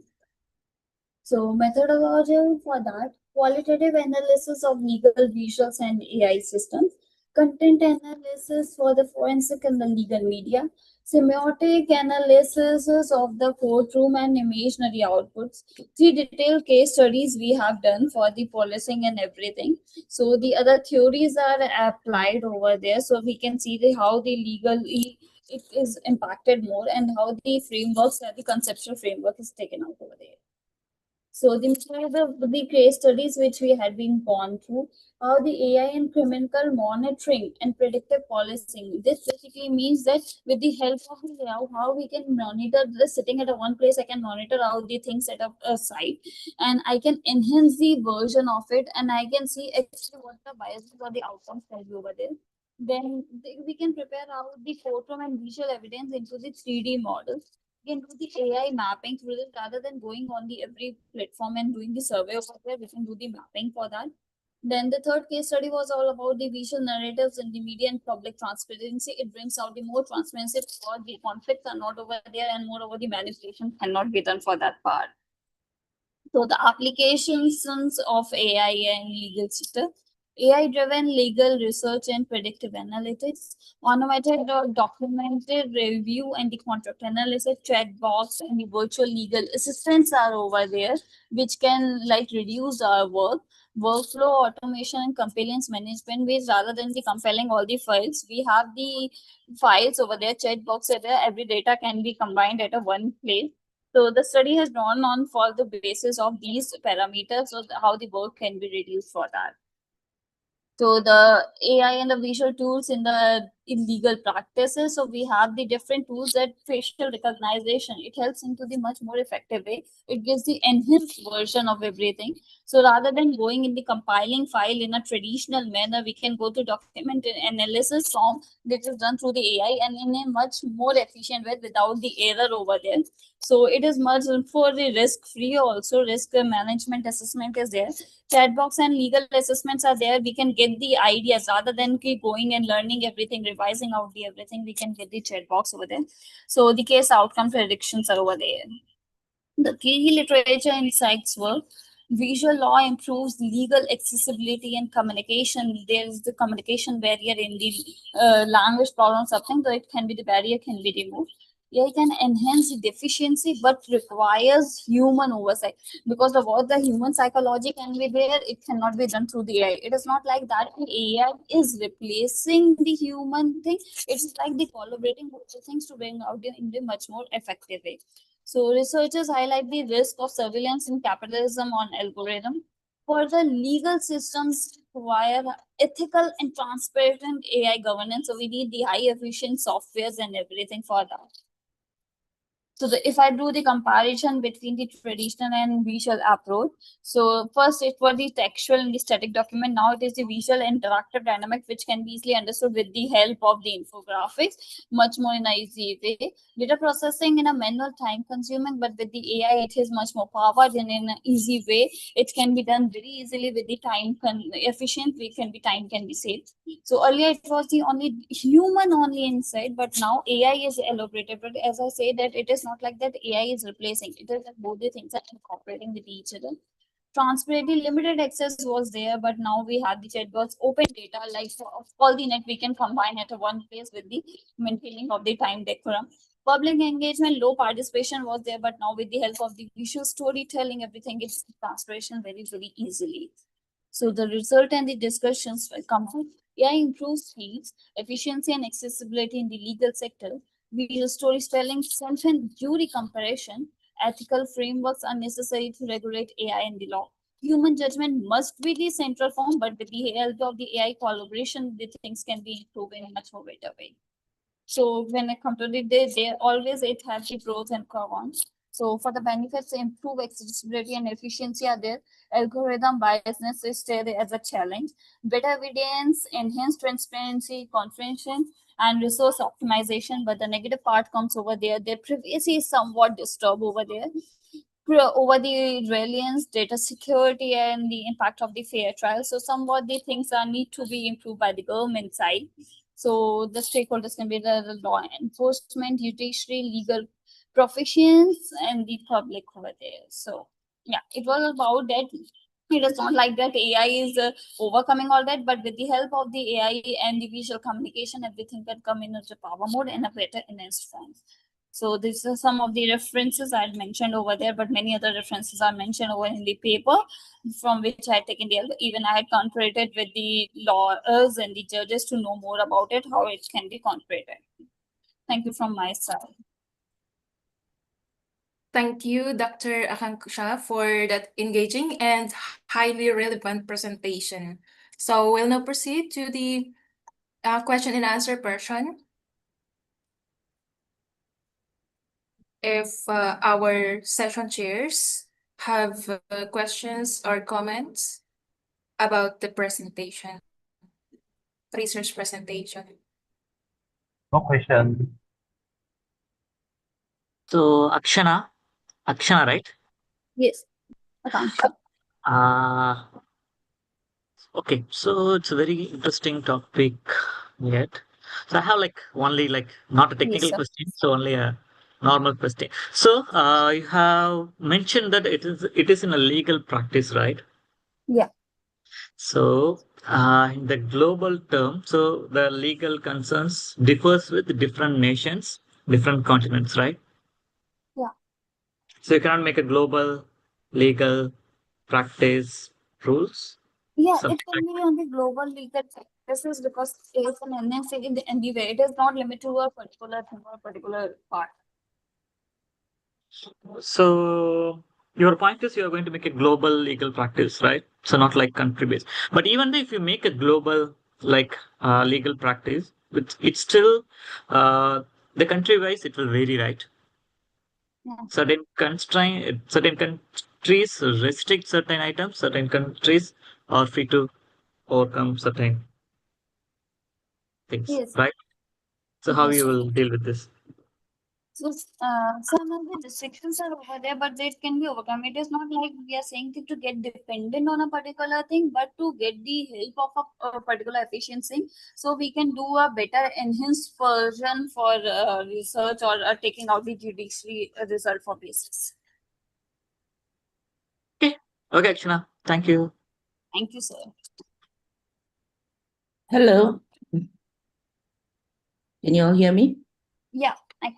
Yes, Uh, yes, Dr. Fazaria. So, as a person who are actually involved with this visual communication field, I have one more questions here for the participants or for the presenter. Okay, how can this AI thing can enhance the visual communication to improve the courtroom understanding without, compromising any fairness during the kata jurisdictions or during the judgment?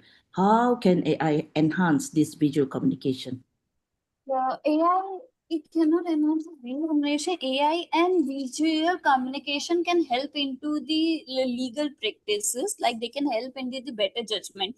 Suppose if I say I have to take out the judgment for that, I can take out the enhanced version of the AI with the help of the AI videos.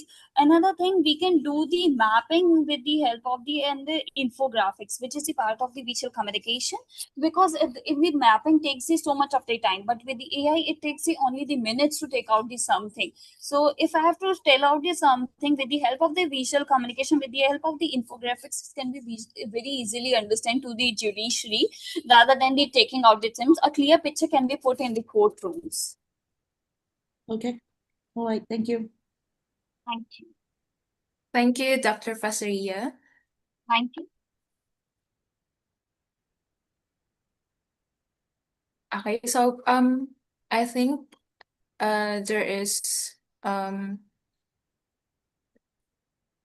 more questions or comments from our session here. So may I request everyone to turn on their cameras for a quick photo op opportunity with our session chairs and our presenters. Sorry, Ma'am, Dr. Fasaria, we can see you. Okay. Thank you so much. Okay, and 3, 2, 1. Another. 1, 2, 3. Thank you. Okay. Once again, thank you to Dr. Akankasha and to our session chairs who provide insightful discussion. And now, as we continue, I would like to welcome Devinder Singh to present the paper entitled An Empirical Analysis of Consumer Perceptions and Purchase Intentions for Dairy-Free Monk Fruit Sweetened Desserts in Jaipur. Devinder Singh, you may now begin your presentation. Thank you, ma'am.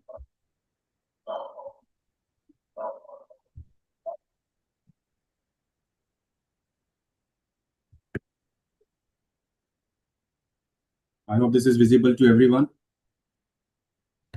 Yeah, it's already visible. Okay. So good morning from India, good afternoon from Malaysia. I'm Chef Devinder. So my topic is an empirical analysis of consumer perception and purchase intention for dairy-free monk fruit sweetened dessert in Jaipur. So basically this study explores how modern consumers in Jaipur are responding to healthier desserts, alternative that are dairy-free and sweetened with monk fruit instead of refined sugar.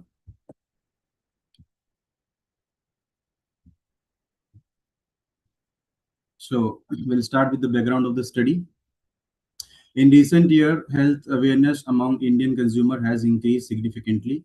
More than 20% of Jaipur adults, especially about 30 years, reportedly suffer from diabetes, hypertension, and related lifestyle conditions. At the same time, traditional Indian desserts continue to depend heavy on sugar, dairy, and ghee. Our survey also found that around 23 respondents reported dairy sensitive or lactose related discomfort. Despite this, the purchase intention for the healthier dessert remained high, with an average score of 3.91 out of 5. This creates the core research question of the study. Can consumer in Jaipur accept healthier dairy-free dessert without losing the emotional and cultural value associated with the traditional sweet? Research objective and hypothesis. The study had three major objectives. First, to examine how health consciousness and environmental awareness influence consumer attitude towards dairy-free desert. Second, to apply the extended theory of planned behavior model to understand how attitudes, subjective norms, and perceived behavior control effective purchase intentions. Third, to identify which product attributes such as taste, price, and nutritional transparency influence consumer perception the most. The conceptual framework tested five hypotheses, and all five relationships were statistically supported with significance below 0.001. Methodology. This research followed a descriptive cross-sections qualitative research design. A total of 420 questionnaires were distributed across urban and semi-urban Jaipur, out of which the study used convenient sampling with processive stratification. Data was collected using a 5-point Likert scales measuring variables such as health consciousness, environmental awareness, attitude, subjective norms, perceived behavior control, and purchase intention. Statistically, analyses were conducted using SPS version 2.6. The Corcoran formula was used to determine the maximum sample size. Psychodemographic demographic and dietary profile. The demographic analysis shows that the majority of respondents belongs to the younger age category between 18 to 35 years, representing nearly 68% of the sample. Most respondents were vegetarian, while other similar percentage identify vegan and flexitarian. Health-related findings shows that around 23 respondents were dairy sensitive, while many others were diabetic, pre-diabetic, or focused on weight loss management. The data also revealed that educated and higher income consumers are more likely to become the target market for premium functional desserts.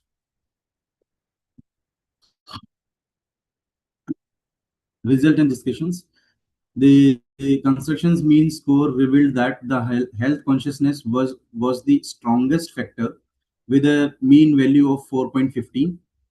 Attitude and purchase intention also shows high score indicating a generally perceived towards healthier desserts. Subjective norms had the lowest score, suggesting that consumers are motivated more by personal health concern than by social influence or peer pressure.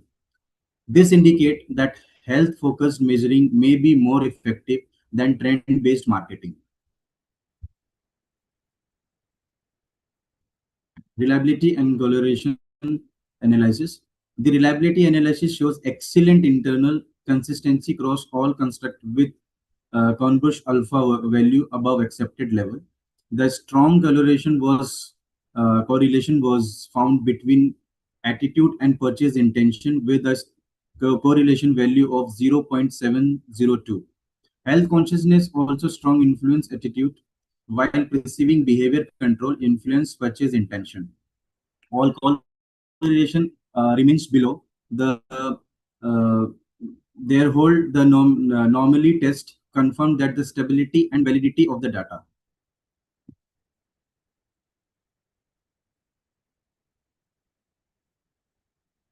In this, the regeneration model examined how health consciousness and environmental awareness influence the consumer attitude. The model explained approximately 46.9% of the variance is attitude. Both hypotheses H1 and H2 were supported. However, health consciousness emerged as a strong predictor compared to environmental awareness.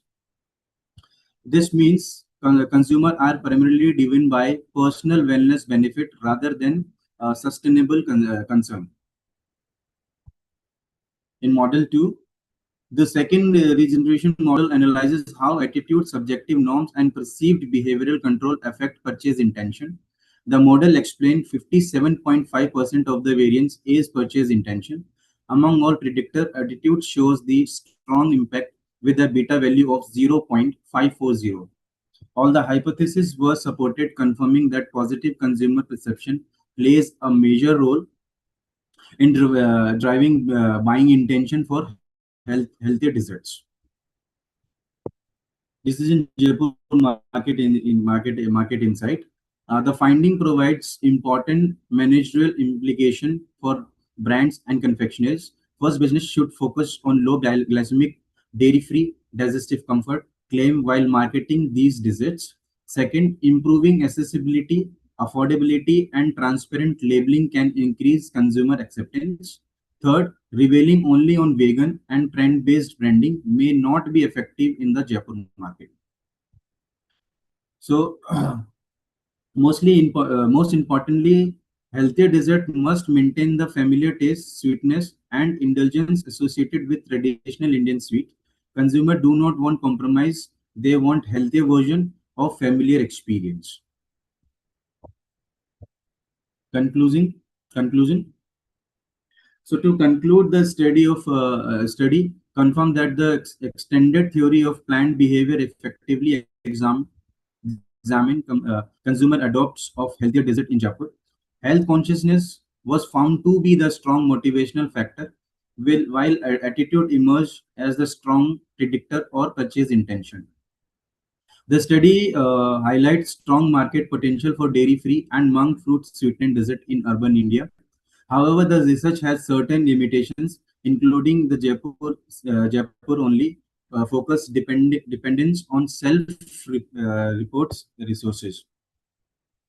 Further research can include sensory trials, repeat purchase studies, and comparative analysis across Tier 1 and Tier 2 cities. And these are the references I've used in the paper. So that's all for my side. Thank you. Thank you very much, Lavender Singh, for that informative presentation. So we will now open the floor for questions and clarifications from our session chairs.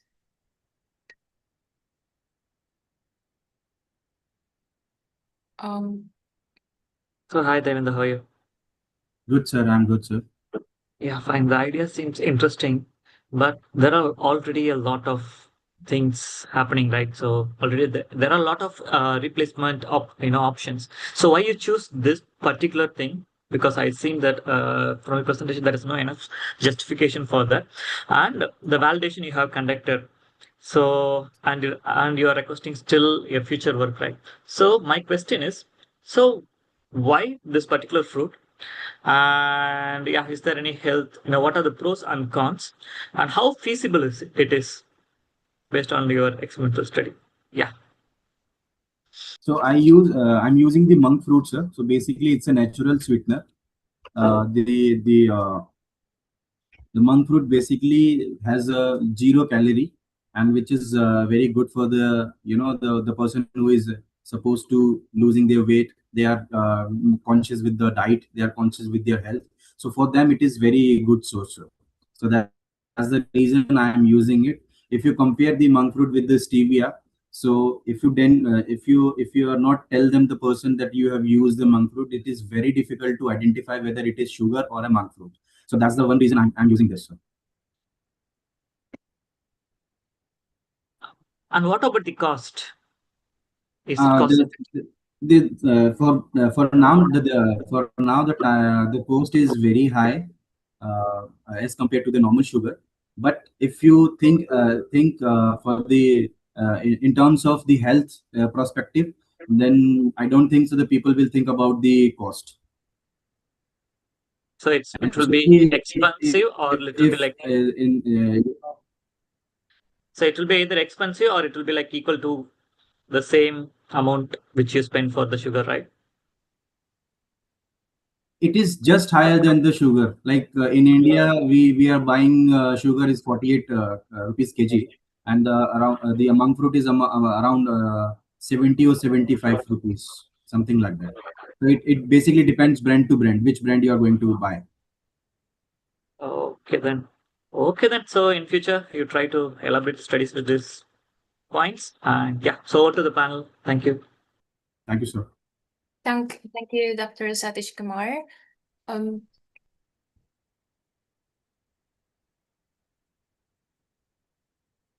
Dr. Fazaria and Dr. Kelvin, do you have questions for our presenter?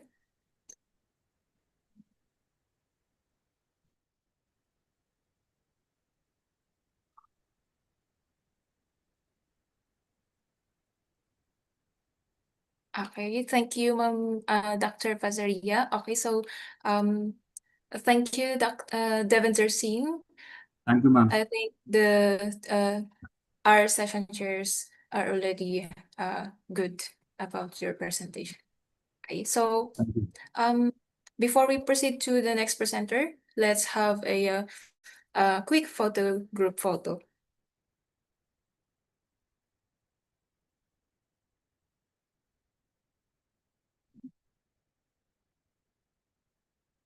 Okay, and 3, 2, 1. Okay, it's already done. Thank you so much. So we now move forward to next presenter. I would like to welcome Putnuru Ronak Rao to present the paper entitled Representations of Mariticide in Literature, a Textual Analysis of Classics.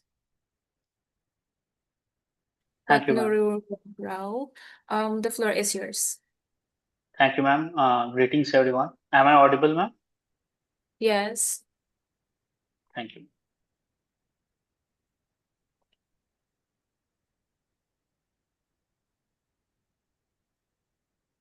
Ma'am, is my screen visible?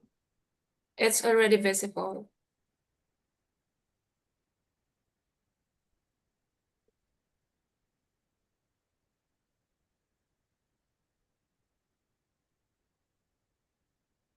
Yes, ma'am.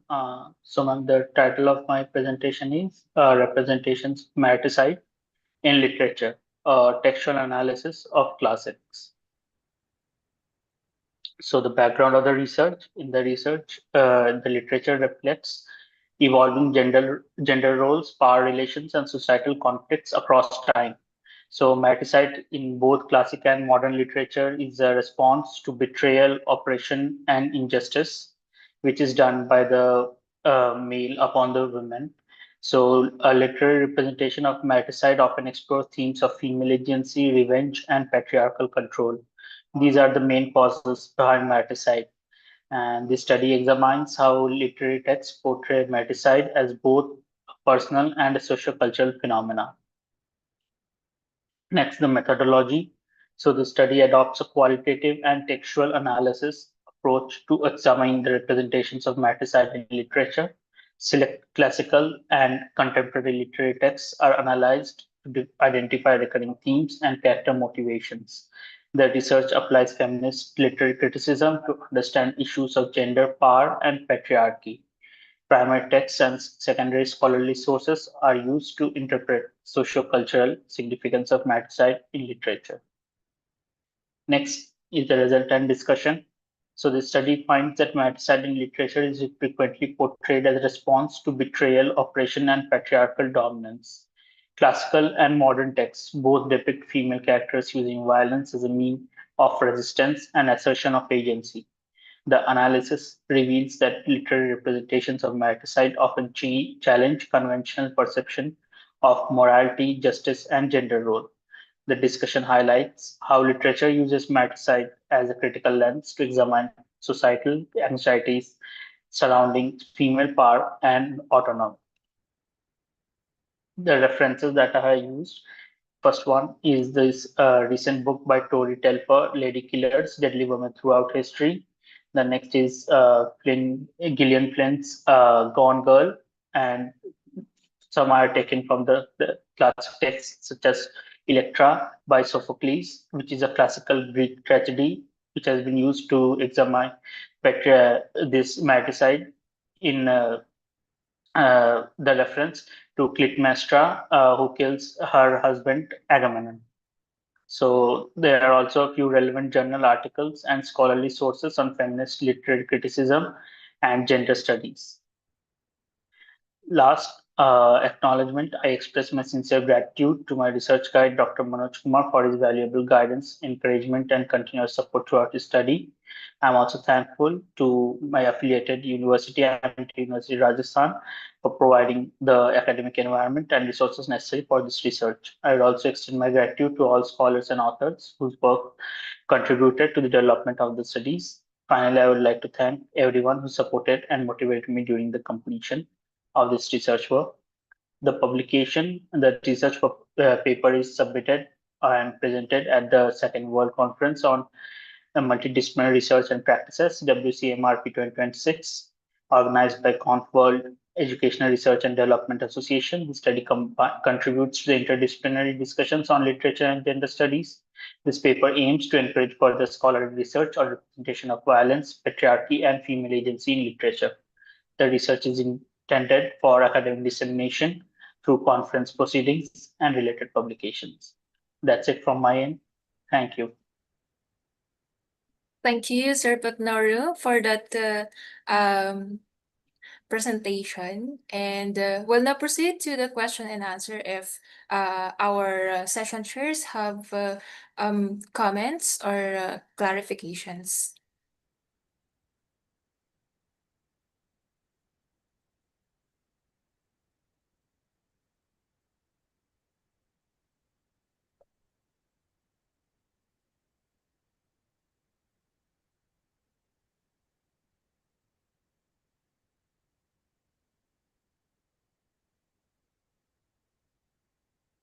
I think our session chairs are already understood your presentation, because I think they do not have questions or clarifications about your presentation. So thank you. I think, ma'am, Fazaria ma'am has a question. Yeah, in the chat box from Dr. Fazaria Hashim, I will read. Since your research is qualitative and interpretive, how did you ensure objectivity while analyzing emotionally and culturally sensitive themes like violence and gender conflict? So that is her question. Yeah. So, ma'am, in this, I have mainly taken texts which are from both classical and from the modern context, both. As you can see in Gone Girl novel, where the female is kind of framing her husband to murder, and then in Sophocles' Electra, also we have seen that the character of Clytemnestra is murdering her husband Agamemnon, the king, because he had sacrificed their daughter. So these are the texts which are taken to ensure that the objective of qualitative is interpreted with the current references also in our societies, which is happening a lot nowadays, such as the theme of matricide, which is common in India nowadays, where the women are murdering their husbands based on different agencies, like maybe as an oppression, patriarchy, etc., etc. So these were my motivations behind my research. That's it, ma'am.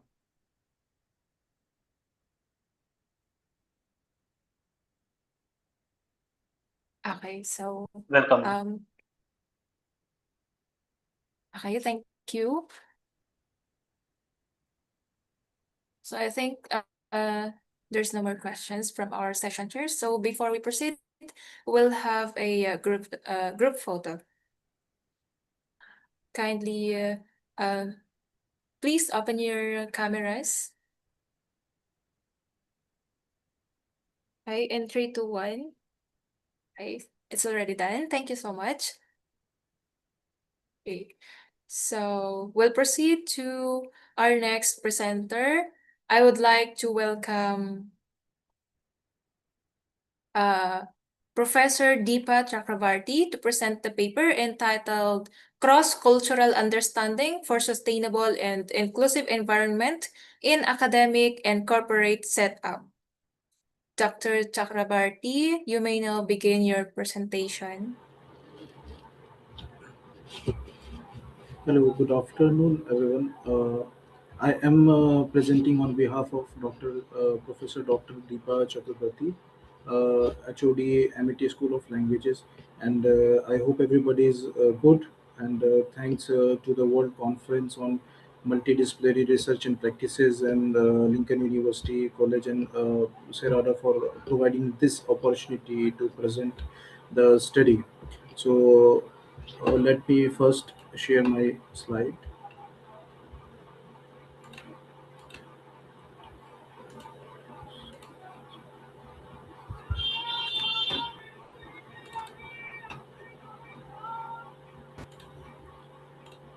So is it visible? Um, yes, Okay, so but sure. Yes. the file is not yet opened. Uh, is it okay? Not yet, sir. Um,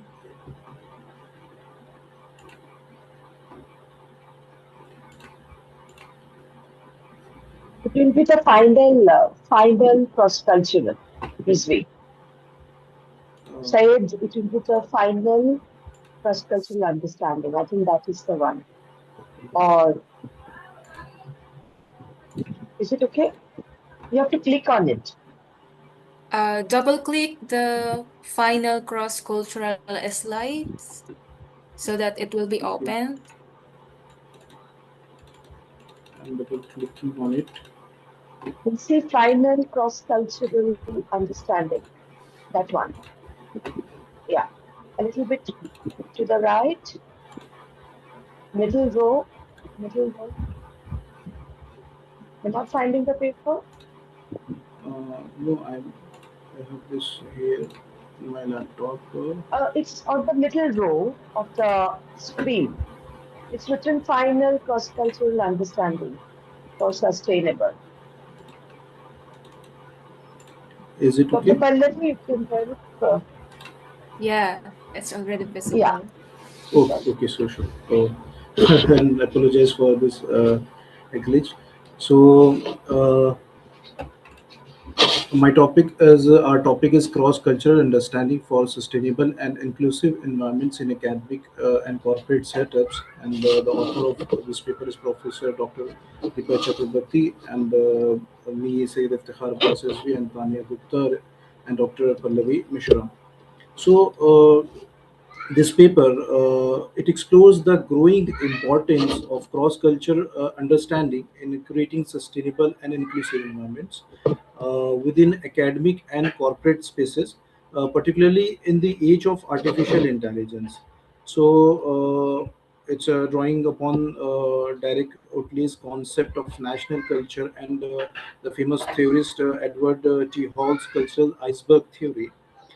This study examines how visible and invisible cultural dimensions influence communication, behavior, and professional interactions, while observable aspects such as languages, dress, and food, which are easily identified, deeper cultural elements, which includes values, beliefs, assumptions, and perceptions, often lead to misunderstandings, exclusion, and communication gaps in institution and workplaces.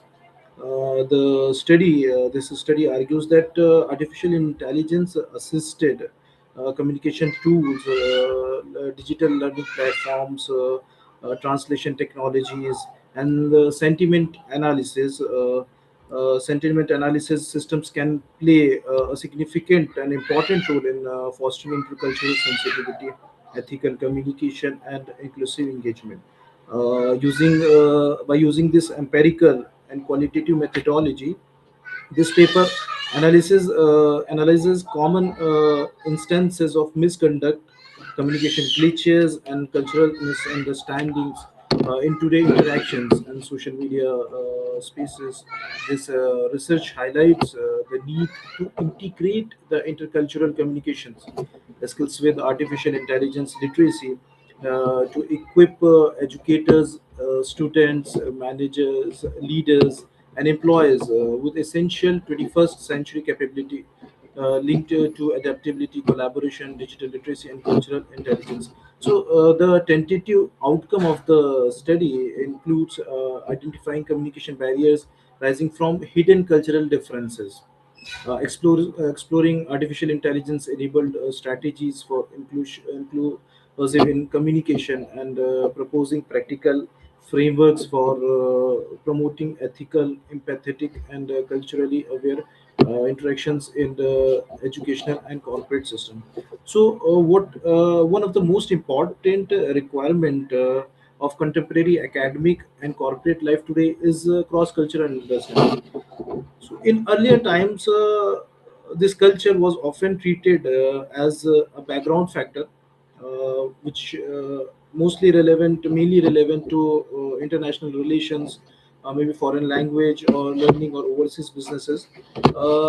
This study emphasizes the complexity of culture within organizations, which require the company to foster a collective space for learning and experimentation. Educational settings also need to discuss challenges and opportunities of cultural diversity. Universities bring together students and teachers from different regions, languages, communities, social classes, national backgrounds. In Whereas in corporate organizations, it work through global. We work through global teams, remote employees, international clients, and culturally diverse markets. So, in both contexts, misunderstanding does not arise only because people speak different languages. It often arises because people attach different meanings to silence, hierarchies, politeness, disagreements, punctuality, gender roles, feedback, leadership, and collaboration. So, an inclusive is not only a policy goal; it is a daily communication practice. So, uh, an inclusive environment, it requires active culturally sensitivity. In academic spaces, cross-cultural understanding, it affects teaching methods, classroom participations, translation practices, research collaboration, student counseling, evaluation systems, and policy formation. And in corporate spaces, it affects teamwork, leadership, employee motivation, conflict resolution, customer relations, negotiations, and productivity. This inclusion, it becomes meaningful only when individuals feel respected, heard, and psychologically safe enough to contribute. So, recent management literature, it continues to connect workplace inclusion with employee engagement, retention, psychological safety, and organizational identification, especially in multicultural environment. And this theorist more barracks concept of the globally inclusion identification, especially in multicultural environments. The concept of the globally inclusive workplace in managing diversity towards the globally inclusive workplace, which was published in 2011.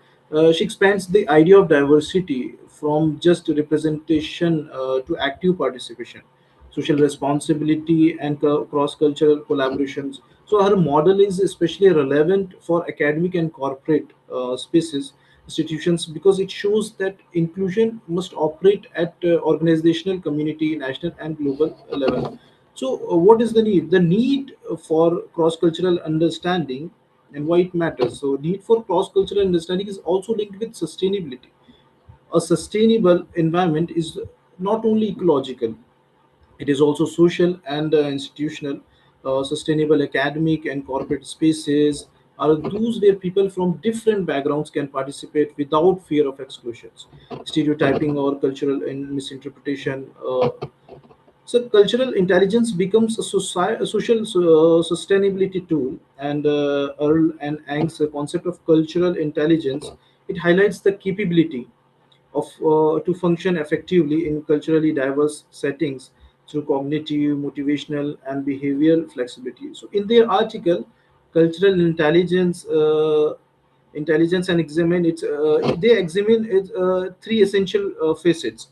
First is cognitive. the ability to develop patterns from cultural cues. Then second is motivation, the desire and ability to engage others, and the one is behavior, the capability to act in accordance with cognitive and motivation. So their presentation of this new conceptual framework, it provides a critical review of the existing literature. It explores the fundamental nature of cultural intelligence and its relationship to other frameworks of intelligence. And this paper, it closely links to sustainable academics, and corporate spaces are also closely aligned with the UNESCO's SDG program, especially SDG 4, which focuses on quality education, SDG 5, which focuses on gender equality, SDGs 8, which focuses on decent work and economic growth, SDG 10 on reduced inequalities, SDG 16 on peace, justice, and strong institution, and the last one SDG 17 on partnership for the goals. So cross-cultural understanding, it contributes to these goals by creating inclusive, ethical, and participatory environments where individuals from diverse backgrounds can learn, work, and collaborate with dignity. So the cultural iceberg. So basically, this cultural iceberg theory, it is generally associated with the famous theorist Edward T. Hall. It explains cultural through the metaphor, through the example of an iceberg. Only a small portion of an iceberg is visible above the water, while the larger 80%, almost 80% of the larger part, it remains hidden below the surface. So in the same way, visible cultures elements such as language, dress, food, rituals, it from form only the surface of culture. Beneath these visible signs lie deeper and less visible elements, such as values, beliefs, assumptions, attitude towards authority, perception, concept of time, ideas of modesty, emotional expression, gender expectations. These are the ideas of fairness and beliefs about learning or leadership. So this theory, it is useful because it explains the opacity of culture. Culture is opaque because its deepest meanings are not immediately visible to outsiders. People may observe behavior but misunderstand its meaning. For example, such as for avoiding an eye contact may be interpreted in one culture as dishonesty or lack of confidence, while in another culture, in another country, it may indicate respect for someone. Speaking loudly, too loudly, may be considered energetic, and participation in one context, and rude behavior in another. So asking the another example is like asking too many questions in a class may be seen as intellectual curiosity in one academic culture, and as a challenging authority in other. So while in corporate context, this quick decision making may be seen as efficiency in one culture and carelessness in other. So the iceberg theory or model, it therefore teaches the cultural understanding. It requires interpretation, not just observation. It asks teachers, managers, students, and employees to pause before judging behavior. Instead of asking, why is this person behaving wrongly? One may ask, what cultural meaning may be shaping this behavior? So, this shift is crucial for inclusion. It replaces judgment with inquiry and assumptions with dialogue. Whereas in academic settings, this cultural iceberg model, it can help teachers design culturally responsive pedagogy. Teacher may become more attentive to participation styles, language barriers, non-verbal signals, group work preferences, and student anxieties. In translation studies, the iceberg model is especially significant because translation is not only the transfer of words but also the transfer of cultural meaning. A translator must understand idioms, symbols, humor, politeness, silence, social hierarchy, and historical memory. While in policy making, the model reminds institutions that inclusive policies must address hidden barriers, not only visible discrimination. And in corporate settings, this cultural iceberg theory, it can help managers understand the conflict, motivation, and performance. And employees reluctant to speak in meeting may not indicate lack of ideas. It may reflect cultural ideas of hierarchy or fear of public disagreement. A team members' preference for written communication may reflect linguistic confidence rather than disengagement. So, a culturally intelligent leader reads such behavior with sensitivity and creates multiple channels. So AI as an intercultural assist. So artificial intelligence has opened new possibilities for cross-cultural misunderstandings. Artificial intelligence can assist individuals and institutions in becoming more culturally aware, especially when used as a reflective and supporting tool. It can help users draft culturally sensitive emails, translate multi-language content, identify potentially exclusionary language, prepare inclusive classroom examples, design intercultural training modules, and support communication between diverse teams. So in academic setting, AI can help teacher prepare lectures that are more inclusive of different cultural perspective. It can suggest examples from multiple regions, explain culturally specific references, simplify difficult concepts for multilingual learners, and assist in translation. And for students, AI can act as a language and cultural bridge, helping them understand and familiar academic conventions, classroom expectations, and communication norms. Recent research on artificial intelligence literacy in international universities context shows that students' understanding of AI can develop through cross-cultural educational collaboration. In translation technologies and language learning, artificial intelligence tools can support vocabularies, grammar, idiom recognitions, and cultural comparisons.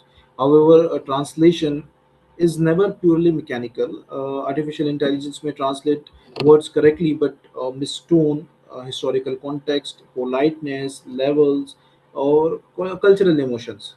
So, a recent study on AI supported cross cultural language learning highlights the usefulness of AI in education, but also stresses concerns regarding privacy, bias, and digital inequality. Therefore, artificial intelligence should be treated as an assistant, not a final authority.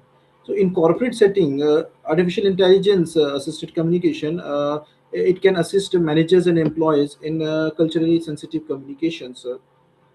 For example, before sending a message to an international team, a manager may use artificial intelligence to check whether the tone sounds too direct, too vague, too hierarchical, or culturally inappropriate.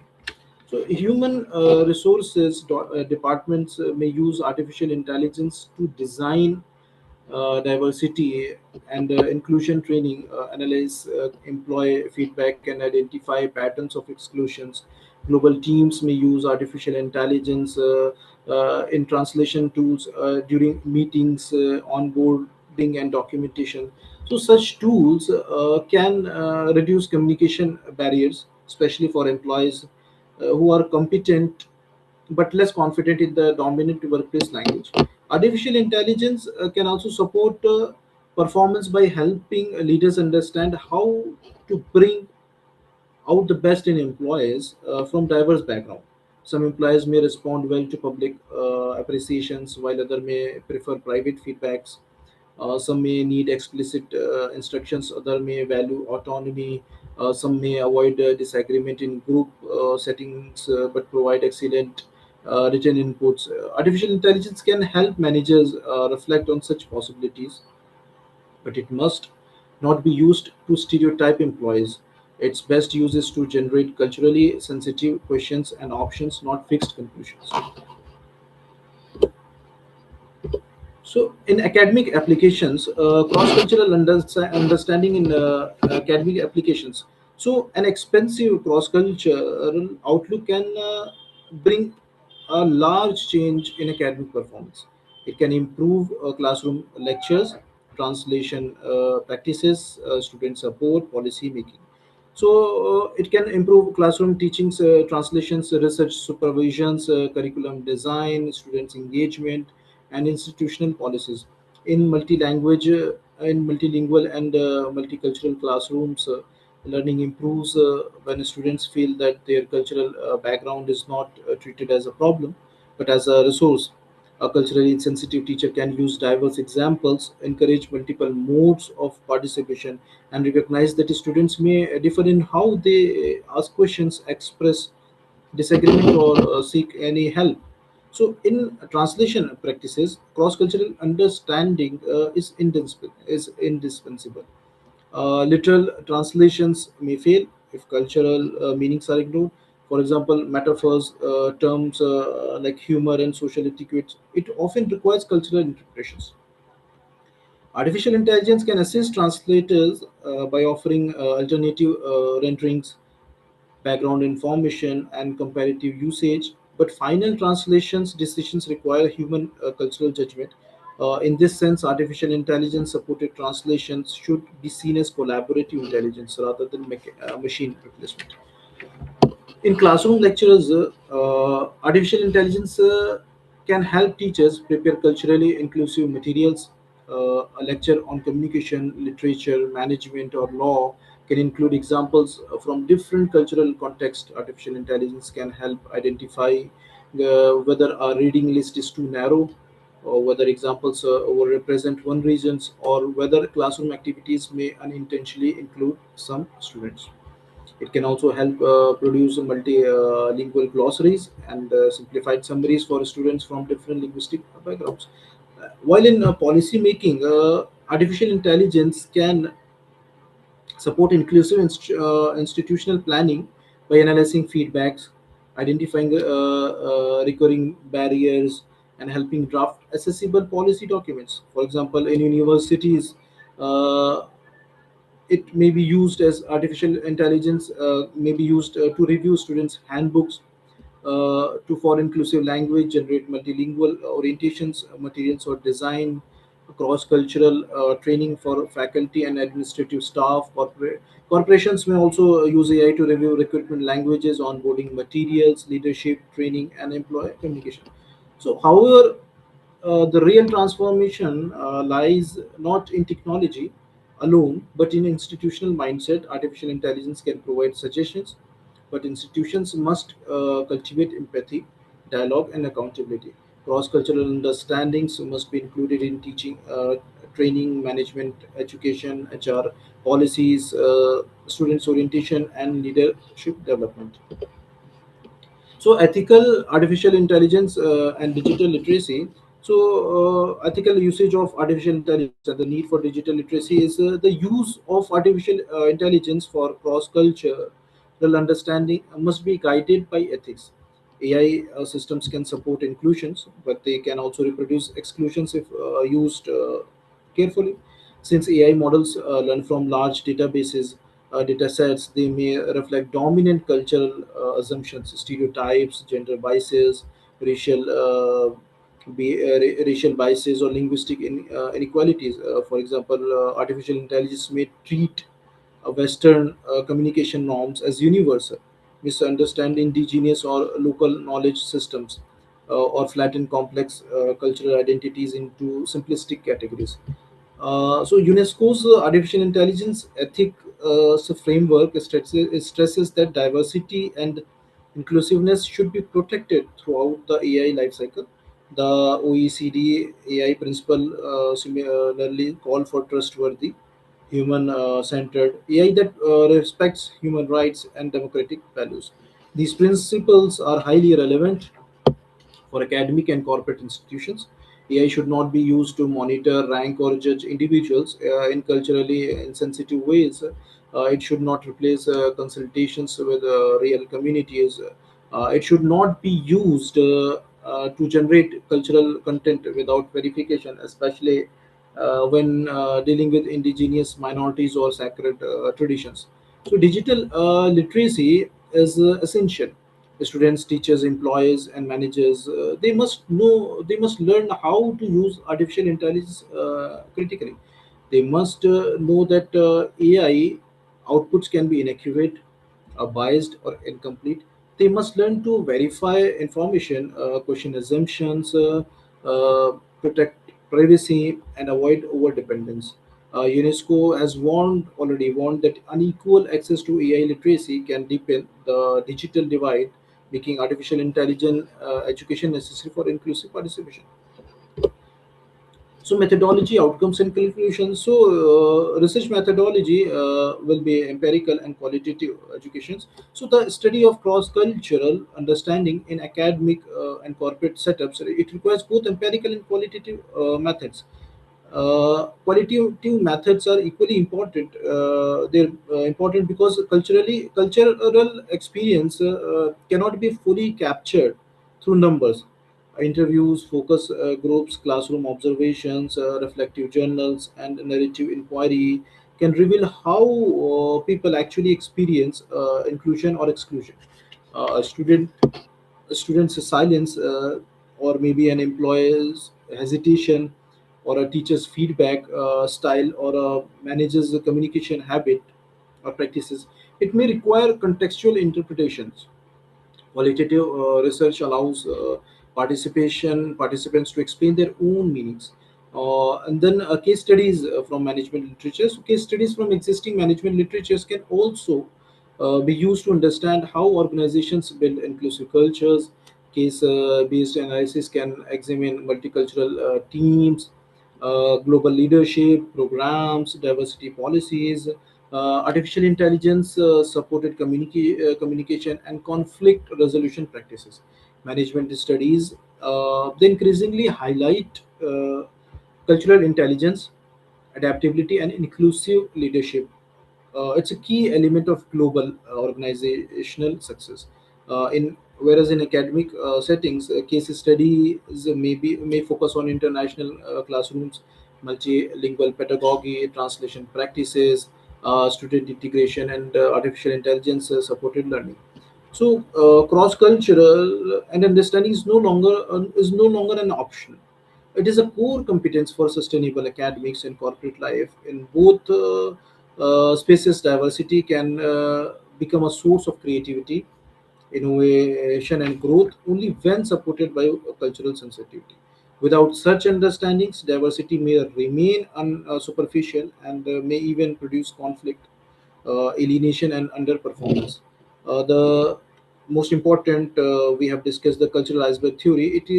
Is useful because it reminds us that the most important aspects of culture are often invisible. So in classroom, offices, and digital platforms, people often judge visible behavior without understanding the hidden meanings. So this is where cultural intelligence becomes essential. A culturally intelligent person does not assume that their own communication style is universal. They recognize that behavior must be interpreted in context. So, sustainable academic and corporate events require cultural sensitivity. Uh, this cross-cultural understanding is fundamental to the creation of sustainable and inclusive environments in academic as well as in corporate setups. In universities, it improves teaching, learning, translation, research, classroom participations, and institutional policies. Whereas in corporations, corporate houses, it improves communication, leadership, employee engagement, teamwork, and performance. So the cultural aspect theory, it shows that culture is largely invisible and that meaningful inclusions require attention to hidden values, assumptions, and expectations. So artificial intelligence can play a significant role as an assistant in this process. It can help individuals and institutions communicate with greater sensitivity, translate with more awareness, design inclusive learning materials, analyze feedback, and support culturally intelligent decision making. Although artificial intelligence must be used ethically, as we discussed earlier, so digital literacy, bias awareness, privacy protections, human oversight, and community consultations, these things are very essentials. Artificial intelligence should not become a tool for cultural stereotyping or automated judgment. So the future of inclusion depends on the integration of cultural intelligence, ethical artificial intelligence, and evidence-based institutional practices through empirical researches, qualitative inquiry, and a case study analysis. Academic and corporate institutions, they can identify barriers, they can improve policies and create environments where diversity becomes a real source of learning, innovations, and collective growth as well. So a culturally intelligent and digital literate society can make classrooms, workplaces, and social media places more inclusive, sustainable, and human. These are my references, and thank you. Thank you very much, Sir Syed, and to Professor Chakrabarti for that meaningful presentation. So we will now proceed to the question and answer. May we respectfully invite our session chairs for their questions, if they have.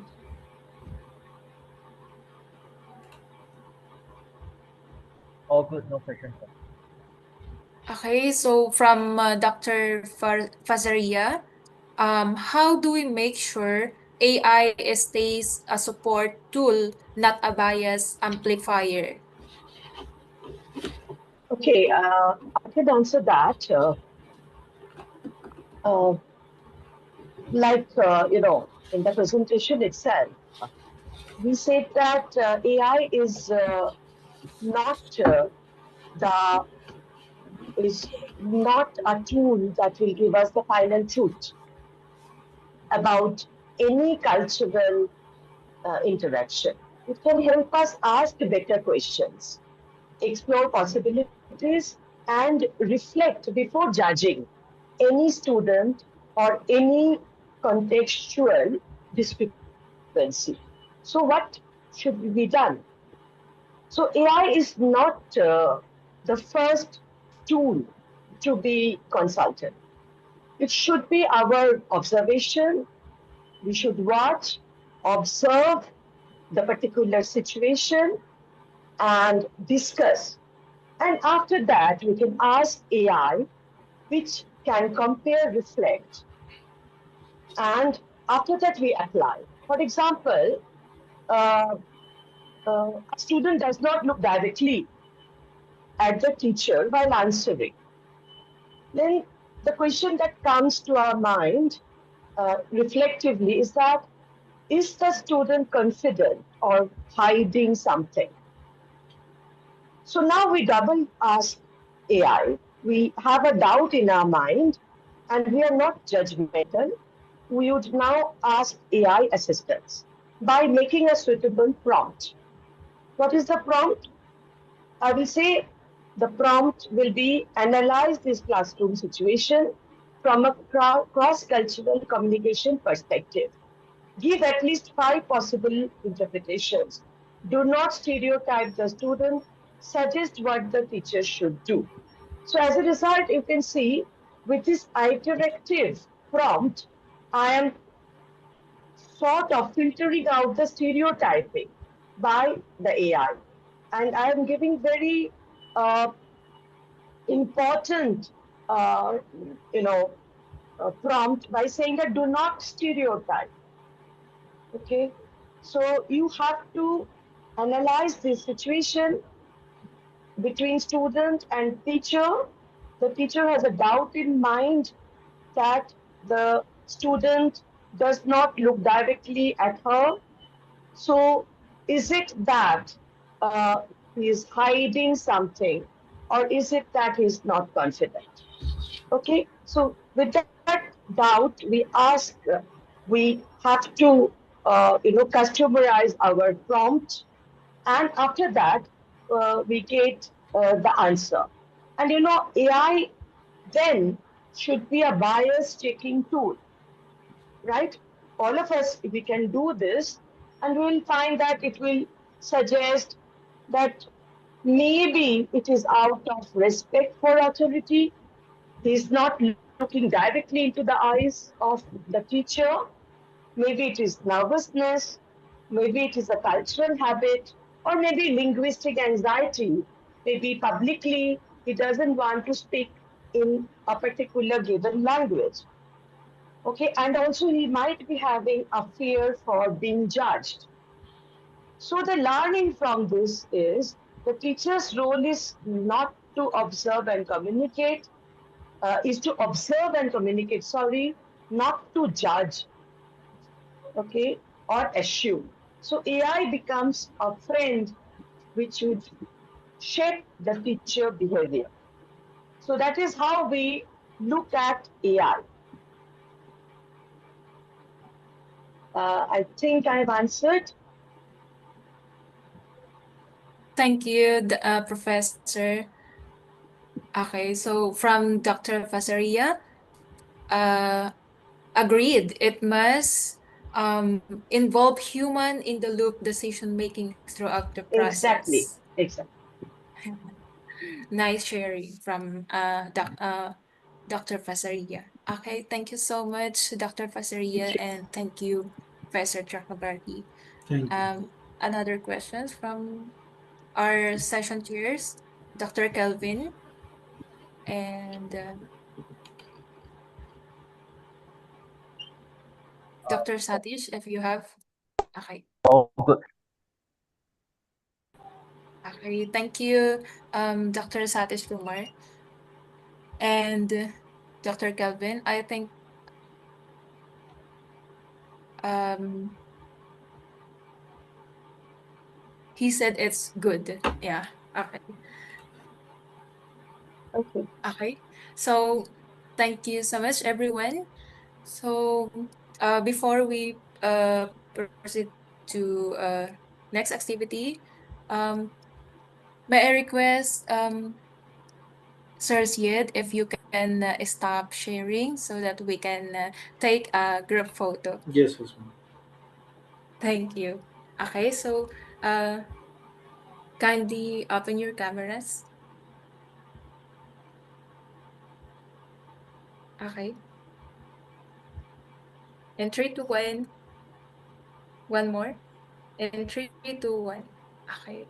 It's already done. Thank you so much. Thank you. Okay, so um our final scheduled presentation is by Liang Bingzu, entitled Knowledge Organization of Local Standards Using LLMS and Knowledge Graphs. However, we regret to inform everyone that this paper will not be presented during today's conference. Thank you. So, to our session chairs, may we kindly request that you may share your evaluation sheet immediately with our technical team so that we can announce the best paper and the best paper presentation or presenter. Thank you.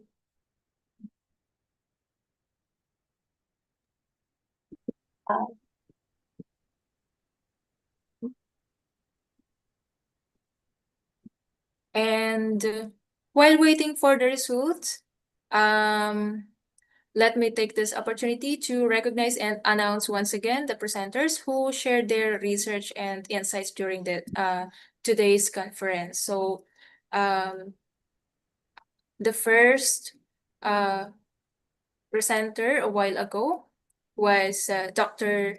Nurasikin Ibrahim. Next is Dr. Ashraful Islam. Next, Dr. Akankasha Katuria, and followed by Devender Singh, and then Patnaru Ronak Rao, and lastly, Dr. Deepa Chakrabarti, presented by Sir Syed. Congratulations, everyone.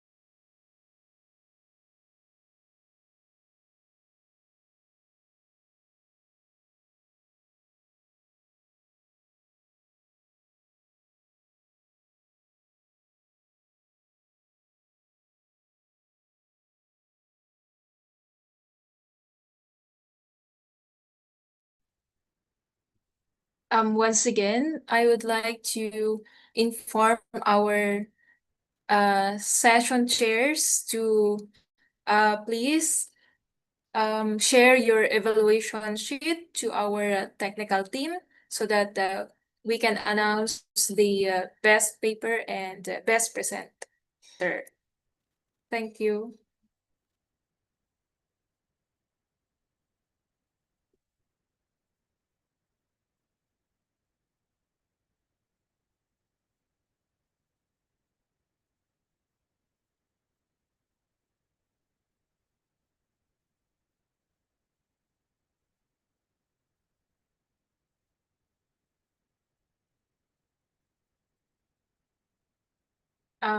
While we are waiting for the results, I would like to inform everyone, all speakers and presenters, that your certificates and conference proceedings copy will be sent to your respective email addresses today, shortly after the conclusion of this conference.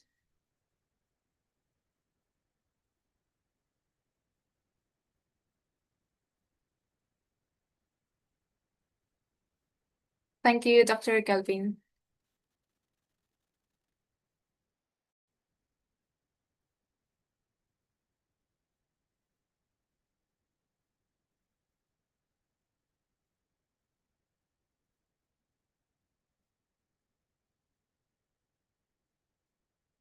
Um, to our technical team, Dr. Fasaria is asking on to whom should um, she will share his evaluation sheet.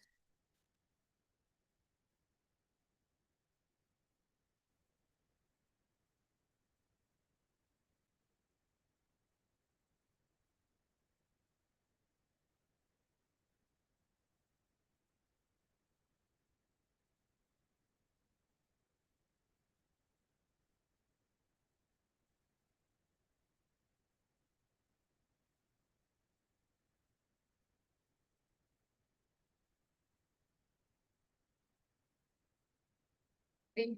Dr. Fasaria, you can share your evaluation sheet to info at the WCMRP.com in the chat box. Thank you. And may I ask to Dr. Satish Kumar if you already sent your evaluation sheet?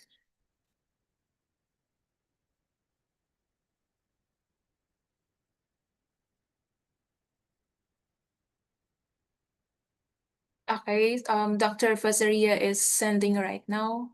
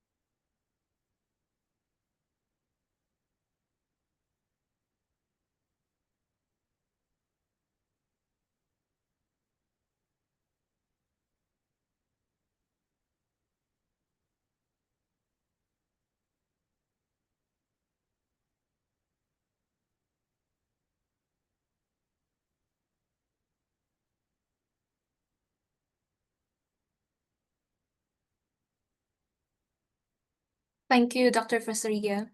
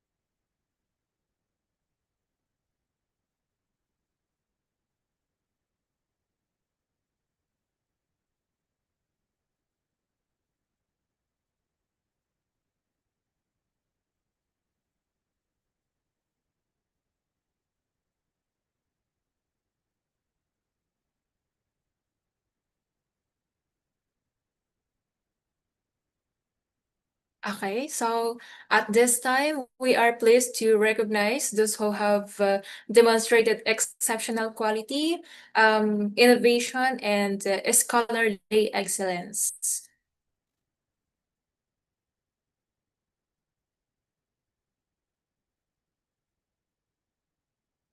Okay, so let's begin with the best paper presentation. So the uh, best paper presentation award would be Dr. Deepa Chakrabarti, entitled Cross-Cultural Understanding for Sustainable and Inclusive Environment in Academic and Corporate Setup. Thank you. Thank you so much. Thank you. Congratulations. And the second one is best paper. So the best paper would be Dr. Ashraf Islam, and the paper titled Driving Employee Green Behavior Through Green HRM, the Pivotal Role of Trust. Thank you. Okay, congratulations, everyone. Thank you so much. So,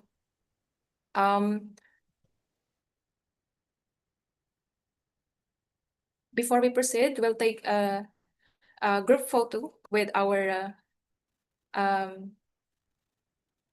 artists. Okay, so in 3, 2, 1, smile. Another in 3, 2, 1. Okay, thank you very much, and congratulations to our presenters and to our thank you to our session chairs. Thank you, Jamaica. Thank you. Thank you so much.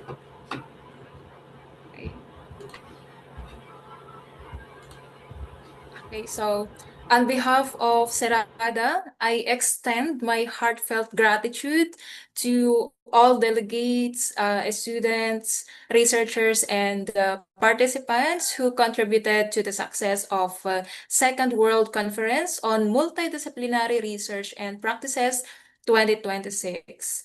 The conference centered on the theme Integrating Knowledge Across Disciplines for Global Impact, Innovations, Challenges, and Sustainable Solutions was a resounding success, enriched by the insightful addresses of eminent keynote speakers from esteemed universities. We sincerely thank all the speakers, the delegates, and participants for their invaluable support and active engagement. A special appreciation goes to the organizing committee members and the editorial board for their unwavering dedication and contributions, which made the success of conference possible.